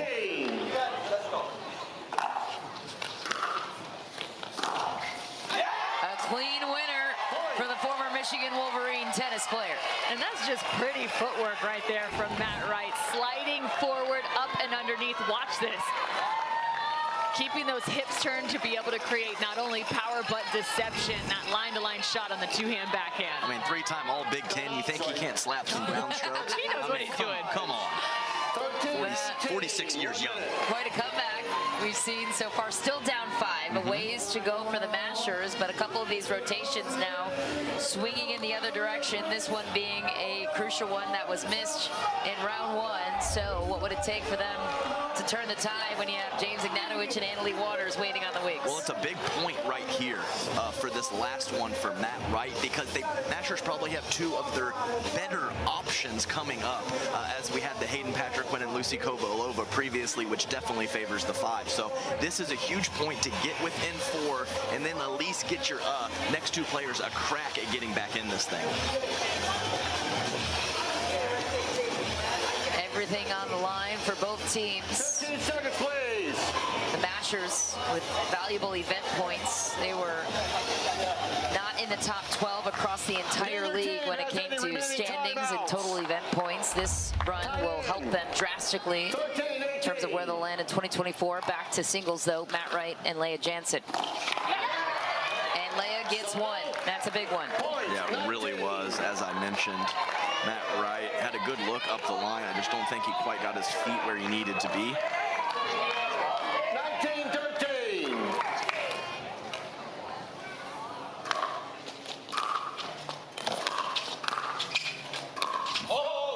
Wide for Ignatowicz. Yeah, and JSQ has been going really heavily towards that backhand side of James Ignatowicz, expecting the cross-court roll. James got 3 on Andre last rotation. Here's Andre, he gets 2. Yeah, way to attack the ball from Andre.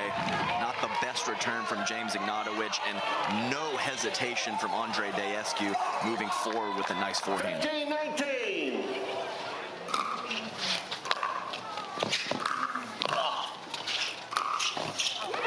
Down the line for Andre Daescu. He held that backhand long enough to fool James Ignatowicz. And that is some complimentary pickleball right there. You saw the ball sent to the backhand backhand side, then the drop to the backhand side. Now it's time to shift.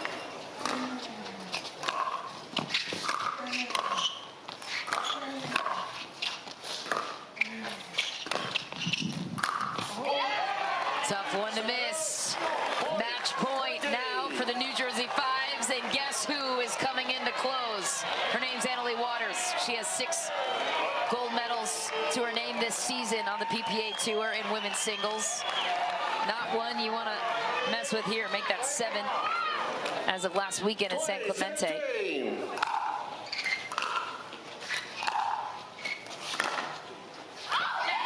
And a poetic finish for the New Jersey Fives. For the first time ever in this team's history, they are going to the championships to meet the Seattle Pioneers. What a match. What a match is right. Amazing play from the New Jersey Fives. A little anticlimactic there at the end with that out ball on the wide shot, but amazing match overall for sure. I mean, it's so fun to watch all of these athletes get challenged in each of these disciplines, but ultimately just too much pace from the New Jersey Fives. We will chat things over with the New Jersey Fives after this short break and see how they match up against Ben Johns and company.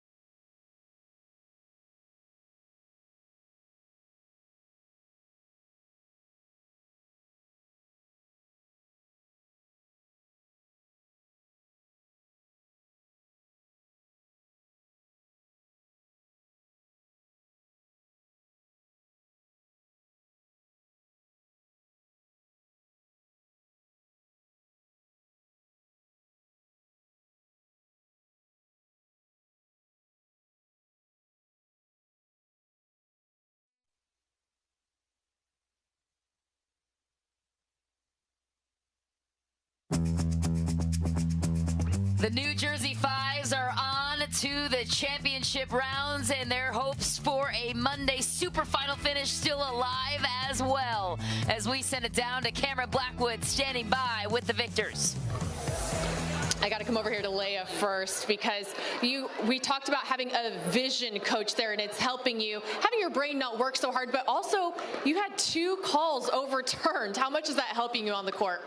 I mean, I can see the ball now, so I see the ball on the other person's paddle. I watch it the whole time, so yeah, I was pretty confident in those overturns. And Hayden, having to go up against Lucy, it's a little bit of a different style that the women play versus the men. How are you able to get it done? Yeah, Lee just told me to stay back and hit ground strokes. I never played tennis, so it was a little tough for me, but I made it happen. Speaking of Lee Waters, I heard her getting in your face just a little bit. What was she telling you throughout that dream breaker? Just stay aggressive. Don't be tentative. I mean, you know, my singles, haven't been playing a lot of singles, and it's just, you go out there in the dream breaker and it's like, oh wow, yesterday I got rocked by JW yesterday, and I kind of, you know, still haven't gotten over that really. So I had a little yips in the singles, but, you know, thankfully we pulled it out, and I kind of got carried as usual. Annalie, you've won so much, even just this year here on the PPA Tour, but how much would this MLP title mean to you today? Yeah, I mean, it's amazing. MLP, like I said, is a title I haven't won yet, so making it to this final, especially with this team, we're amazing together. I love all of them, and it's so cool to make it to an MLP final, especially with this team, and hopefully we can win this final and then go to the super finals on Monday. Heading up against Ben's team, any thoughts on that? I'm excited. Ben last night was like, let's go Fives. We definitely wanted the the Ben Annalee finals, so we're going to see it. I'm just excited. Hopefully we get to play against each other in mixed and you get to see a little bit of that, but if not, that's great too, and I'm sure my team's just as excited as I am. Thanks, Annalee. Michelle, back to you. Cameron, thanks. Wow, what a match. And the New Jersey Fives, are they the team that can dethrone the Seattle Pioneers? So I've got one thing to say.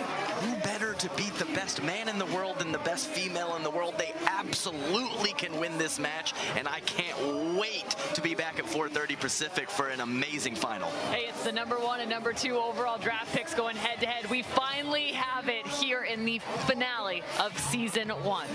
Well, what a day it has been from San Clemente, California. 16 of the world's top pickleball players on display for us here.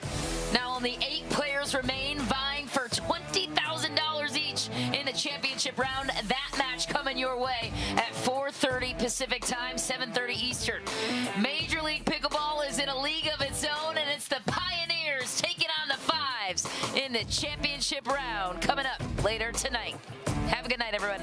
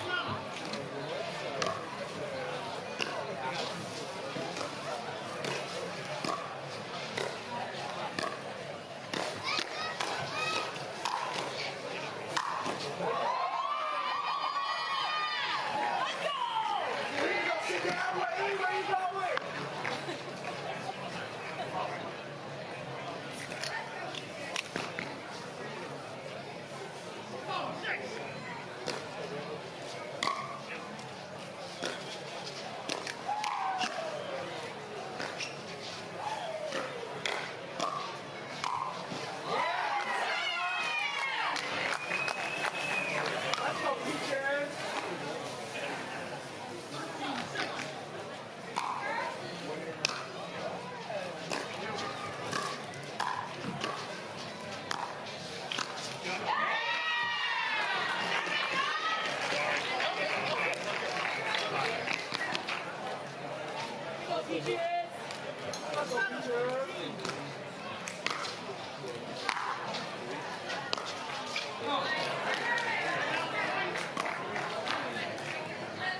Let's go, Whaley. Big serve, big serve.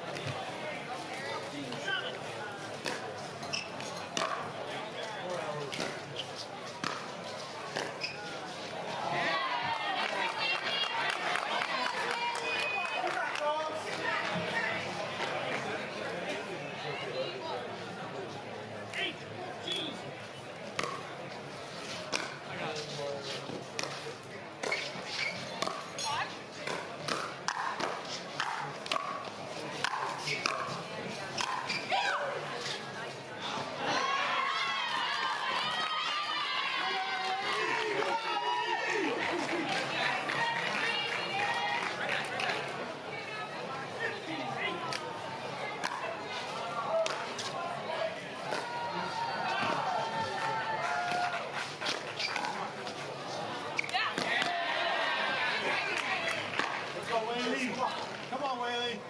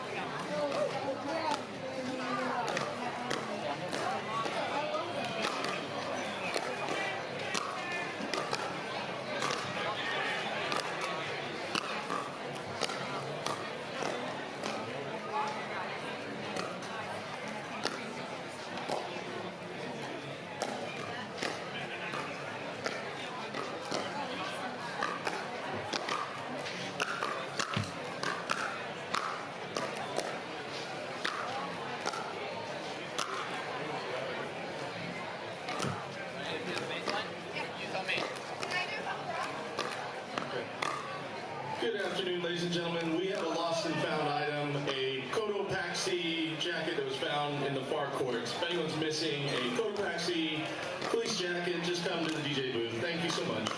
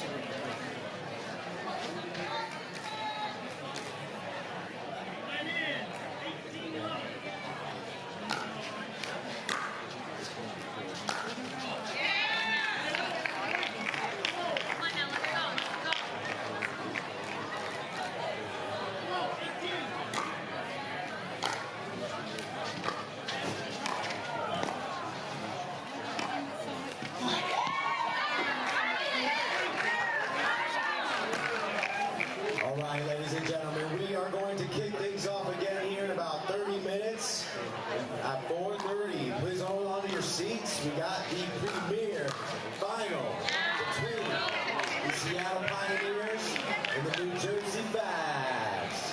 Hold on to them seats.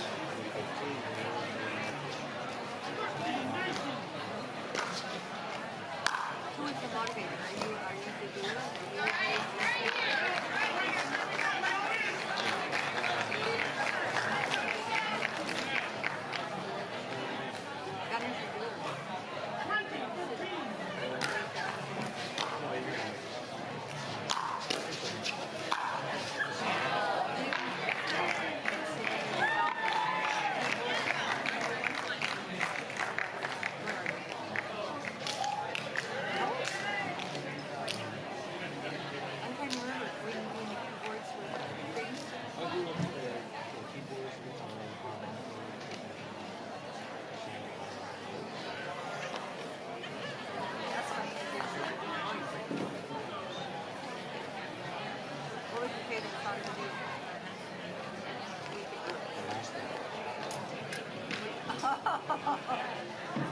Did it get to be Jersey?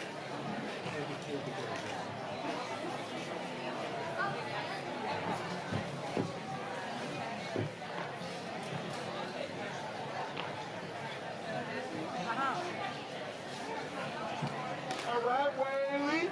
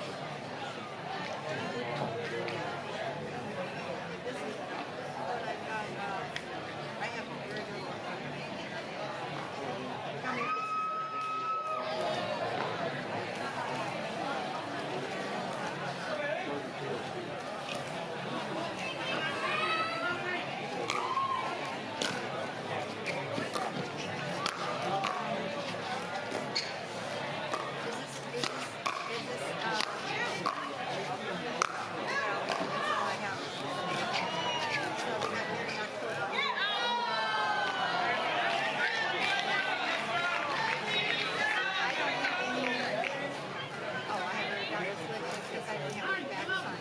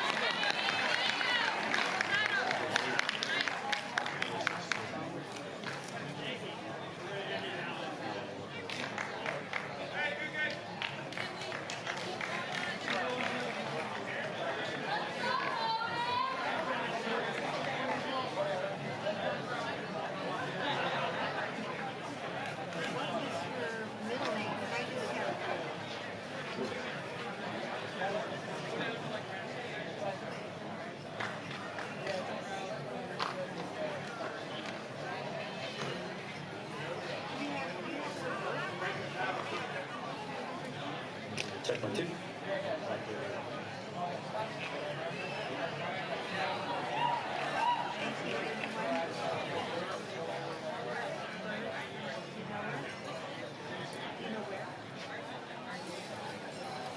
Even if you said Minnesota, California.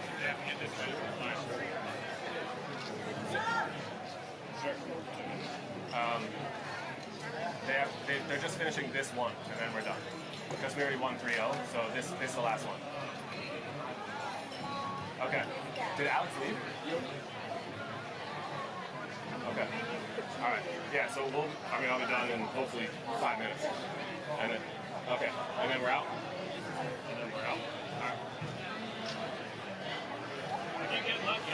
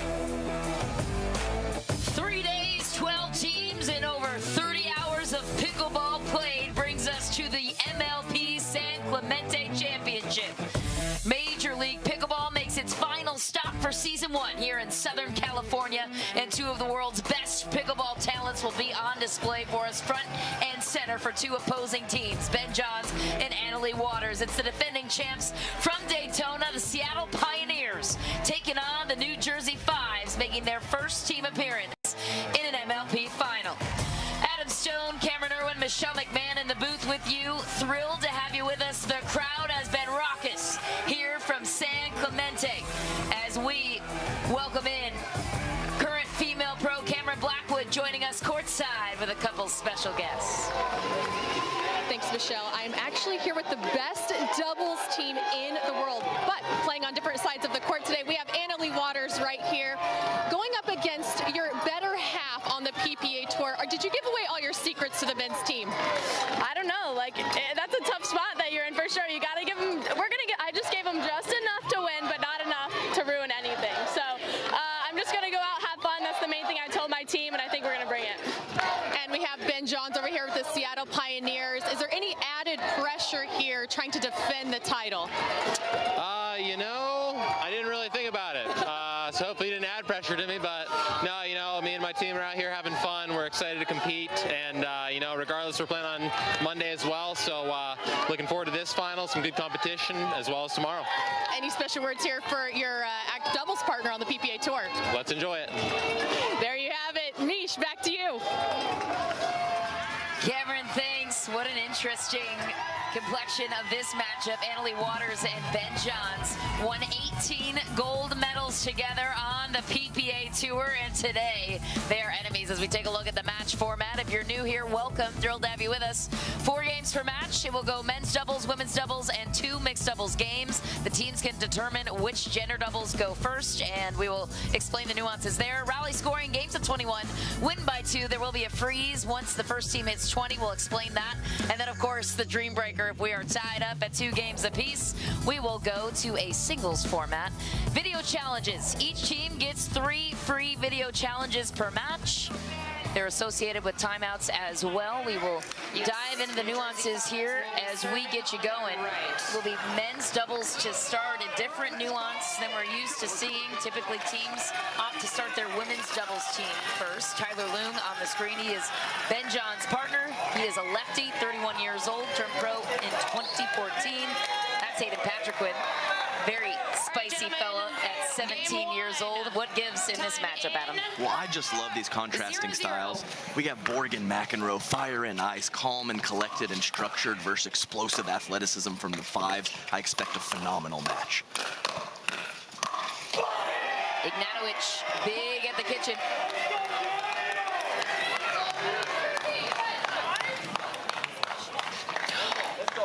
One, 0.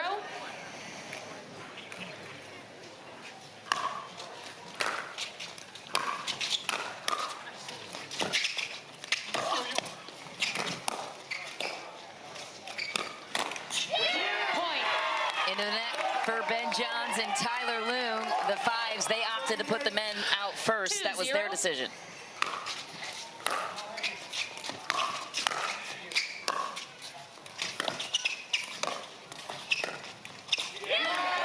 Into the net again for Ben Johns.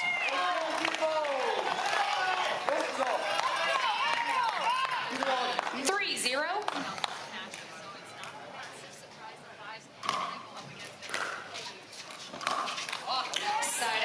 Yes, that's right, Cameron. And my matchup, the match within the match, is the heads-up battle between James Ignatowicz and the counterattack ability of Tyler Loong, who will come out on top because James will be pulling the trigger. Wide for Hayden Patrickwood. Point.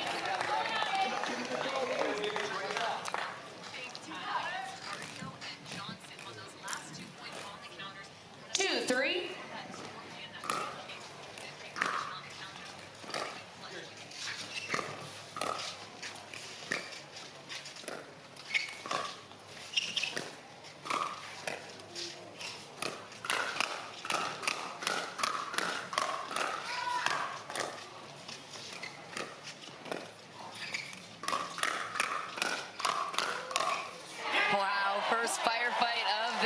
and you love to see it. Okay, fellas, let's go. After a couple short points to start things off, an extended firefight. Unbelievable play, and that ball just couldn't quite get over for James Ignatowicz. 3-3. Ben Johns in the white for Seattle, serving to James Ignatowicz. Down the middle, easy finish for Ben Johns.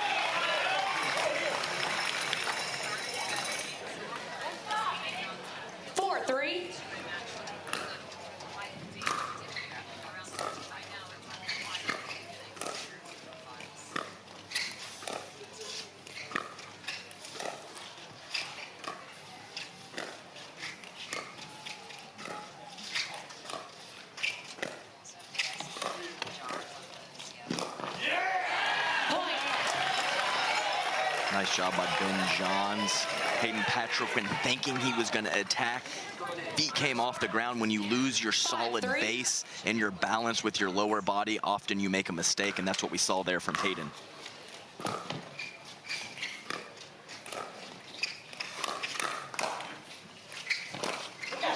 Oh, what a denied ATP for Ben Johns. Ting!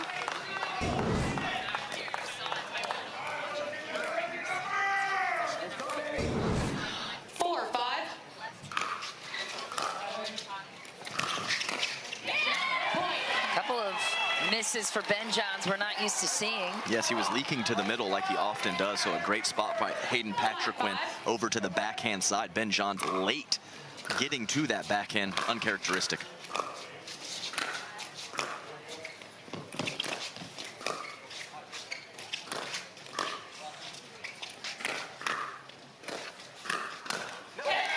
Into the net for Ben Johns. Patrickman forcing him into it. 6-5.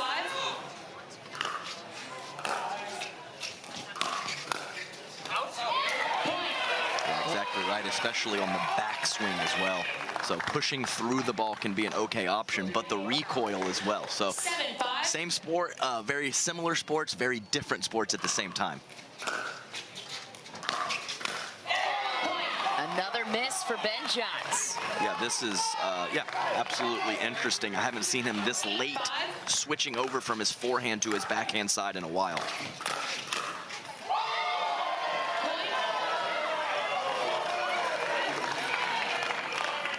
A lot on the line here for the New Jersey Fives. If they win this championship match, they are in to Monday night super final. Seattle already punching their ticket through to the season championship. So you better believe this is going to be an interesting match. The Fives more motivated than ever. Loom will serve to Patrickman.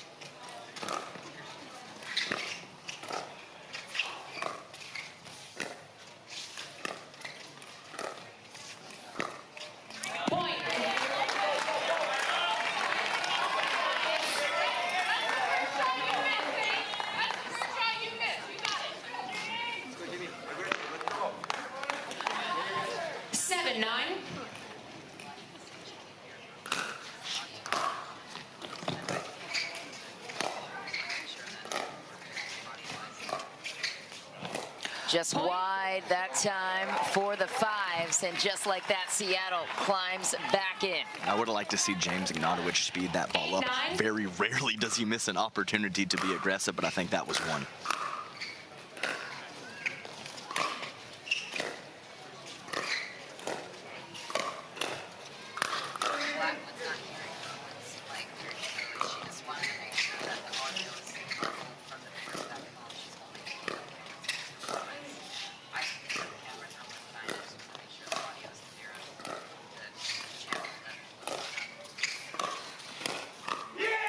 What a find for Ben Johns. None better than him. Yeah, the right armpit, he is very good at targeting that spot. The dominant hand, right shoulder of a right-handed player is a great option to attack.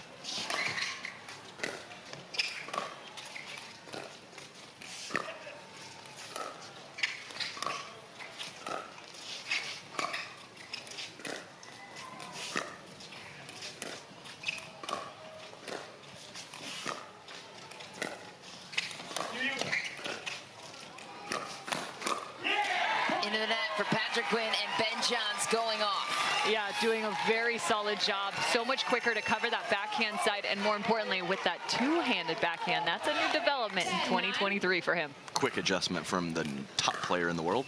Side out, point 10. Tie game. There's that awkward paddle position again on the counterattack from Tyler Loom. Ball basically coming right at his throat and head area, and he could not cover that offensive shot.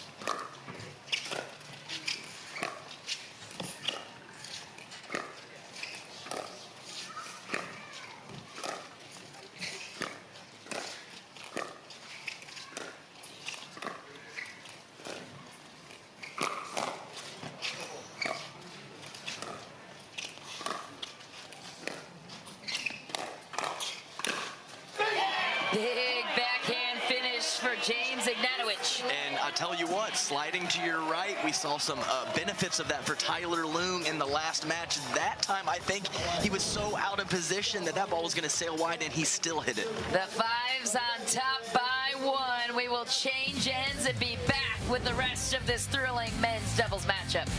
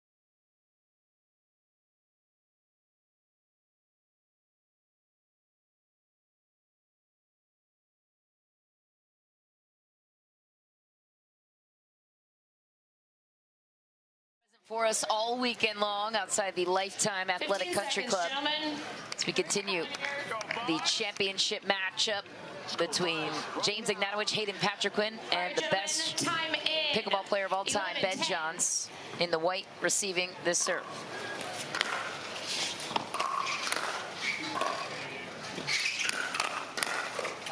Side out. What a spot for Ben Johns. There's that right shoulder target you guys were both talking about. Let's go ahead and he can play a controlled, strategic game at the kitchen line, and he can just let it fly as well. He's got all the tricks.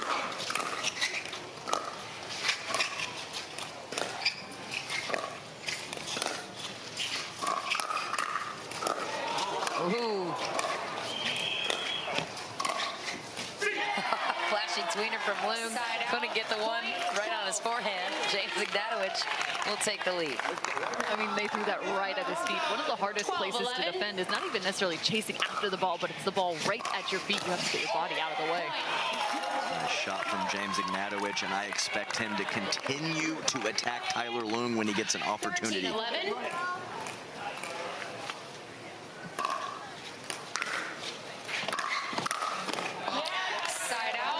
Another Good ball just at the feet. This time it's off of Tyler Lung's paddle. It takes a lot of anticipation as well. You kind of have to read how far the opponent's going to be driving in.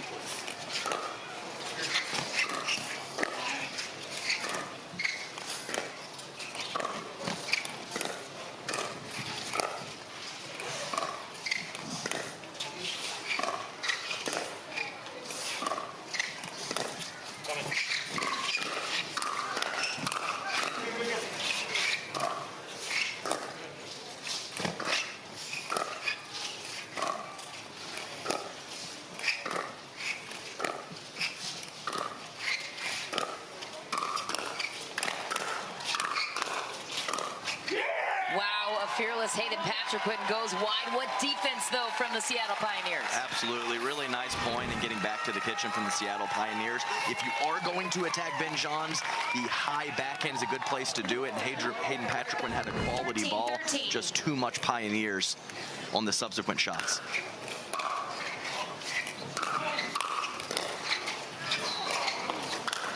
Wow, Ben Johns flying through the middle. That is nasty. I mean, it's just so fun to watch this guy play, whether it's from the baseline, the kitchen line, or his even poach ability right there. Just so athletic in every phase of the game.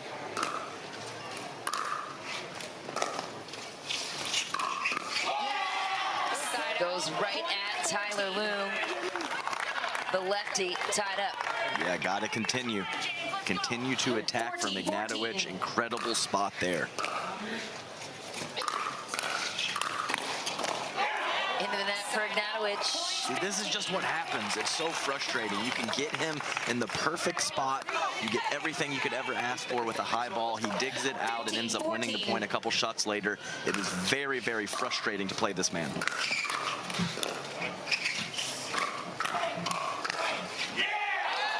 Just back for Loom. Loom trying to kind of push that counter. If you watch with that left hand, he has a little bit of a different motion. That paddle stays pretty high on that counter. You can see he's even mimicking as well.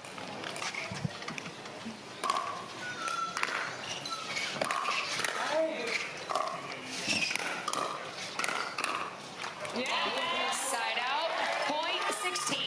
It's also interesting to note, just looking at the paddles in each of their hands, different shapes. All these paddles, there's so many different manufacturers and styles. There's different weights and thicknesses. Tyler plays a little bit more of an elongated paddle.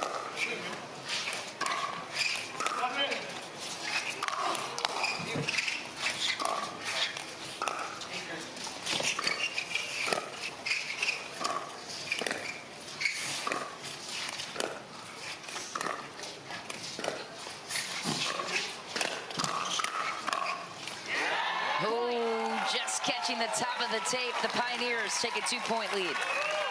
Yeah, and there's not really one paddle that is necessarily better than the other. If you have the paddle with a little more width, more stability, a little more length, more power.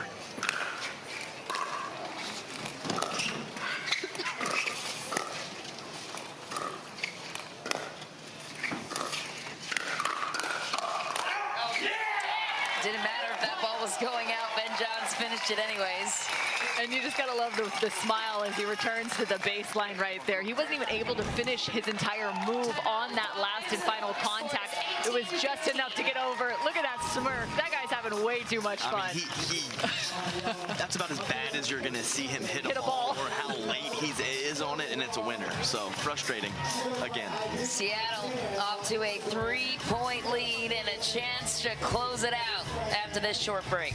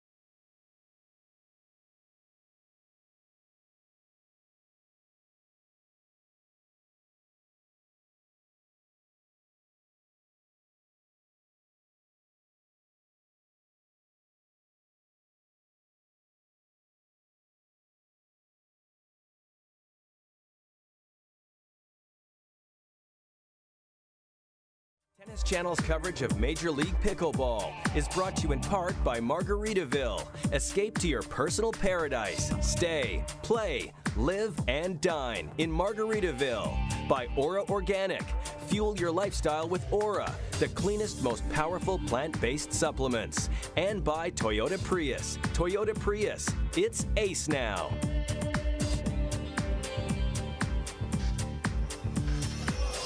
Back in San Clemente, California for this championship matchup. We're beginning with men's doubles here. It's a series of 4 games. Winner will claim the title and $100,000 for their respective teams.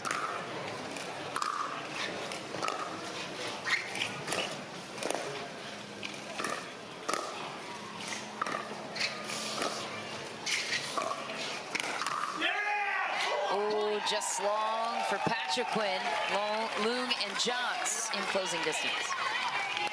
19-15.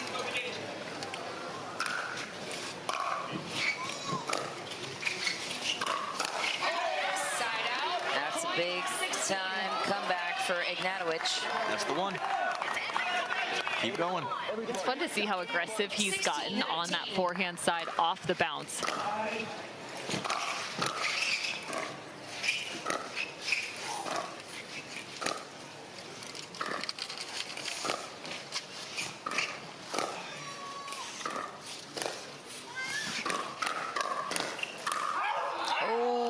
Just wide for Patrick Quinn.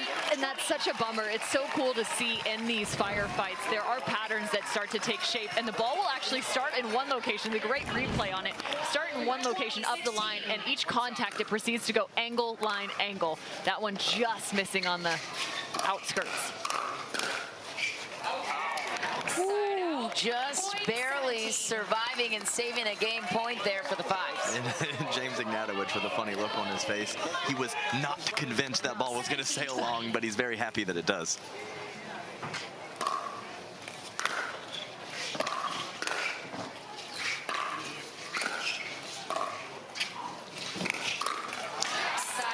Big speed up from Ben Johns. Game point returns to Seattle. Yeah, up high, kind of shoulder level, up at the upper chest of Hayden Patrick. When a tough ball to defend, easier for most players to cover their belly region, and when it goes up high, can create an awkward swing. Into the net for Loong, going for the third shot drop. Ignatowicz and Patrick Quinn continue to rack up points. We are frozen on both sides, meaning we return to side-out scoring.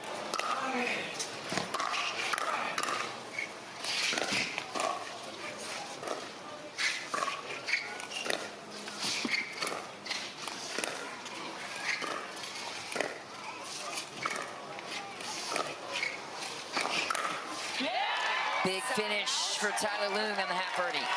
It's like he's waiting the entire game. He started that direction and then ends that direction. It's all about a rhythm and a good read. Tyler Loong just found it.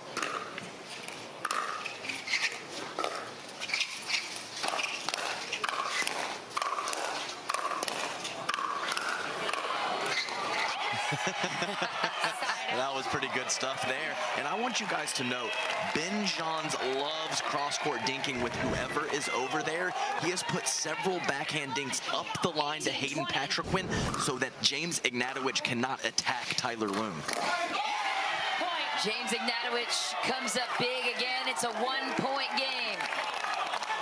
And time again, James Ignatowicz going hard up the line off the bounce from that forehand. 20.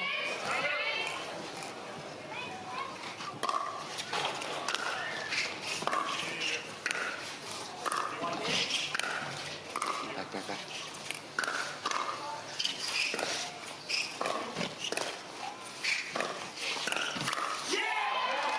And serve returns to Seattle. Game point number 3 for them. Yeah, I feel your pain, Hayden. Patrick Quinn, I've been in that pattern quite a few times. Just very difficult when Ben Johns is making the proper decisions and the proper execution.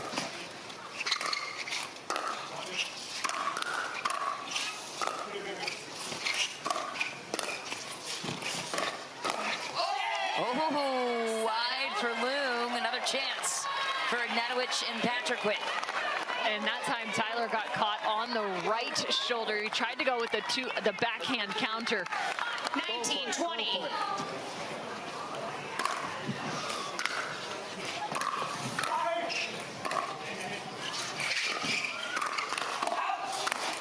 Ben Johns finishes the pop-up.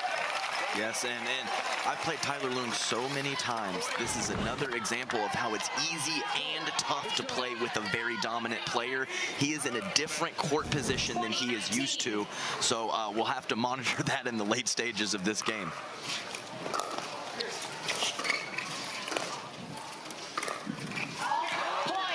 And game sealed by Seattle. Tyler Loong and Ben Johns close it out, but were they tested against Ignatowicz and Patrickwood? I can't believe how many games Tyler Loong and Ben Johns have won on the weekend, whether it was by 3 points or a 2-point margin, this being another one. I mean, Ben Johns is pulling up some big wins with Tyler Loong, regardless of whoever's in front of him. We'll step aside for just a moment as we get you set for the women's doubles matchup coming your way next. We will chat things over with Ben Johns and Loong after this short break.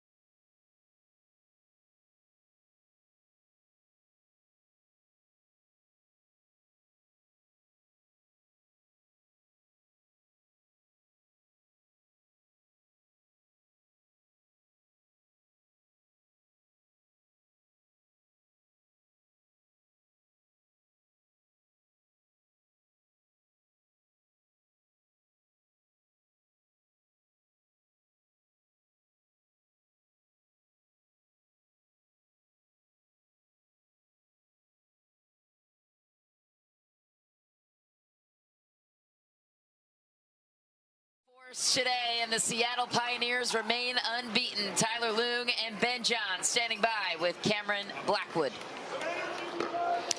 Thanks, Michelle. Tyler, a fiery team over there with James and Hayden, but you were able to keep them relatively quiet. What did you know you were going to have to do well in order to take this game?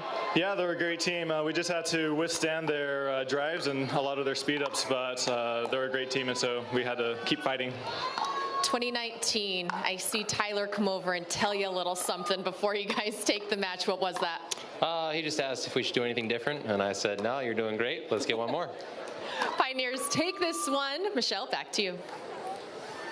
Cameron, thanks. And we are moving on now to women's doubles. We saw the best men player on display, and this guy, the hype man, is asking for more rain from Seattle as we progress on to the women's doubles matchup. At her right, the near lady on your screen on the far side, that's Annalie Waters. She's 16 years old. She has more Triple Crowns now, nearly more than her age. Serving on my left, and Pioneers her partner, Leia Jensen, another prominent female on the tour. That's my pick to click. Has Leia worked her way up. Jensen right there. Why is that? I think she is the most important player in this match. I am not doubting the Seattle Pioneers whatsoever. They are very consistent. They have maintained their level throughout this tournament. Annalie Waters paired up with Leah Jansen. If she can just play a solid game, 5 or 6 out of 10 level or above, I just don't think there's any way the Fives can lose this with the firepower of Annalie Waters. This would be the first loss, if potentially happening on the side of Megan Dizon and Etta Wright. For Etta Wright, the entire weekend, she plays alongside Ben Johns and Mick. She plays with Megan Dizon. They have yet to be beaten at this point. Tall task to stay unbeaten against a player like Annalie Waters. We are underway.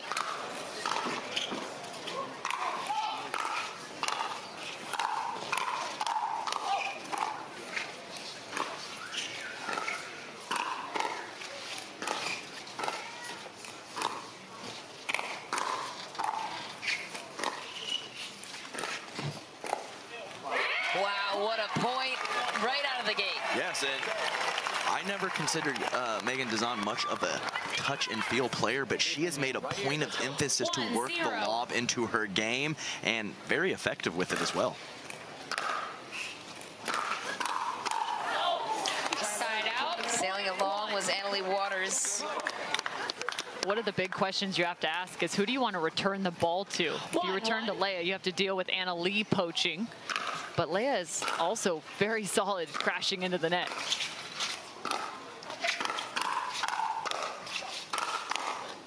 Big forehand finish for Leah Jansen. You guys pointed it out in the semifinal matchup. Leah Jansen playing on the left, Annalie on the right, like it's playing with 2 forehands in the middle with that backhand Annalie Waters possesses.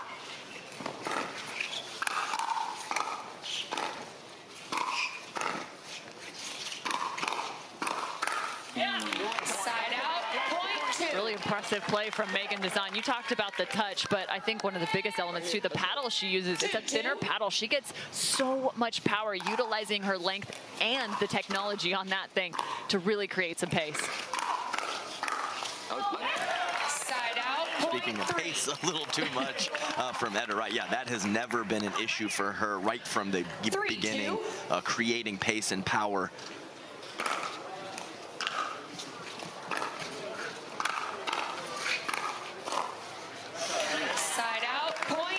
For Jansen, as close as we would expect this one to be. Let's go, Leah. Come on. Etta Wright, former tennis player out of BYU, Hawaii. Her partner Megan also played in college at BYU. So did Tyler Loom, their male counterpart. And it's really fun too, as Etta Wright actually was taught to play tennis by her dad, Edwin. She went on to coach badminton as well.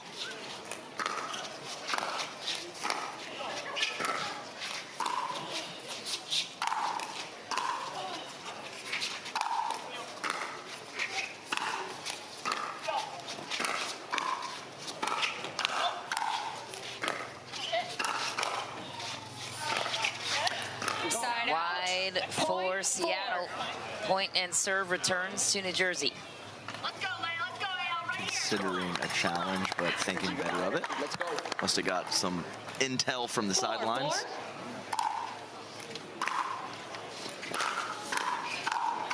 A flying Annalie Waters earns the point there.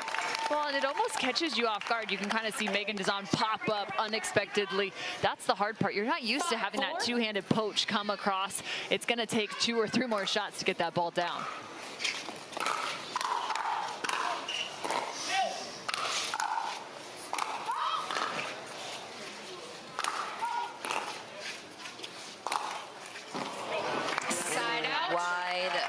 Because of the tape, that's a tough bounce for Etta Wright. It is a tough bounce, but you saw Megan Dizon better prepared on the exact same play, coming back through on the poach, but actually looks like it caught the line. My mistake. Tie game.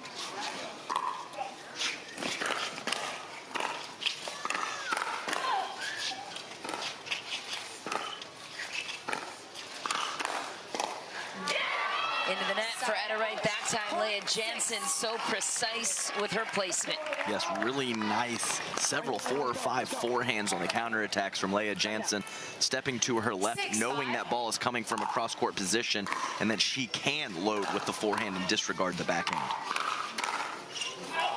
Plenty of firefights in this one, just long for Jansen. It's there, let's go. What's remarkable about the 4 athletes out on the court right now is you're looking at some very versatile players. They can play alongside just about anyone because they can play both the right and the left side.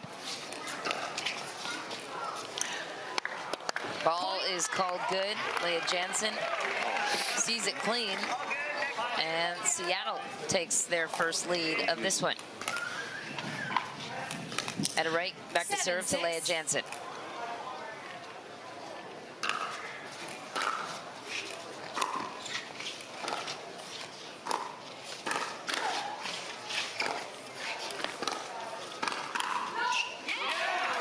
Long for Dazan. Jansen and Waters tie it back up. Leah Jansen has the ability to have that one-hand backhand. So does Etta Wright on the opposition as well, but creates a lot of pace just with one hand. Yeah, a lot of different ways to do it, as both Dazan and Annalie Waters very rarely, if almost never, use one hand on their counterattacks or speed-ups.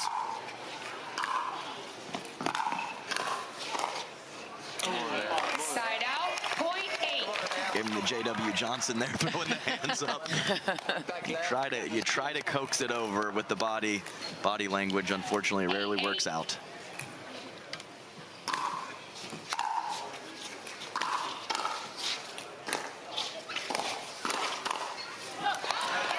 Wide for Leah Jansen. Etta Wright and Megan Dazan applying some pressure on their side. There just wasn't enough room for Leah Jansen to slide far enough right to be able to counter that counter.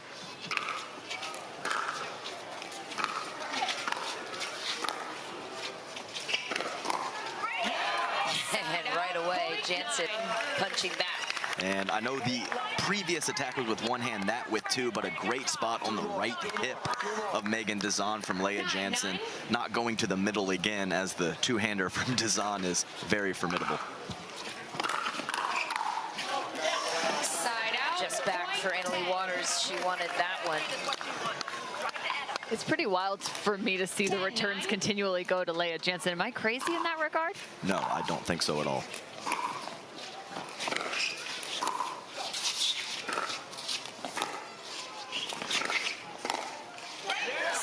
Yeah, so I mean, this is the 1 and 2 ranked singles players in the world, so they obviously can both move and both drive, but you can't keep the ball away from Annalie Waters when she's at the kitchen poaching, so it's a pick your poison situation, but I would return to Annalie. Side out, point 11. Into that for Jansen. 11-10. New Jersey down by 1 as Seattle is the first team to 11. We will change ends.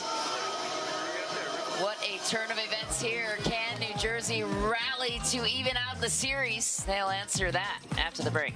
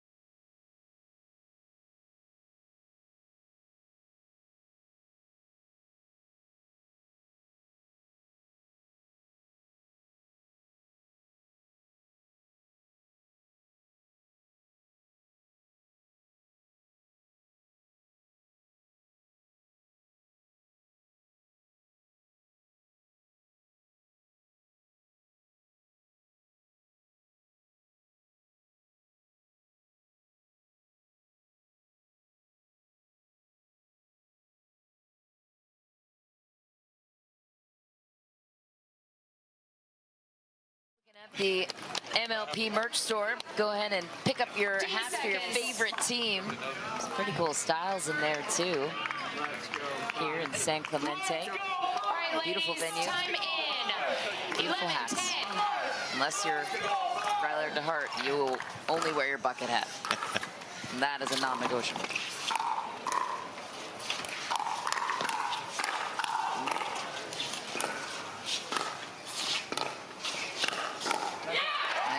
The Seattle Pioneers finding a bit of separation here. Yes, very nice play. And I guess one of the issues, as we touched on before the break with returning to Annalie Waters, is she just might drive and crash herself. So really a tough spot on where to put that return.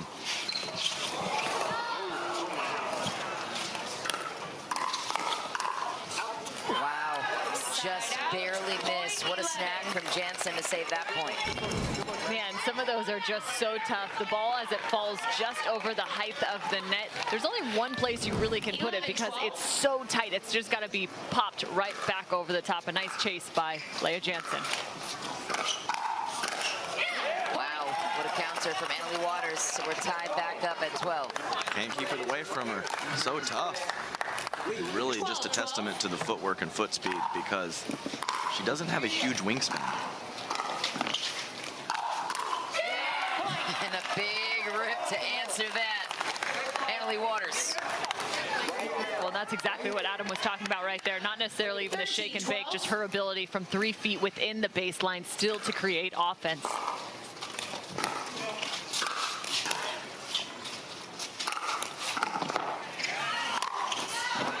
Big angle from Megan Dezon. Nobody was getting that ball back.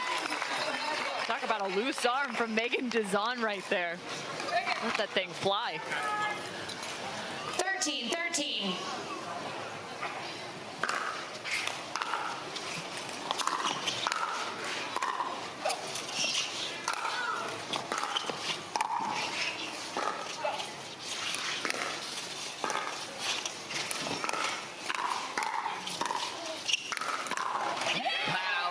Jansen, you knew she was going to put that ball away. Dezon almost got a paddle on it. Yeah, that Leah Jansen forehand is what it's going to take for them to win this. She's got help in the middle with the two-hander. Just sit on that forehand and let it fly, Leah.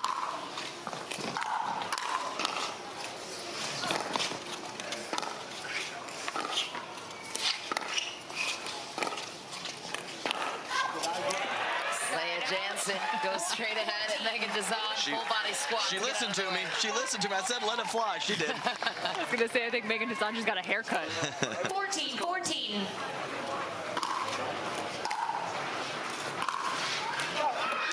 Just wide for Megan Dezon. They're looking over to see if they should challenge. They must have gotten confirmation that it was wide. That looked really close to me.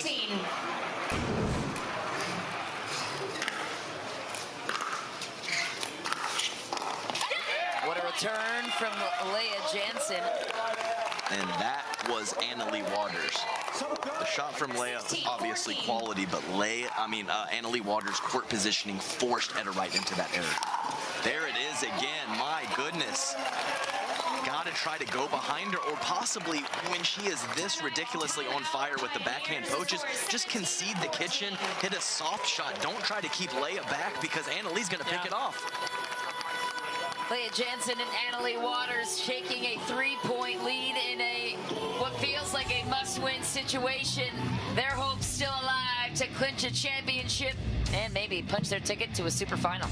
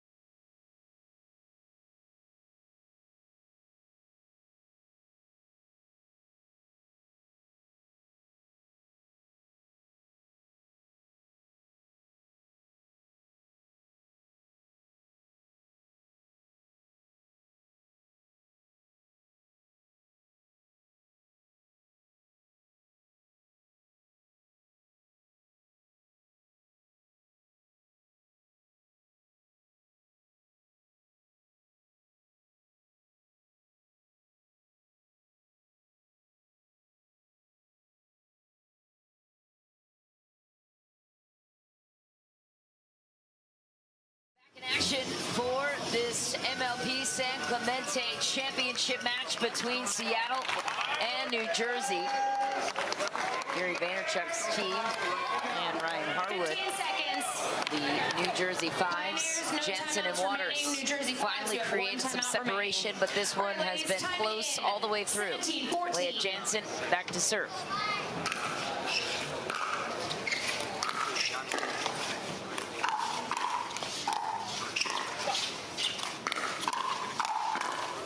Big put away from Annalie Waters. She is such a force on her side. Yes, really nice job. And the setup ball from Leah Jansen was perfect as she's stepping to her left. And like I mentioned, attacking frequently with the forehand.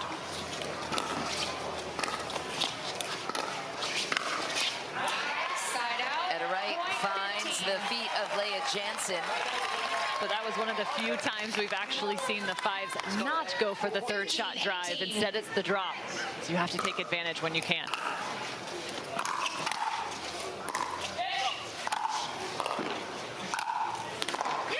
Oh, Annalie Waters, she can hit any target on the court. Yeah, pull them out wide and then kind of freeze Dazan, thinking that Annalie Waters might go for that out wide angle. She goes right up the middle. Nice combination from AL Dub.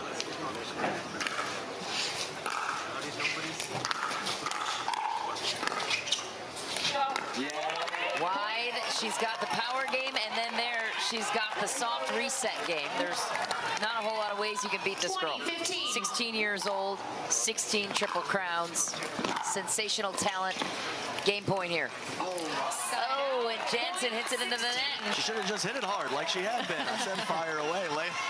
It's all good. She's got a nice demeanor on her face right after that miss. She's ready to refocus.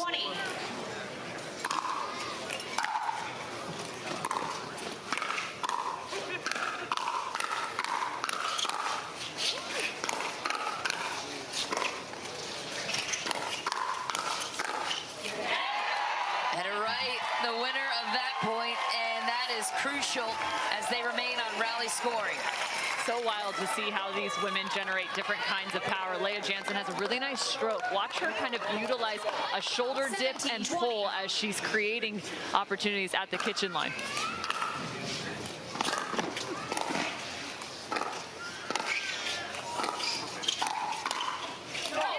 Wide for Megan Dazan. Serve returns to Jansen and Waters and a chance to finish it here.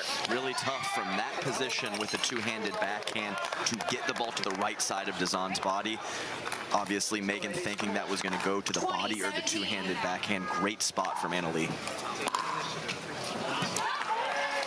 And a missed return is how this one will end. Annalie Waters and Leah Jansen, they even out the series, taking a crucial win in this women's doubles matchup.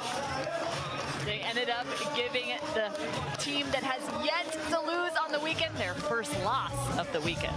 We will chat it over with Waters and Jansen after this.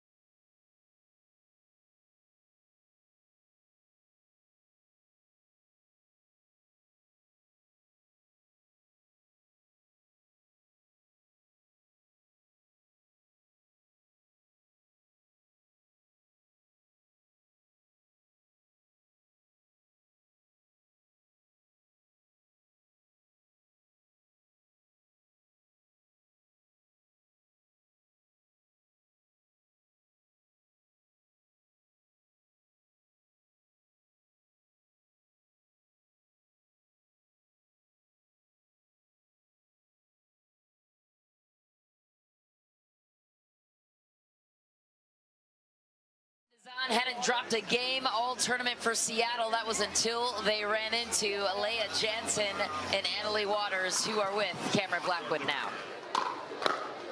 Thanks, Michelle. Yes, Annalie, you gave the Pioneer women their first loss of the weekend. What was key to success against them? Well, I think it's good we didn't know that before the match, but I think me and Leah play our best when we're aggressive and going out there and playing with no fear. And I think even though our men lost, we went out there, we knew we could win, and just kept that mindset through the whole game, just being super positive, talking to each other a lot and sticking to the game plan.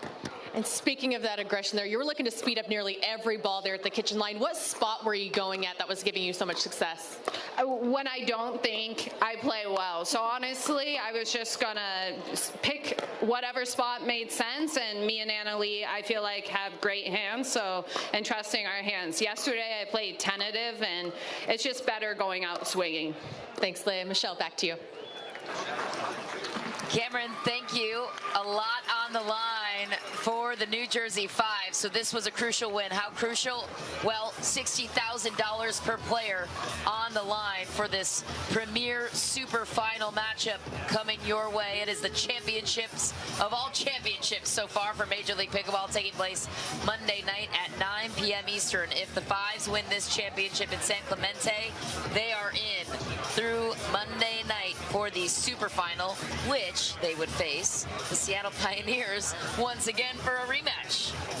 If Seattle wins this championship in San Clemente here tonight, it will be the LA Mad Drops for the super finals on Monday evening. You think they're having a watch party, ladies? Yeah. $60K on the line each, $80,000 per player.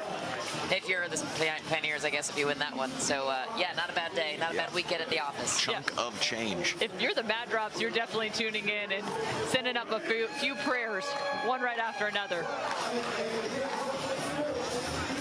Well, we have moved to mixed doubles now. Remember, the Fives won the toss, so they chose to react, which means they got to choose the matchup here when it comes to mixed doubles. Annalie Waters, 16 years old. She's been a professional pickleball player since she was 12. She is on pace to earn 7 figures this season, as it came out in a recent article, and she is one of a kind. And in mixed doubles, having her as your partner is unique in a lot of ways. Tyler Loom will look to counter him, but what is about Annalie Waters that makes her so challenging in mixed? We're going to 0-0. Annalie's not going to lose this. Ben's not going to lose the next one. Let's just start playing singles. Come on. This is the team that Seattle has struggled with all tournament long. Megan Duzan and Tyler Loom have dropped 3 games, at least so far in the tournament. Patrick Quinn and Waters will look to add another. Not a good start for Seattle. And we've been seeing it just from the women's doubles match now into this mixed doubles match, but it is an exhausting style of pickleball to have to face. It's daunting. You talked about it with Ben Johns, and it's the same in regards to Annalie Waters. When somebody's attacking you relentlessly and you have to make sure you're paying attention to those volleys up at the kitchen line, I mean, you have to stay mentally tough in those moments. It creates a lot of tension. A lot. It really does, and it's very uncomfortable.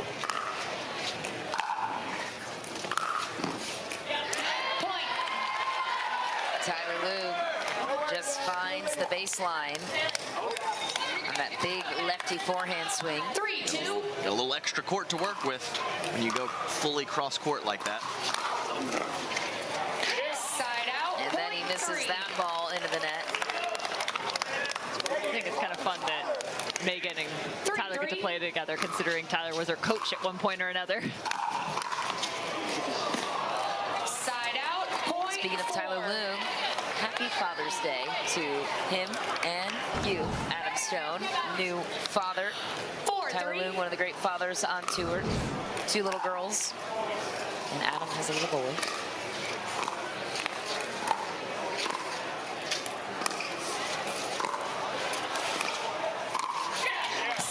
I do, and thank you for mentioning that, Michelle. I'm forgetting. I needed to sneak it in.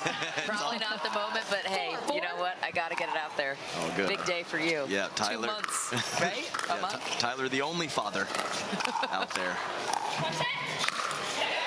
How about that finishing touch on Father's Day? Perfect timing. Attaboy, Loom.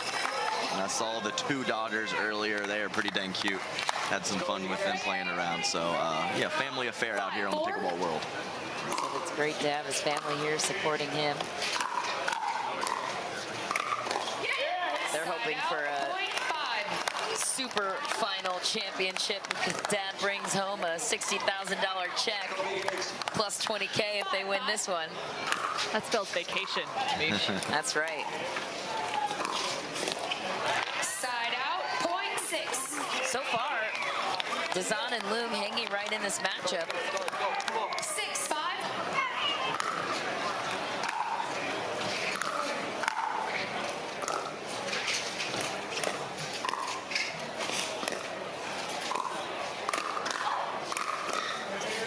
Oh, good grab from Loom, and then Annalie Waters pulls that out.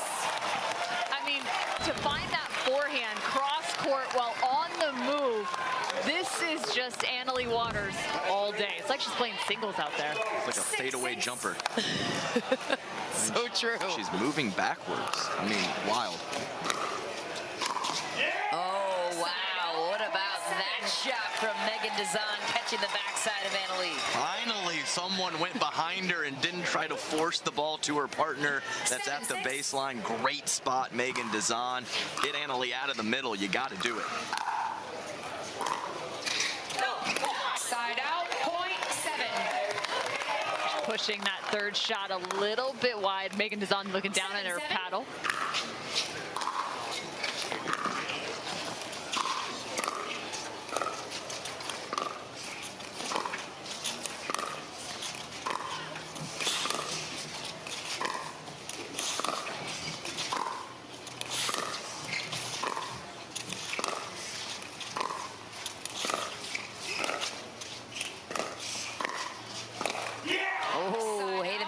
Reaches in. What patience, though, from Dazan.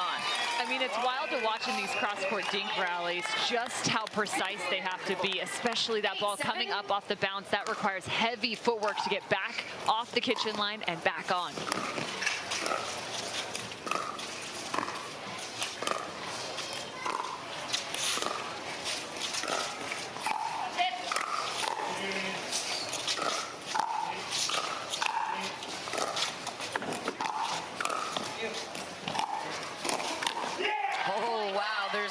To nothing Annalie Waters can't get, but she gets caught that time. Yeah, sneaky job by Dazan. I think everyone on the court thought she was going to let that ball bounce. She lunges forward at the last moment to sneakily take it out of the air and jam up Annalie Waters.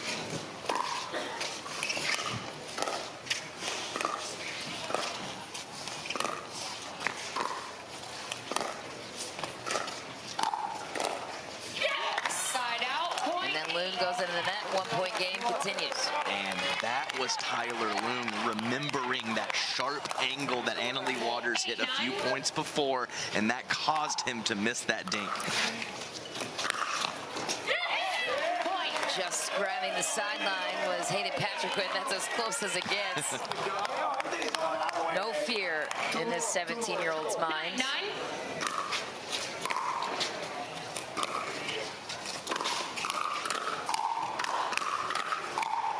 Wow, Loom countering against Annalie Waters.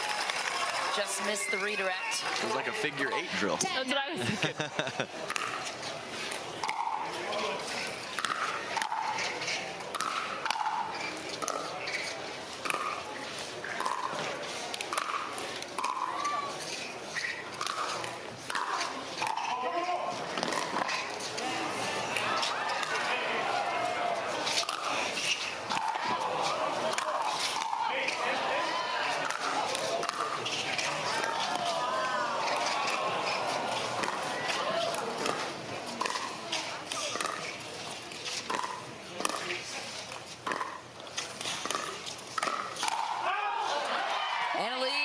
Cooks it, blasts it out of bounds. Seattle reaches 11 first, which means we'll have an end change. The plot thickens on championship court. Next to nobody put their money on Megan Dazan and Tyler Loom against Annalie Waters. We'll see how this one unfolds after this.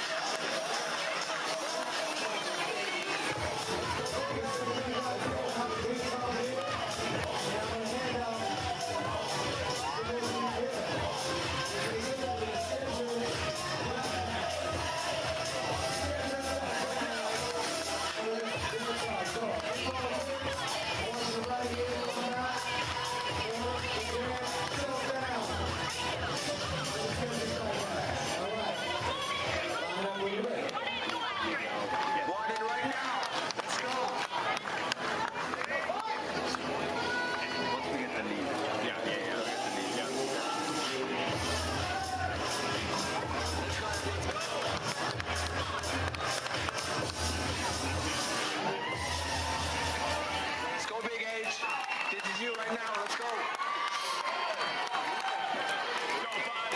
The crowd is rolling here in San Clemente, California for this championship matchup. And it's been as thrilling as we would expect so far.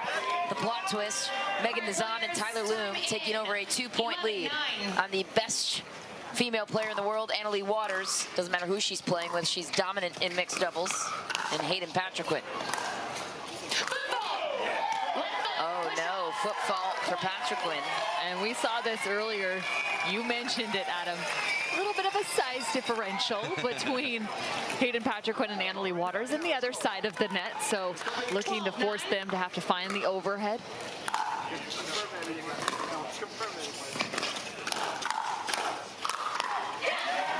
You set me up for my line there, Cam. Always lobbing this short guy. Unbelievable. I wish he would have made him pay. Unfortunately, he pushed out out of the kitchen. Happens to me too. Why for Patriquin? Annalie Waters says she likes it though. Yes, no, I caught that sound bite as well, and I concur. Why? Because he's being aggressive, he's stepping forward, he has a good look at the forehand, he just catches it early. So keep on keeping on, don't be results oriented, understand your strategy, and you were in a good spot there, and keep going for it.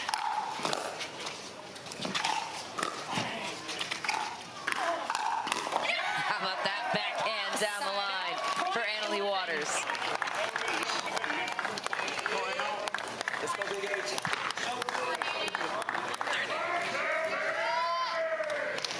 11-13.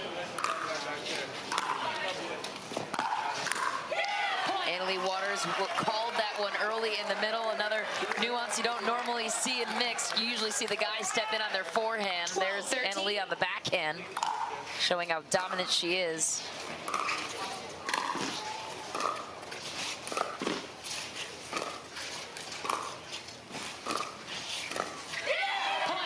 It's just really nice dinking from Hayden Patriquin right there, moving the ball around and looking for the middle. And Megan Dizon, whoa, that's not normal. Just saw her kind of huck that ball off her paddle to the other side of the net.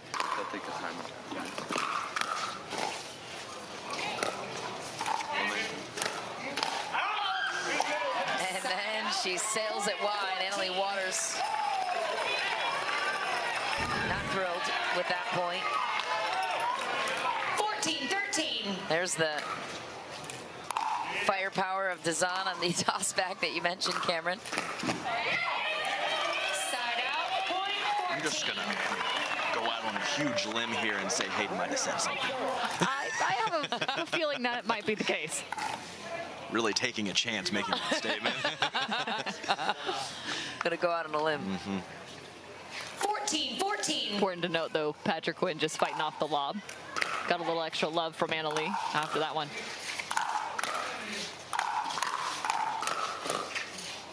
Wow.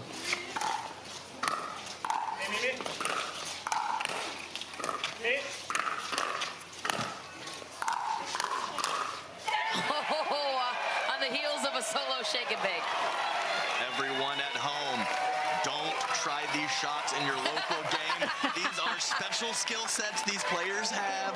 Please do not do what you just saw there. You will lose. Unbelievable athleticism out there. So good. Oh, just back for Patriquin. 15. I mean, they're shaking and baking the first 2 to 3 contacts. They get behind in the point, but they're already at the kitchen line, and then there's a beautiful reset to neutralize.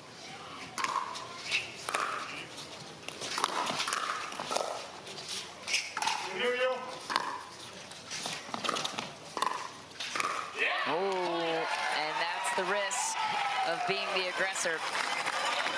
I'm still okay with it. I'm not going to say that was an obvious attack that he should do 100% of the time, but to flip that ball with the backhand, no problem with me.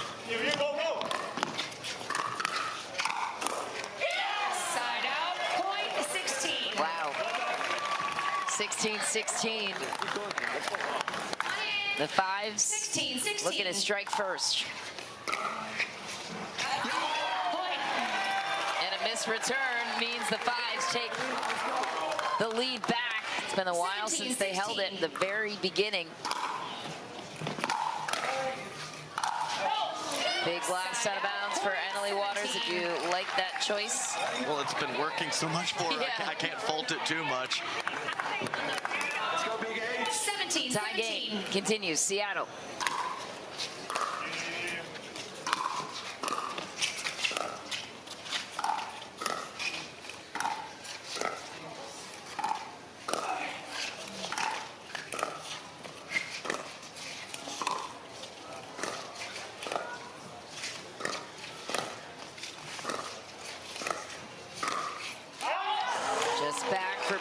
Quinn again, barely missing. Yeah, and I think that's about the third backhand we've kind of seen him reach overextend and get about 3 inches too long from the baseline.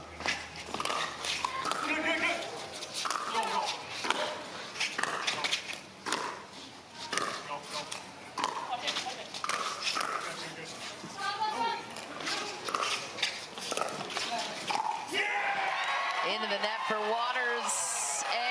Seattle now with a 2-point lead. Yeah, tough break for Annalie as she's coming over. Hayden Patrickman calling her off, but she was already fully committed.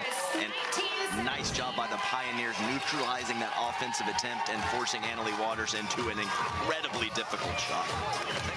What will happen here? How will New Jersey respond? Trailing by 2, but with the best female player on their side. Find out after this.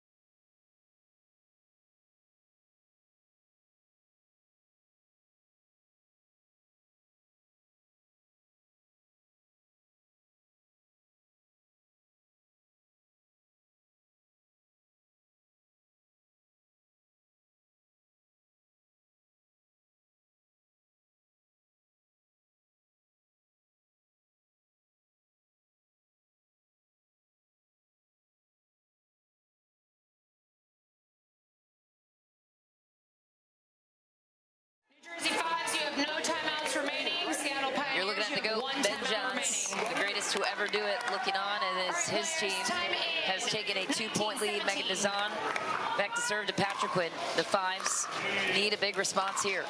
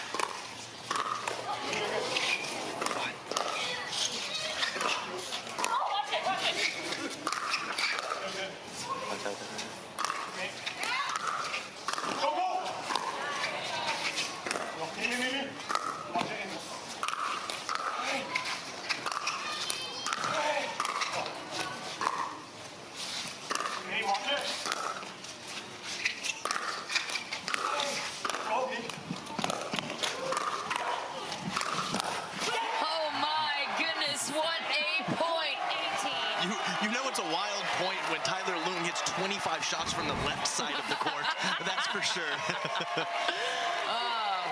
The amount of communication you just heard on the side of the Pioneers was unreal. Hayden Patrickman, though, you want to talk about some grit? He just stayed in that point, overhead after overhead after overhead. And he called Annalie Waters off one of those.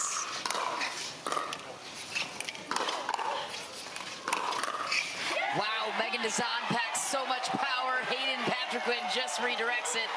And here come the New Jersey Fives. We are tied up 19 apiece. That's right. Someone takes a big swing, don't take a big swing back. Use their pace and power against them. Exactly what Big H does.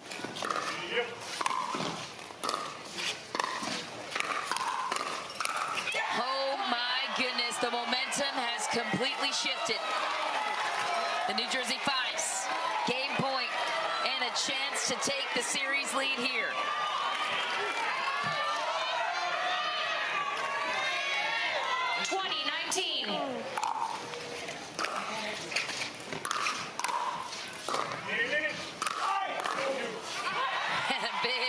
Swing from Loong, effective. I mean, Tyler Loong nearly just swung out of his own shoes. He had to tiptoe across the kitchen line. 19-20.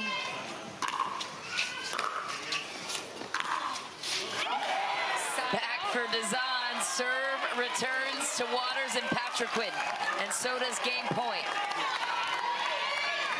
We're in the freeze, meaning rally, excuse me, side out scoring both sides.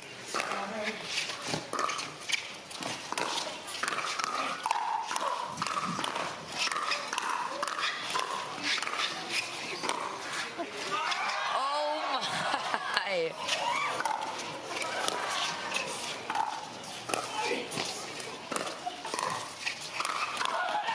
And the New Jersey Fives, they take a 2-1 series lead on Seattle, and it took everything from Dazan and Loong to let that one go. There's people flying, there's paddles flying. My goodness, what a last couple points from these two teams. They literally stole the momentum at 19-19 and snuck it out. How were they able to do it? We will chat it over with the winners next. A deflating loss for Seattle.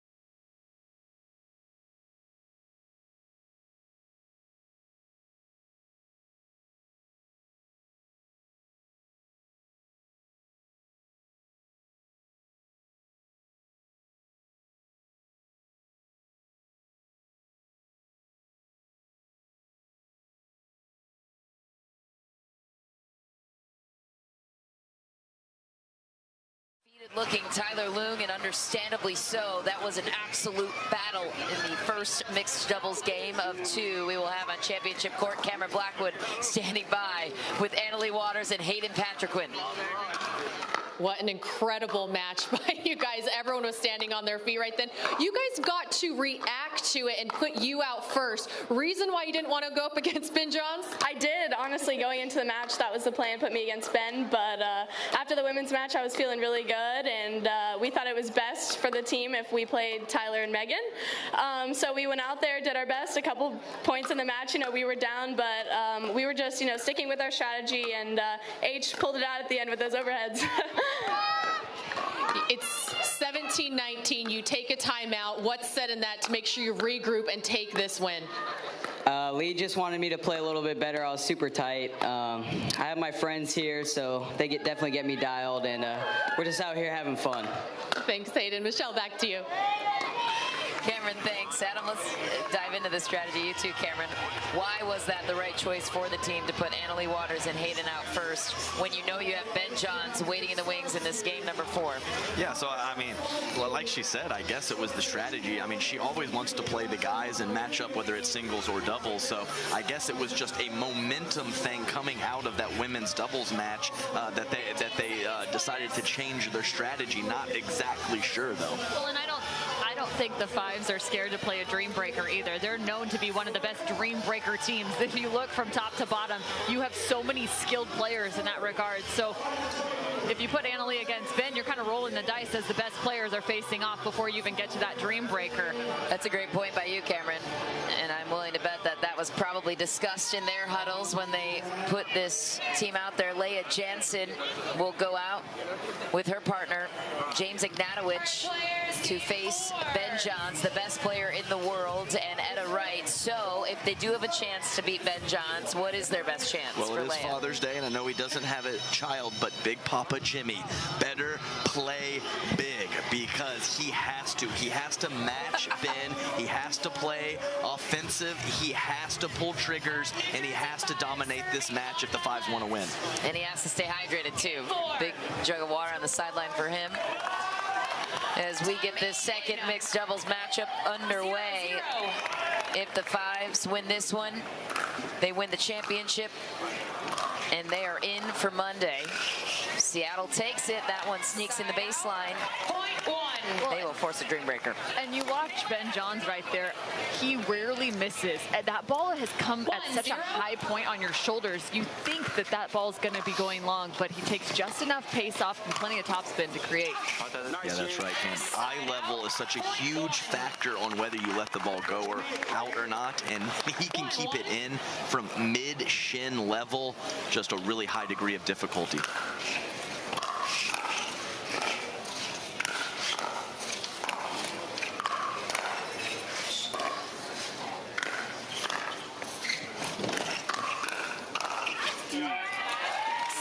Long for Leah.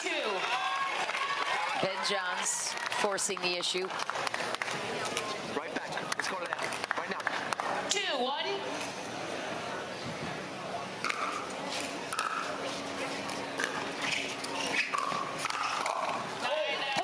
Into the net for Ignatowicz. And if you were to explain to people why Ben Johns is the best pickleball player in the world, if they had never seen his game before, what would you say after this serve?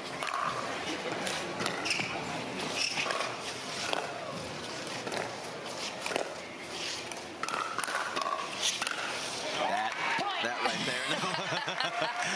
It's just anytime there is something that you know is difficult to do and someone makes it look so easy, it's just a special thing. He is never in a hurry, but he covers the court. He makes the right decisions. There's just no weaknesses in his game whatsoever, and he's very mentally tough as well. Big part of that has to be the positioning, right? Always in the right place at the right time. Takes the right swings, disciplined in his approach. And he's proficient in everything, right, Michelle? So oftentimes we'll talk about, well, maybe they don't have offense on their backhand side, or maybe their forehand they don't create as often. That's not the case with Ben Johns.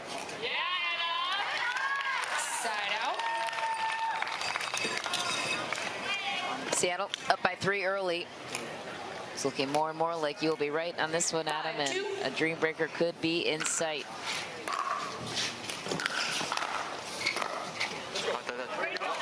Side out. Point 3. You can drive to bed too.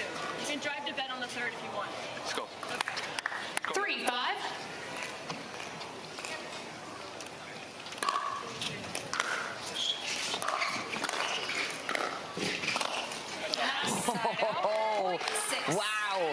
about the forearm strength to put that ball away? Ben Johns, again, utilizing that wrist, just so much pace created just from a slight flip. Side out, point 4. Well, we'll just label that a decent spot from Leah Jansen, freezing both opponents, neither one really even making a motion towards the ball. Great spot and deception from Leah Jansen.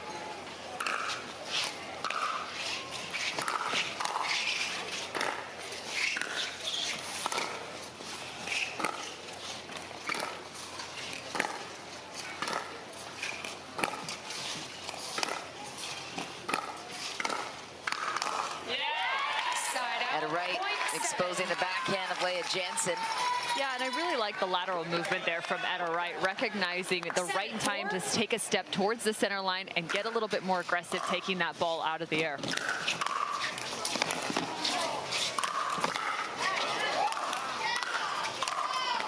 James Ignatowicz putting on a clinic. Just slapping it over and over, not holding back on any of those overheads. And yes, 2 points ago, we saw the speed up from Etta Wright. It's like she's a right side rock with power and offense. Just really a complete package over there on the right. And when you pair that with her being the complete package on the left in women's, just a great teammate to have.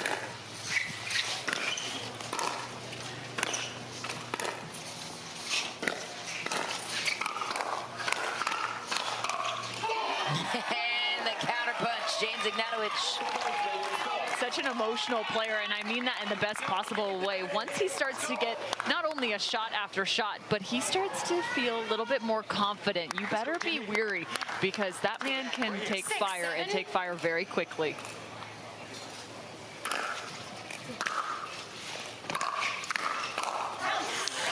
Long for Leah Jansen. Yes, to touch on what Cam said, I think when James Ignatowicz is playing at his absolute peak, he's not much different from Ben. He just doesn't do it consistently enough yet.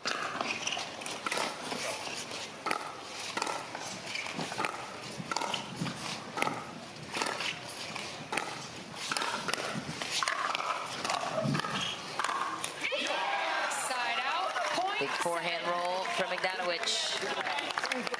This is tighter than maybe some would have expected it to be with Ben Johns on the other side. Into the net for Johns. We are all tied up.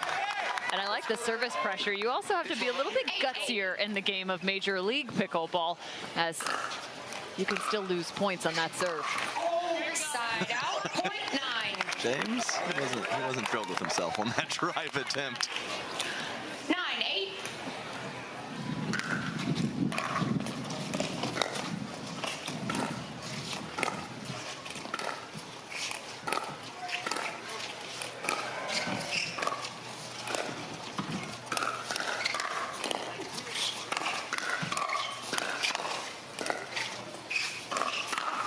There's Ben Johns. Just when you think you have him beat, he's everywhere. Etta Wright there to clean up what Ben Johns defended. Yeah, Etta Wright's so good. I thought she was going to whip that ball cross court, but to take it up the middle was just incredibly, just an incredible spot, and she hit it so clean as well. Pace and precision, so good.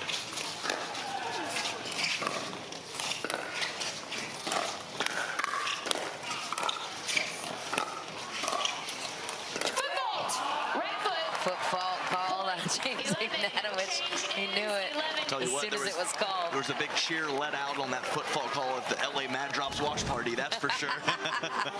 Seattle, the first team to 11, will change ends and step aside for a quick commercial break.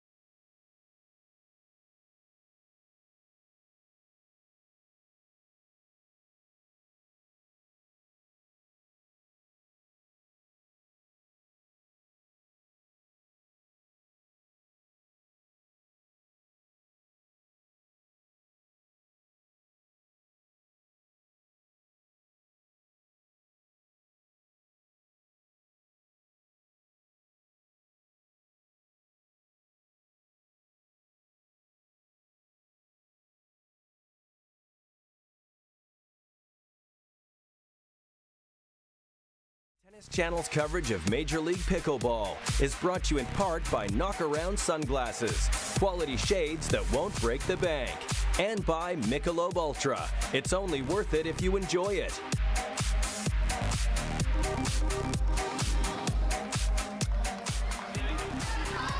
The New Jersey Fives looking to pull a comeback here. Tall task against Ben Johns. Once you give him an inch, he takes a mile. This guy is dangerous in any sort of situation. At a right has been rock solid to his right. Miss there for Ben Johns. If the Fives want to come back in this one, what do they have to do or continue doing on their side? 9-11.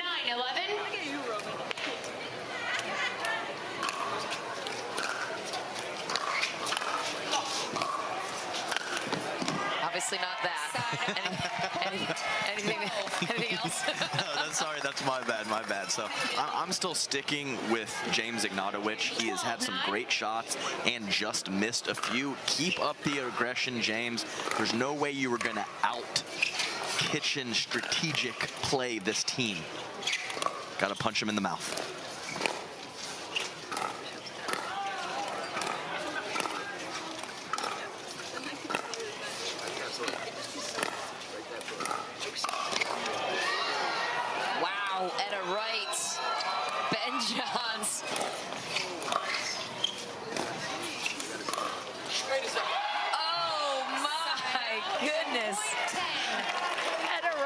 Ducked out of the way thinking that ball's going long, and somehow James finds the back corner.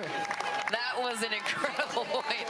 How Etta Wright and Ben Johns both made those plays to extend the rally is beyond me. That's what it takes these days, I guess.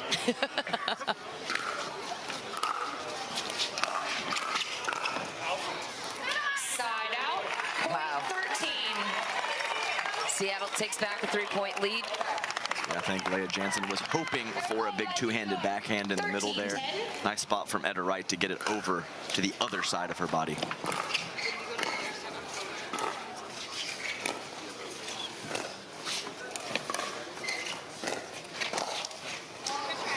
Jansen wanted the Ernie. She was working the backside of Ben Johns. Yeah, and it becomes really tough. She's looking for Ben's eyes to drop down and behind him. He did that, but it's an even better ball as he neutralized, sending that just enough back to the middle of the court. Down the line for Etta Wright. That was huge. A 5-point lead for Seattle. I mean, that's just a heck of a shot from Etta Wright.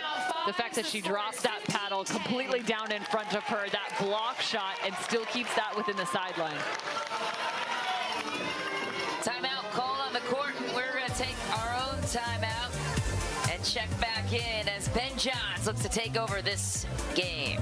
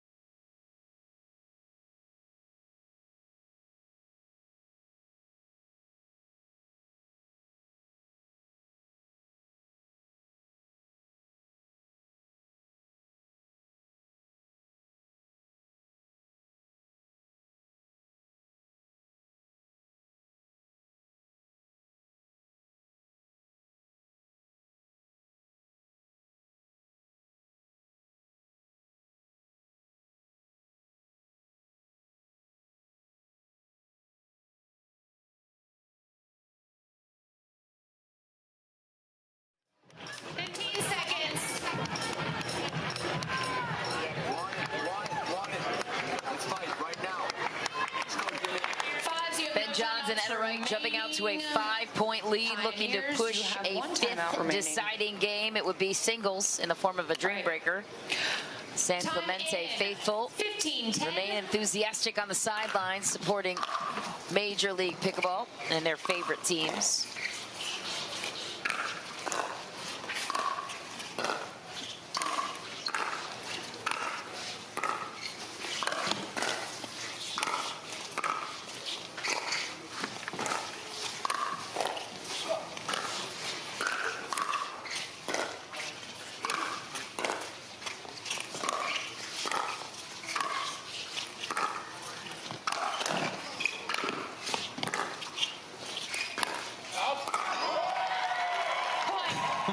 I told you guys we should have just started playing singles 30 minutes ago. The goats aren't going to lose. I mean, unbelievable scramble. It was 12, 15 or more shots that they dug out from incredible offense from the 5. Just too good, Pioneers. We've never seen a championship go to a dream breaker. That tells you how close this matchup is.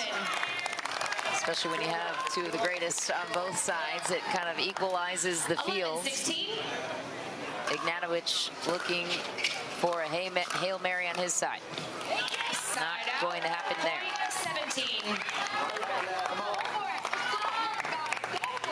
17-11.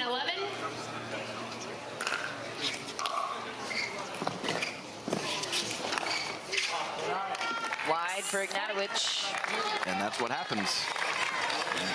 Force your opponents into going for too much when you get that many balls back. And I think early in this match, James would have put that in the court. At this point in the match, he went for too much.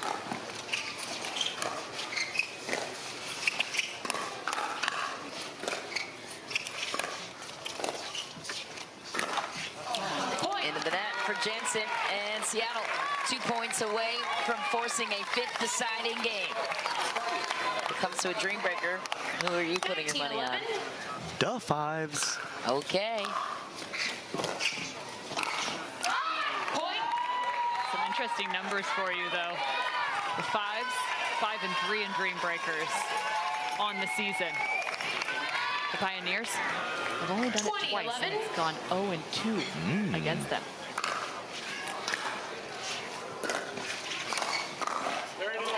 Because they're used to winning in straight games. Exactly, you're right. Correct. They've never been tested. And they have 2 non-full-time singles players in Etta Wright and Megan Dizon now. Plenty of talent, but not singles grinders. Rally scoring continues on the side of New Jersey, while Seattle is frozen on 20 until they can win it on their serve.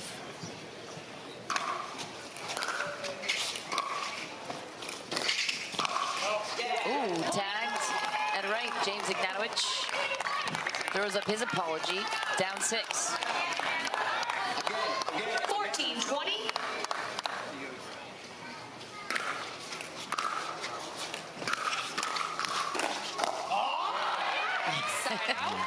Reaction pretty much says it all. Yeah, sometimes just a little too much. James Ignatowicz trying to drop that down, stay the aggressor through the middle. Game point for Seattle.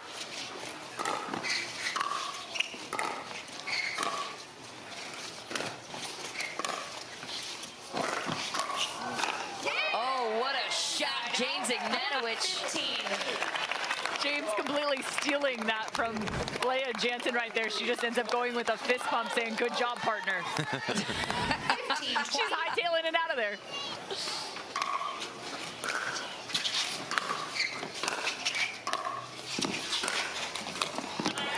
Ben Johns, a clean winner to the corner. Just when you think you have him read, he goes the other direction at the last second.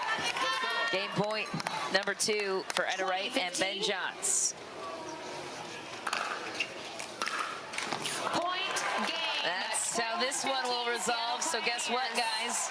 Bonus pickleball coming around the corner. Ben Johns and Etta Wright, they clean up, winning this one 21-15. So we will go into the singles rounds after this short break.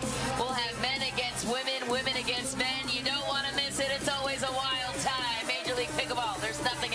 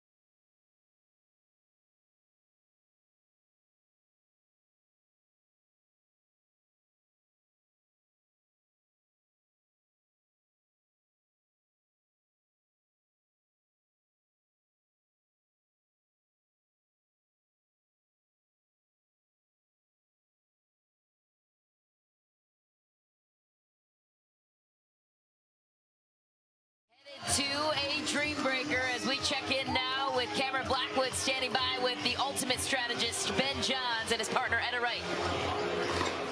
Thanks, Michelle. Etta, not much emotion on your guys' side. You're very calm and collected, but how confident were you that you could take this win and send it to a dream breaker? I think just knowing that Ben is on my side, I think that's really helpful. That helps me be confident, so yeah. I know you're used to jumping into singles, doubles, mixed, but what are you going to tell your team here in order to switch this mentality? Hey, we've been playing great all week, so we can carry that over into singles. Just do what you've been doing, hit some big ground strokes, and maybe hit some lines too. Michelle, we're heading to a dream breaker. We sure are. We will see how Ben will lay out his roster. They get to react to what the New Jersey Fives have to play their hand first.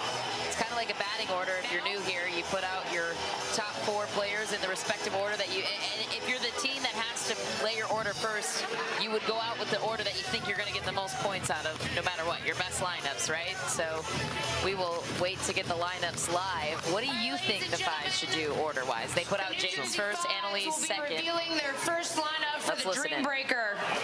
Annalie, who is your first selection? James Ignatowicz against Ben Johns. Annalie versus Tyler Loong. Hayden Patriquin versus Megan Dizon. And that leaves Leia versus Etta. I don't know why I said James. Sorry. It's Courtney Johnson, our lead referee here for Major League Pickleball.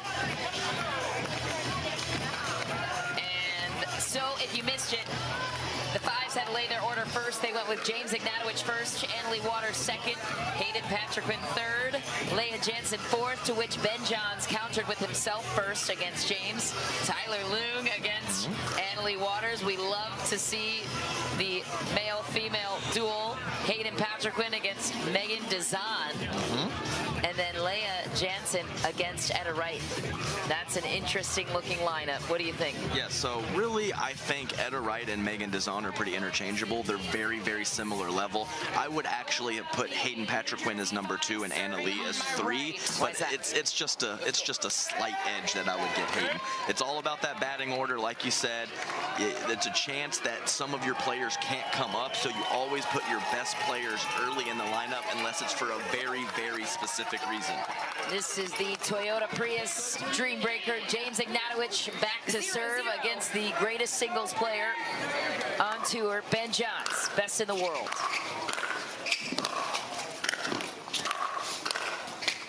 Safe to say Ben Johns needs to win every point in this rotation. He gets 4 chances. And James Ignatowicz is definitely not a slouch in the game of singles. This is a guy that has titles to his name. He is phenomenal on the singles court. But you have to imagine there's got to be a little bit of nerves out there.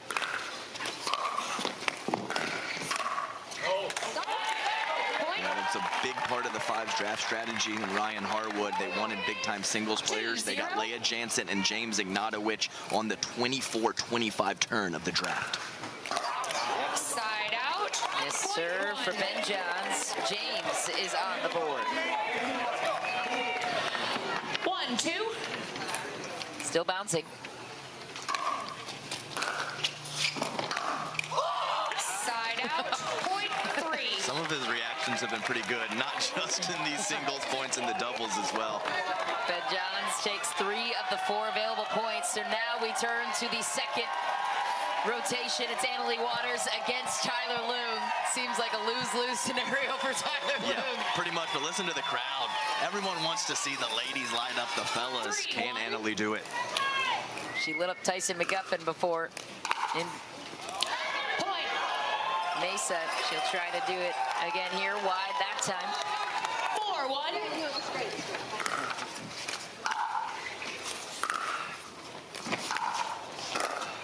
Oh, what deception from Tyler Loong. Well, we've been talking about that same shot in his doubles game all day long. He pulls it out in the singles as well.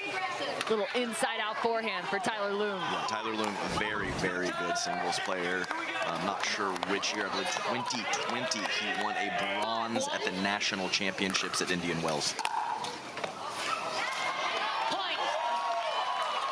Just back for Annalie Waters on the return.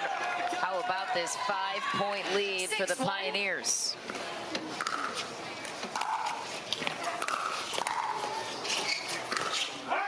Tyler Loon cleans up. He gets all 4 points in his rotation.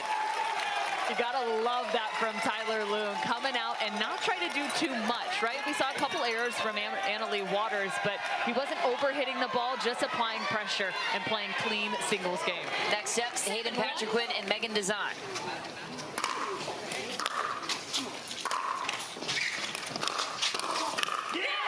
Here's where the fives could make up some ground, but Design running away with point number 1 in her rotation. Wow, I thought these were the best 2 matchups for the fives, and I want to correct myself. It was a silver medal for Tyler Loon, not bronze. I apologize. Apology accepted, Adam. I'm going to be curious to see if Hayden stays at the baseline. You saw in the last Dream Breaker they played in the semifinals, he kind of stayed steady on that backhand side, waited for his opportunity to come forward. 2-8.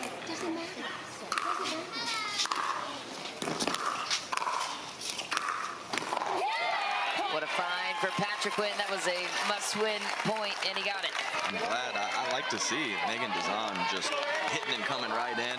I like it. She has the wingspan, a huge factor in singles pickleball at the kitchen line. She's been training in singles as well, playing a couple of PPA events in singles to improve her positioning in this very moment. Now comes Etta Wright and Leah Jansen. 9-3. This is an absolutely huge matchup. Clear cut and number 2 singles player in the world, Leah Jansen. Oh my goodness, and then Etta Wright does that. Yeah, this is not 2 out of 3 side-out scoring. This is the Dream Breaker. It is special. It is a unique format, and anything can happen 4 points at a time. 10-3.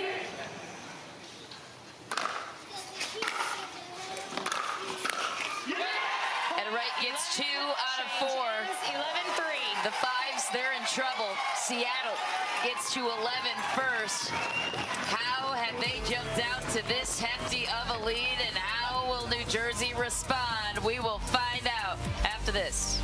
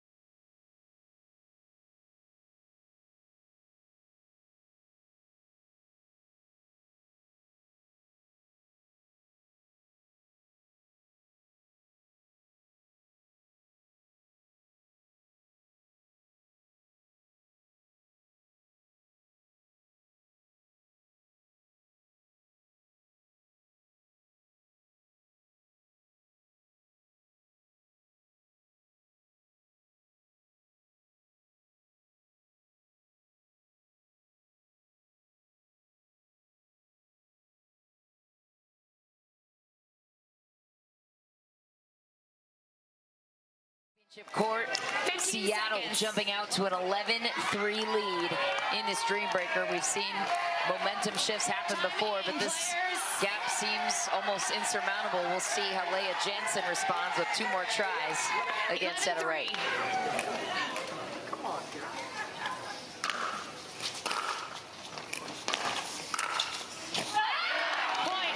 Wide for Leah. That's 3 strikes for Etta Wright on her forehand side where she has done damage. If I'm Leah Jansen, I might look to that backhand side of Wright.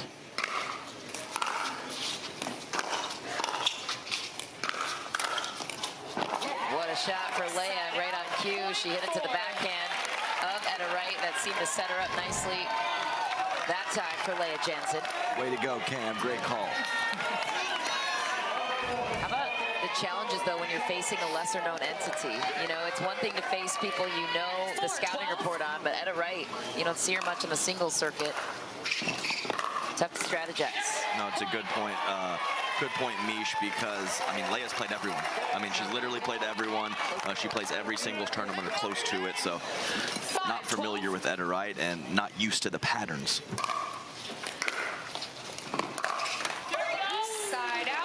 That's the second time James has just missed that open stance forehand, trying to go up the line short. Something to pay attention to as he's chasing that ball.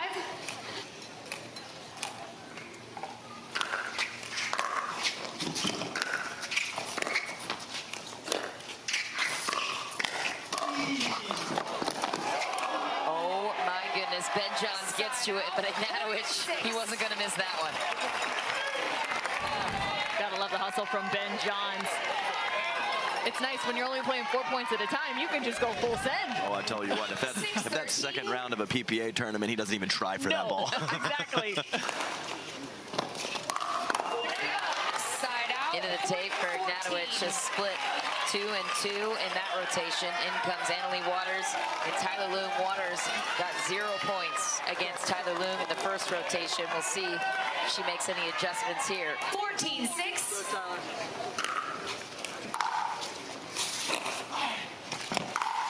Wow, Loom protecting that forehand, so Waters goes wide on the backhand. Yeah, I mean, that's pretty much a layup. Pretty terrible approach shot from Tyler Loom, and I'm comfortable saying terrible because he did so good on the previous 4 points.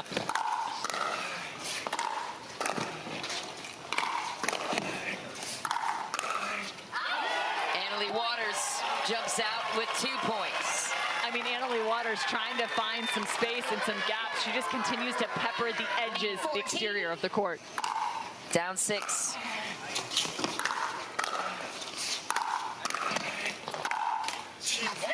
Now they're only down 5. Anything is possible. Annalie with 3. Yeah, that was fortunate. Point before, Tyler Loom just couldn't get a crisp enough volley, and that last one clipping the tape going right over his paddle. Tough break.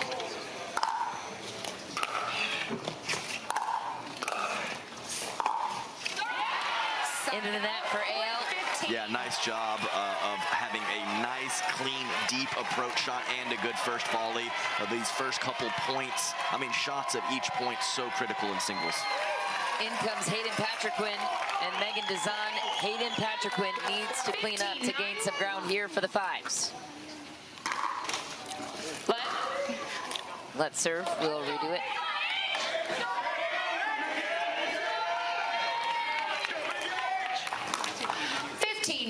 Megan got 2 on Hayden last time.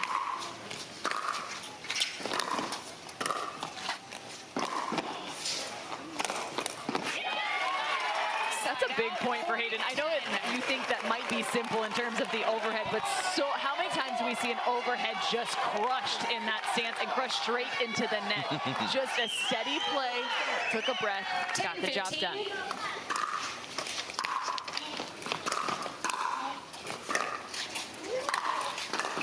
What a shot from Megan Dezan, counter-punching on her overhead.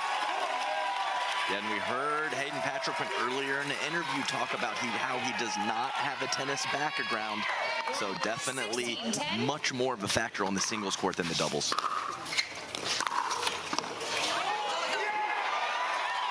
Side out. Ball was called wide by Patriquin. I mean, he could have gotten to that ball, it seems like, so a challenge, an obvious challenge. Your out call?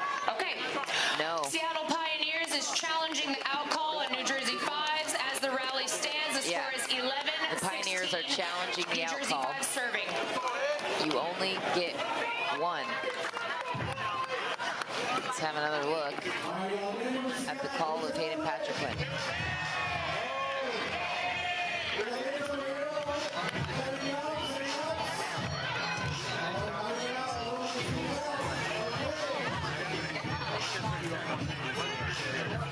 Here's another look. Oh boy. Oh no, I don't envy the jobs of the referees here. Oh, okay. Do you think the camera angle, like straight up the line, is there a possibility, Adam? I don't know. I'm gonna say out very, very not confidently. I was gonna say, could you whisper that anymore? Wow, this would be a huge swing of momentum. Scoreline looks a lot different at 17-10 and 11-16 when you still have a chance. That's Seattle though. Let's have the verdict on the call. Review, the ball was in. The call is overturned. Oh. Ball was called in. Megan Dezan takes back what she feels like she earned. Now takes a 2-1 point edge. This is the final point in the rotation between these two. Pioneers still has one. We will resume play 17-10. All right, players, time in. 17-10.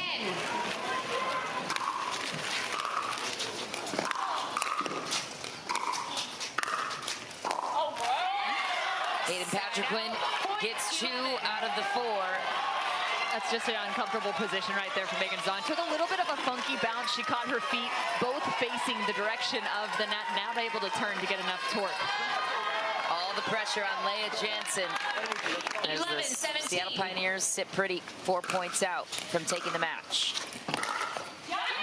Big winner down the line, opening point.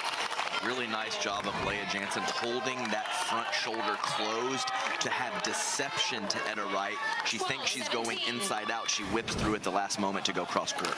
I got you on. Wide, and Leah Jansen already beat her point total from the last rotation. She only got 1 against Etta in the first round. Well, and you're starting to see that pattern. So that first ball goes to the backhand side, then she moves Etta to the forehand side.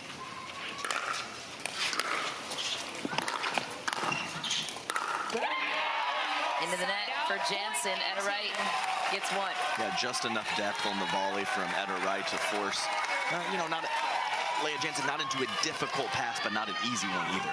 18-13.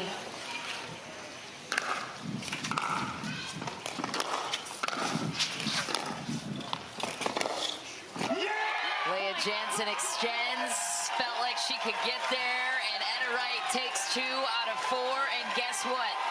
Back to Ben Johns, and this is a very dangerous situation for the New Jersey Fives. Ben Johns could seal it here. Championship on the line, $100,000 for his team. 19-13. 2 points away.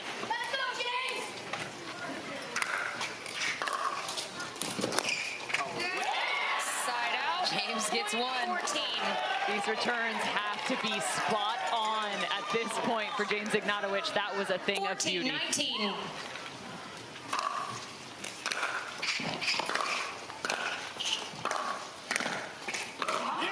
Ben Johns and the backhand flick. 20.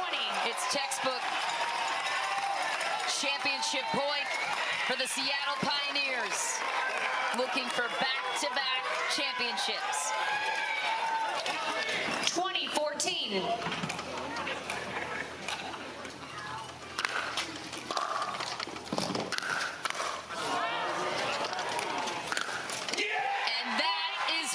Seattle Pioneers will take their second straight championship on the paddle of their hero. Ben Johns wins it all in the first ever MLP championship Dreambreaker.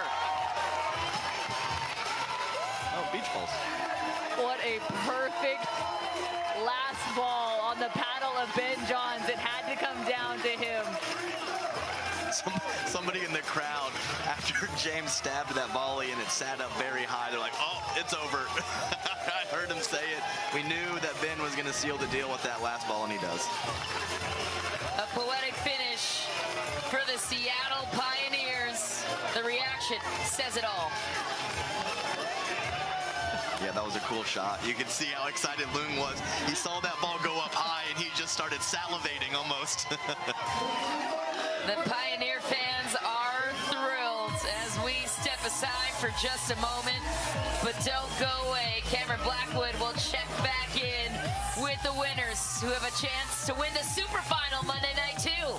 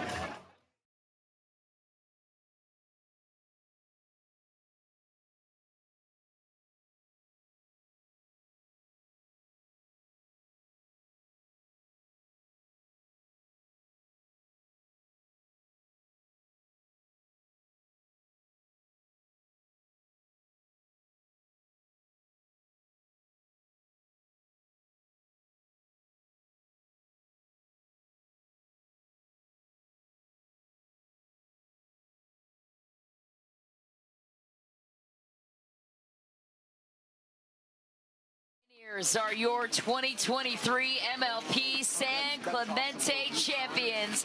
Back-to-back championships for Ben Johns and the Pioneers as we throw it down to Cameron Blackwood for the championship ceremony.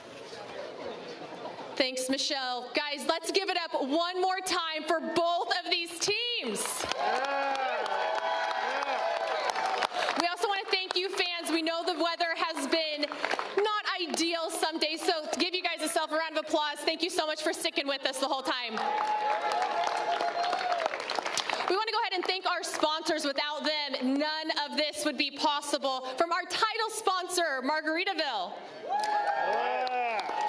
Michelob Ultra, Cirkul, Toyota Prius, Sunday Swagger, Grillo Pickles, Dulce Vida Tequila, Hospital for Special Surgery, OS First Socks, Skechers, Knockaround sunglasses, Pro XR Pickleball, Aura Organic, Fromith Pickleball, Pickleball United, and Duper, the only universal pickleball rating system. And none of this would be possible without these amazing people standing next to me right now. The founder of MLP, Steve Kuhn. We have the mayor of San Clemente, Chris Duncan.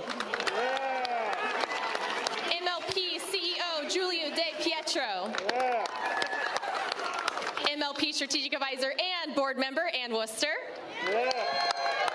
MLP Commissioner, Brooks Wiley. And we have the CMO of Margaritaville, Tamara Baldanza Decker. Few words here from our founder, Steve Kuhn. Well, first of all, thank you, San Clemente. Thank you, Mayor. Of course. Thank you to Lifetime Fitness for this amazing facility. Thank you to you crazy, awesome fans all weekend. Thank you to the players who played so well and dedicate so much of their life and time to being as awesome as they are. And finally, thank you to everyone who's helping build this sport stronger every day. Thank you so much. We have a few words here from Mayor Chris Duncan. Well, Cameron, first of all, if you're wondering what I'm wearing, this is called the San Clemente tuxedo. This is how we do it here. Let's hear it, San Clemente. That's right, and I know Ben calls us the pros spot, his favorite place to play. That's because San Clemente is the pickleball capital of the world, and we're incredibly, yeah, that's right, you can cheer for that, baby. Woo! And we are very proud to host MLP in the inaugural tournament here. We can't wait for next year already. Great finals, a lot of dream breakers, which is always getting everybody hanging on the tip of their toes. So great tournament, and thanks everybody for coming. I promise better weather in December, Steve. Promise it. Thank you so much, Mayor. Now we're going to bring up our runner-ups, the New Jersey Fives.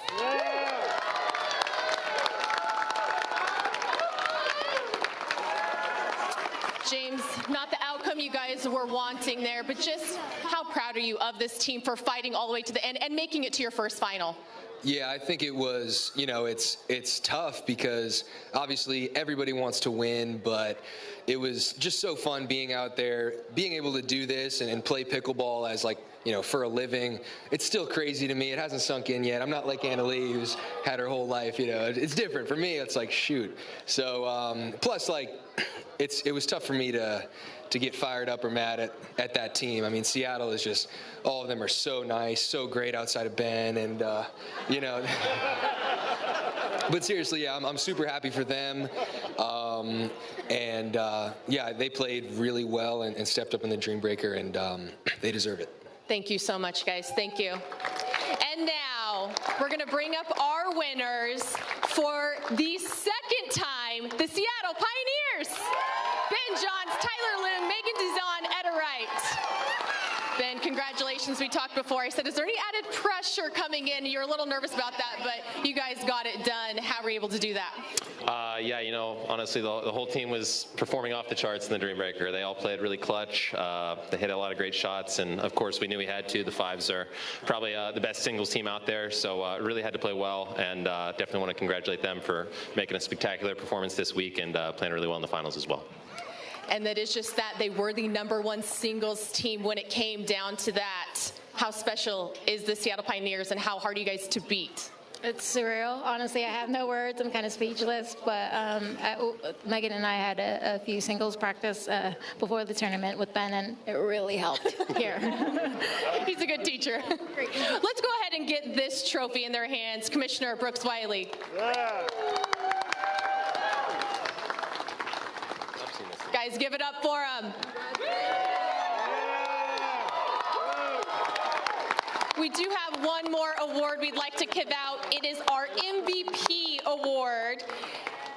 The Premier Level MVP gets a 7-day, 6-night stay plus airfare with a guest of their choice to a luxury all-inclusive Margaritaville Beach Resort. These include Cap Cana, Dominican Republic, Riviera Maya, Mexico, Cancun, Mexico, and of course is gifted by our title sponsor, Margaritaville. This is going to be handed out by the CMO, Tamara Baldanza Decker. This MVP goes to someone who wore 2 hats this weekend, coach and player. He is the best player in the world, undeniably. No matter what event, what tour he's playing, he gets it done. Give it up for Ben Johns.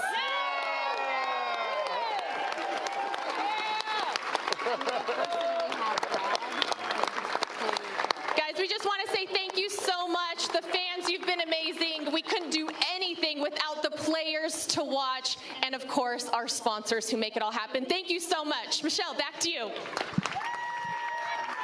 Wow, what a moment, what a ceremony, Cameron. Thanks so much. Ben Johns, undeniably the best player in the world, as Cameron said, Adam, but this was special for many reasons, especially for a player like Tyler. Absolutely. Tyler Leung, the longest tenured pro player of the 8 players in the final at this stage of his career, to get back-to-back finals. Great accomplishment from him. Yeah, and I just got to go hats off to Etta Wright and Megan Zahn. They played so well all weekend long, but Etta Wright stepping up big time in that Dream Breaker. She's my 2nd MVP. Both players had a gold medal to their name this season. Now they add another MLP championship title to their record. The Seattle Pioneers are back-to-back champions, and guess what? They're back in action with us tomorrow night for the Premier Super Final against the LA Mad Drops. That one will be on ESPN2, and the Challenger Super Final right here on T2. The Bay Area Breakers squaring off against the Chicago Slice. What a run, what a dream breaker. For Cameron Blackwood, Adam Stone, Cameron Irwin, I'm Michelle McMahon saying so long from San Clemente. Enjoy your night. We'll see you tomorrow.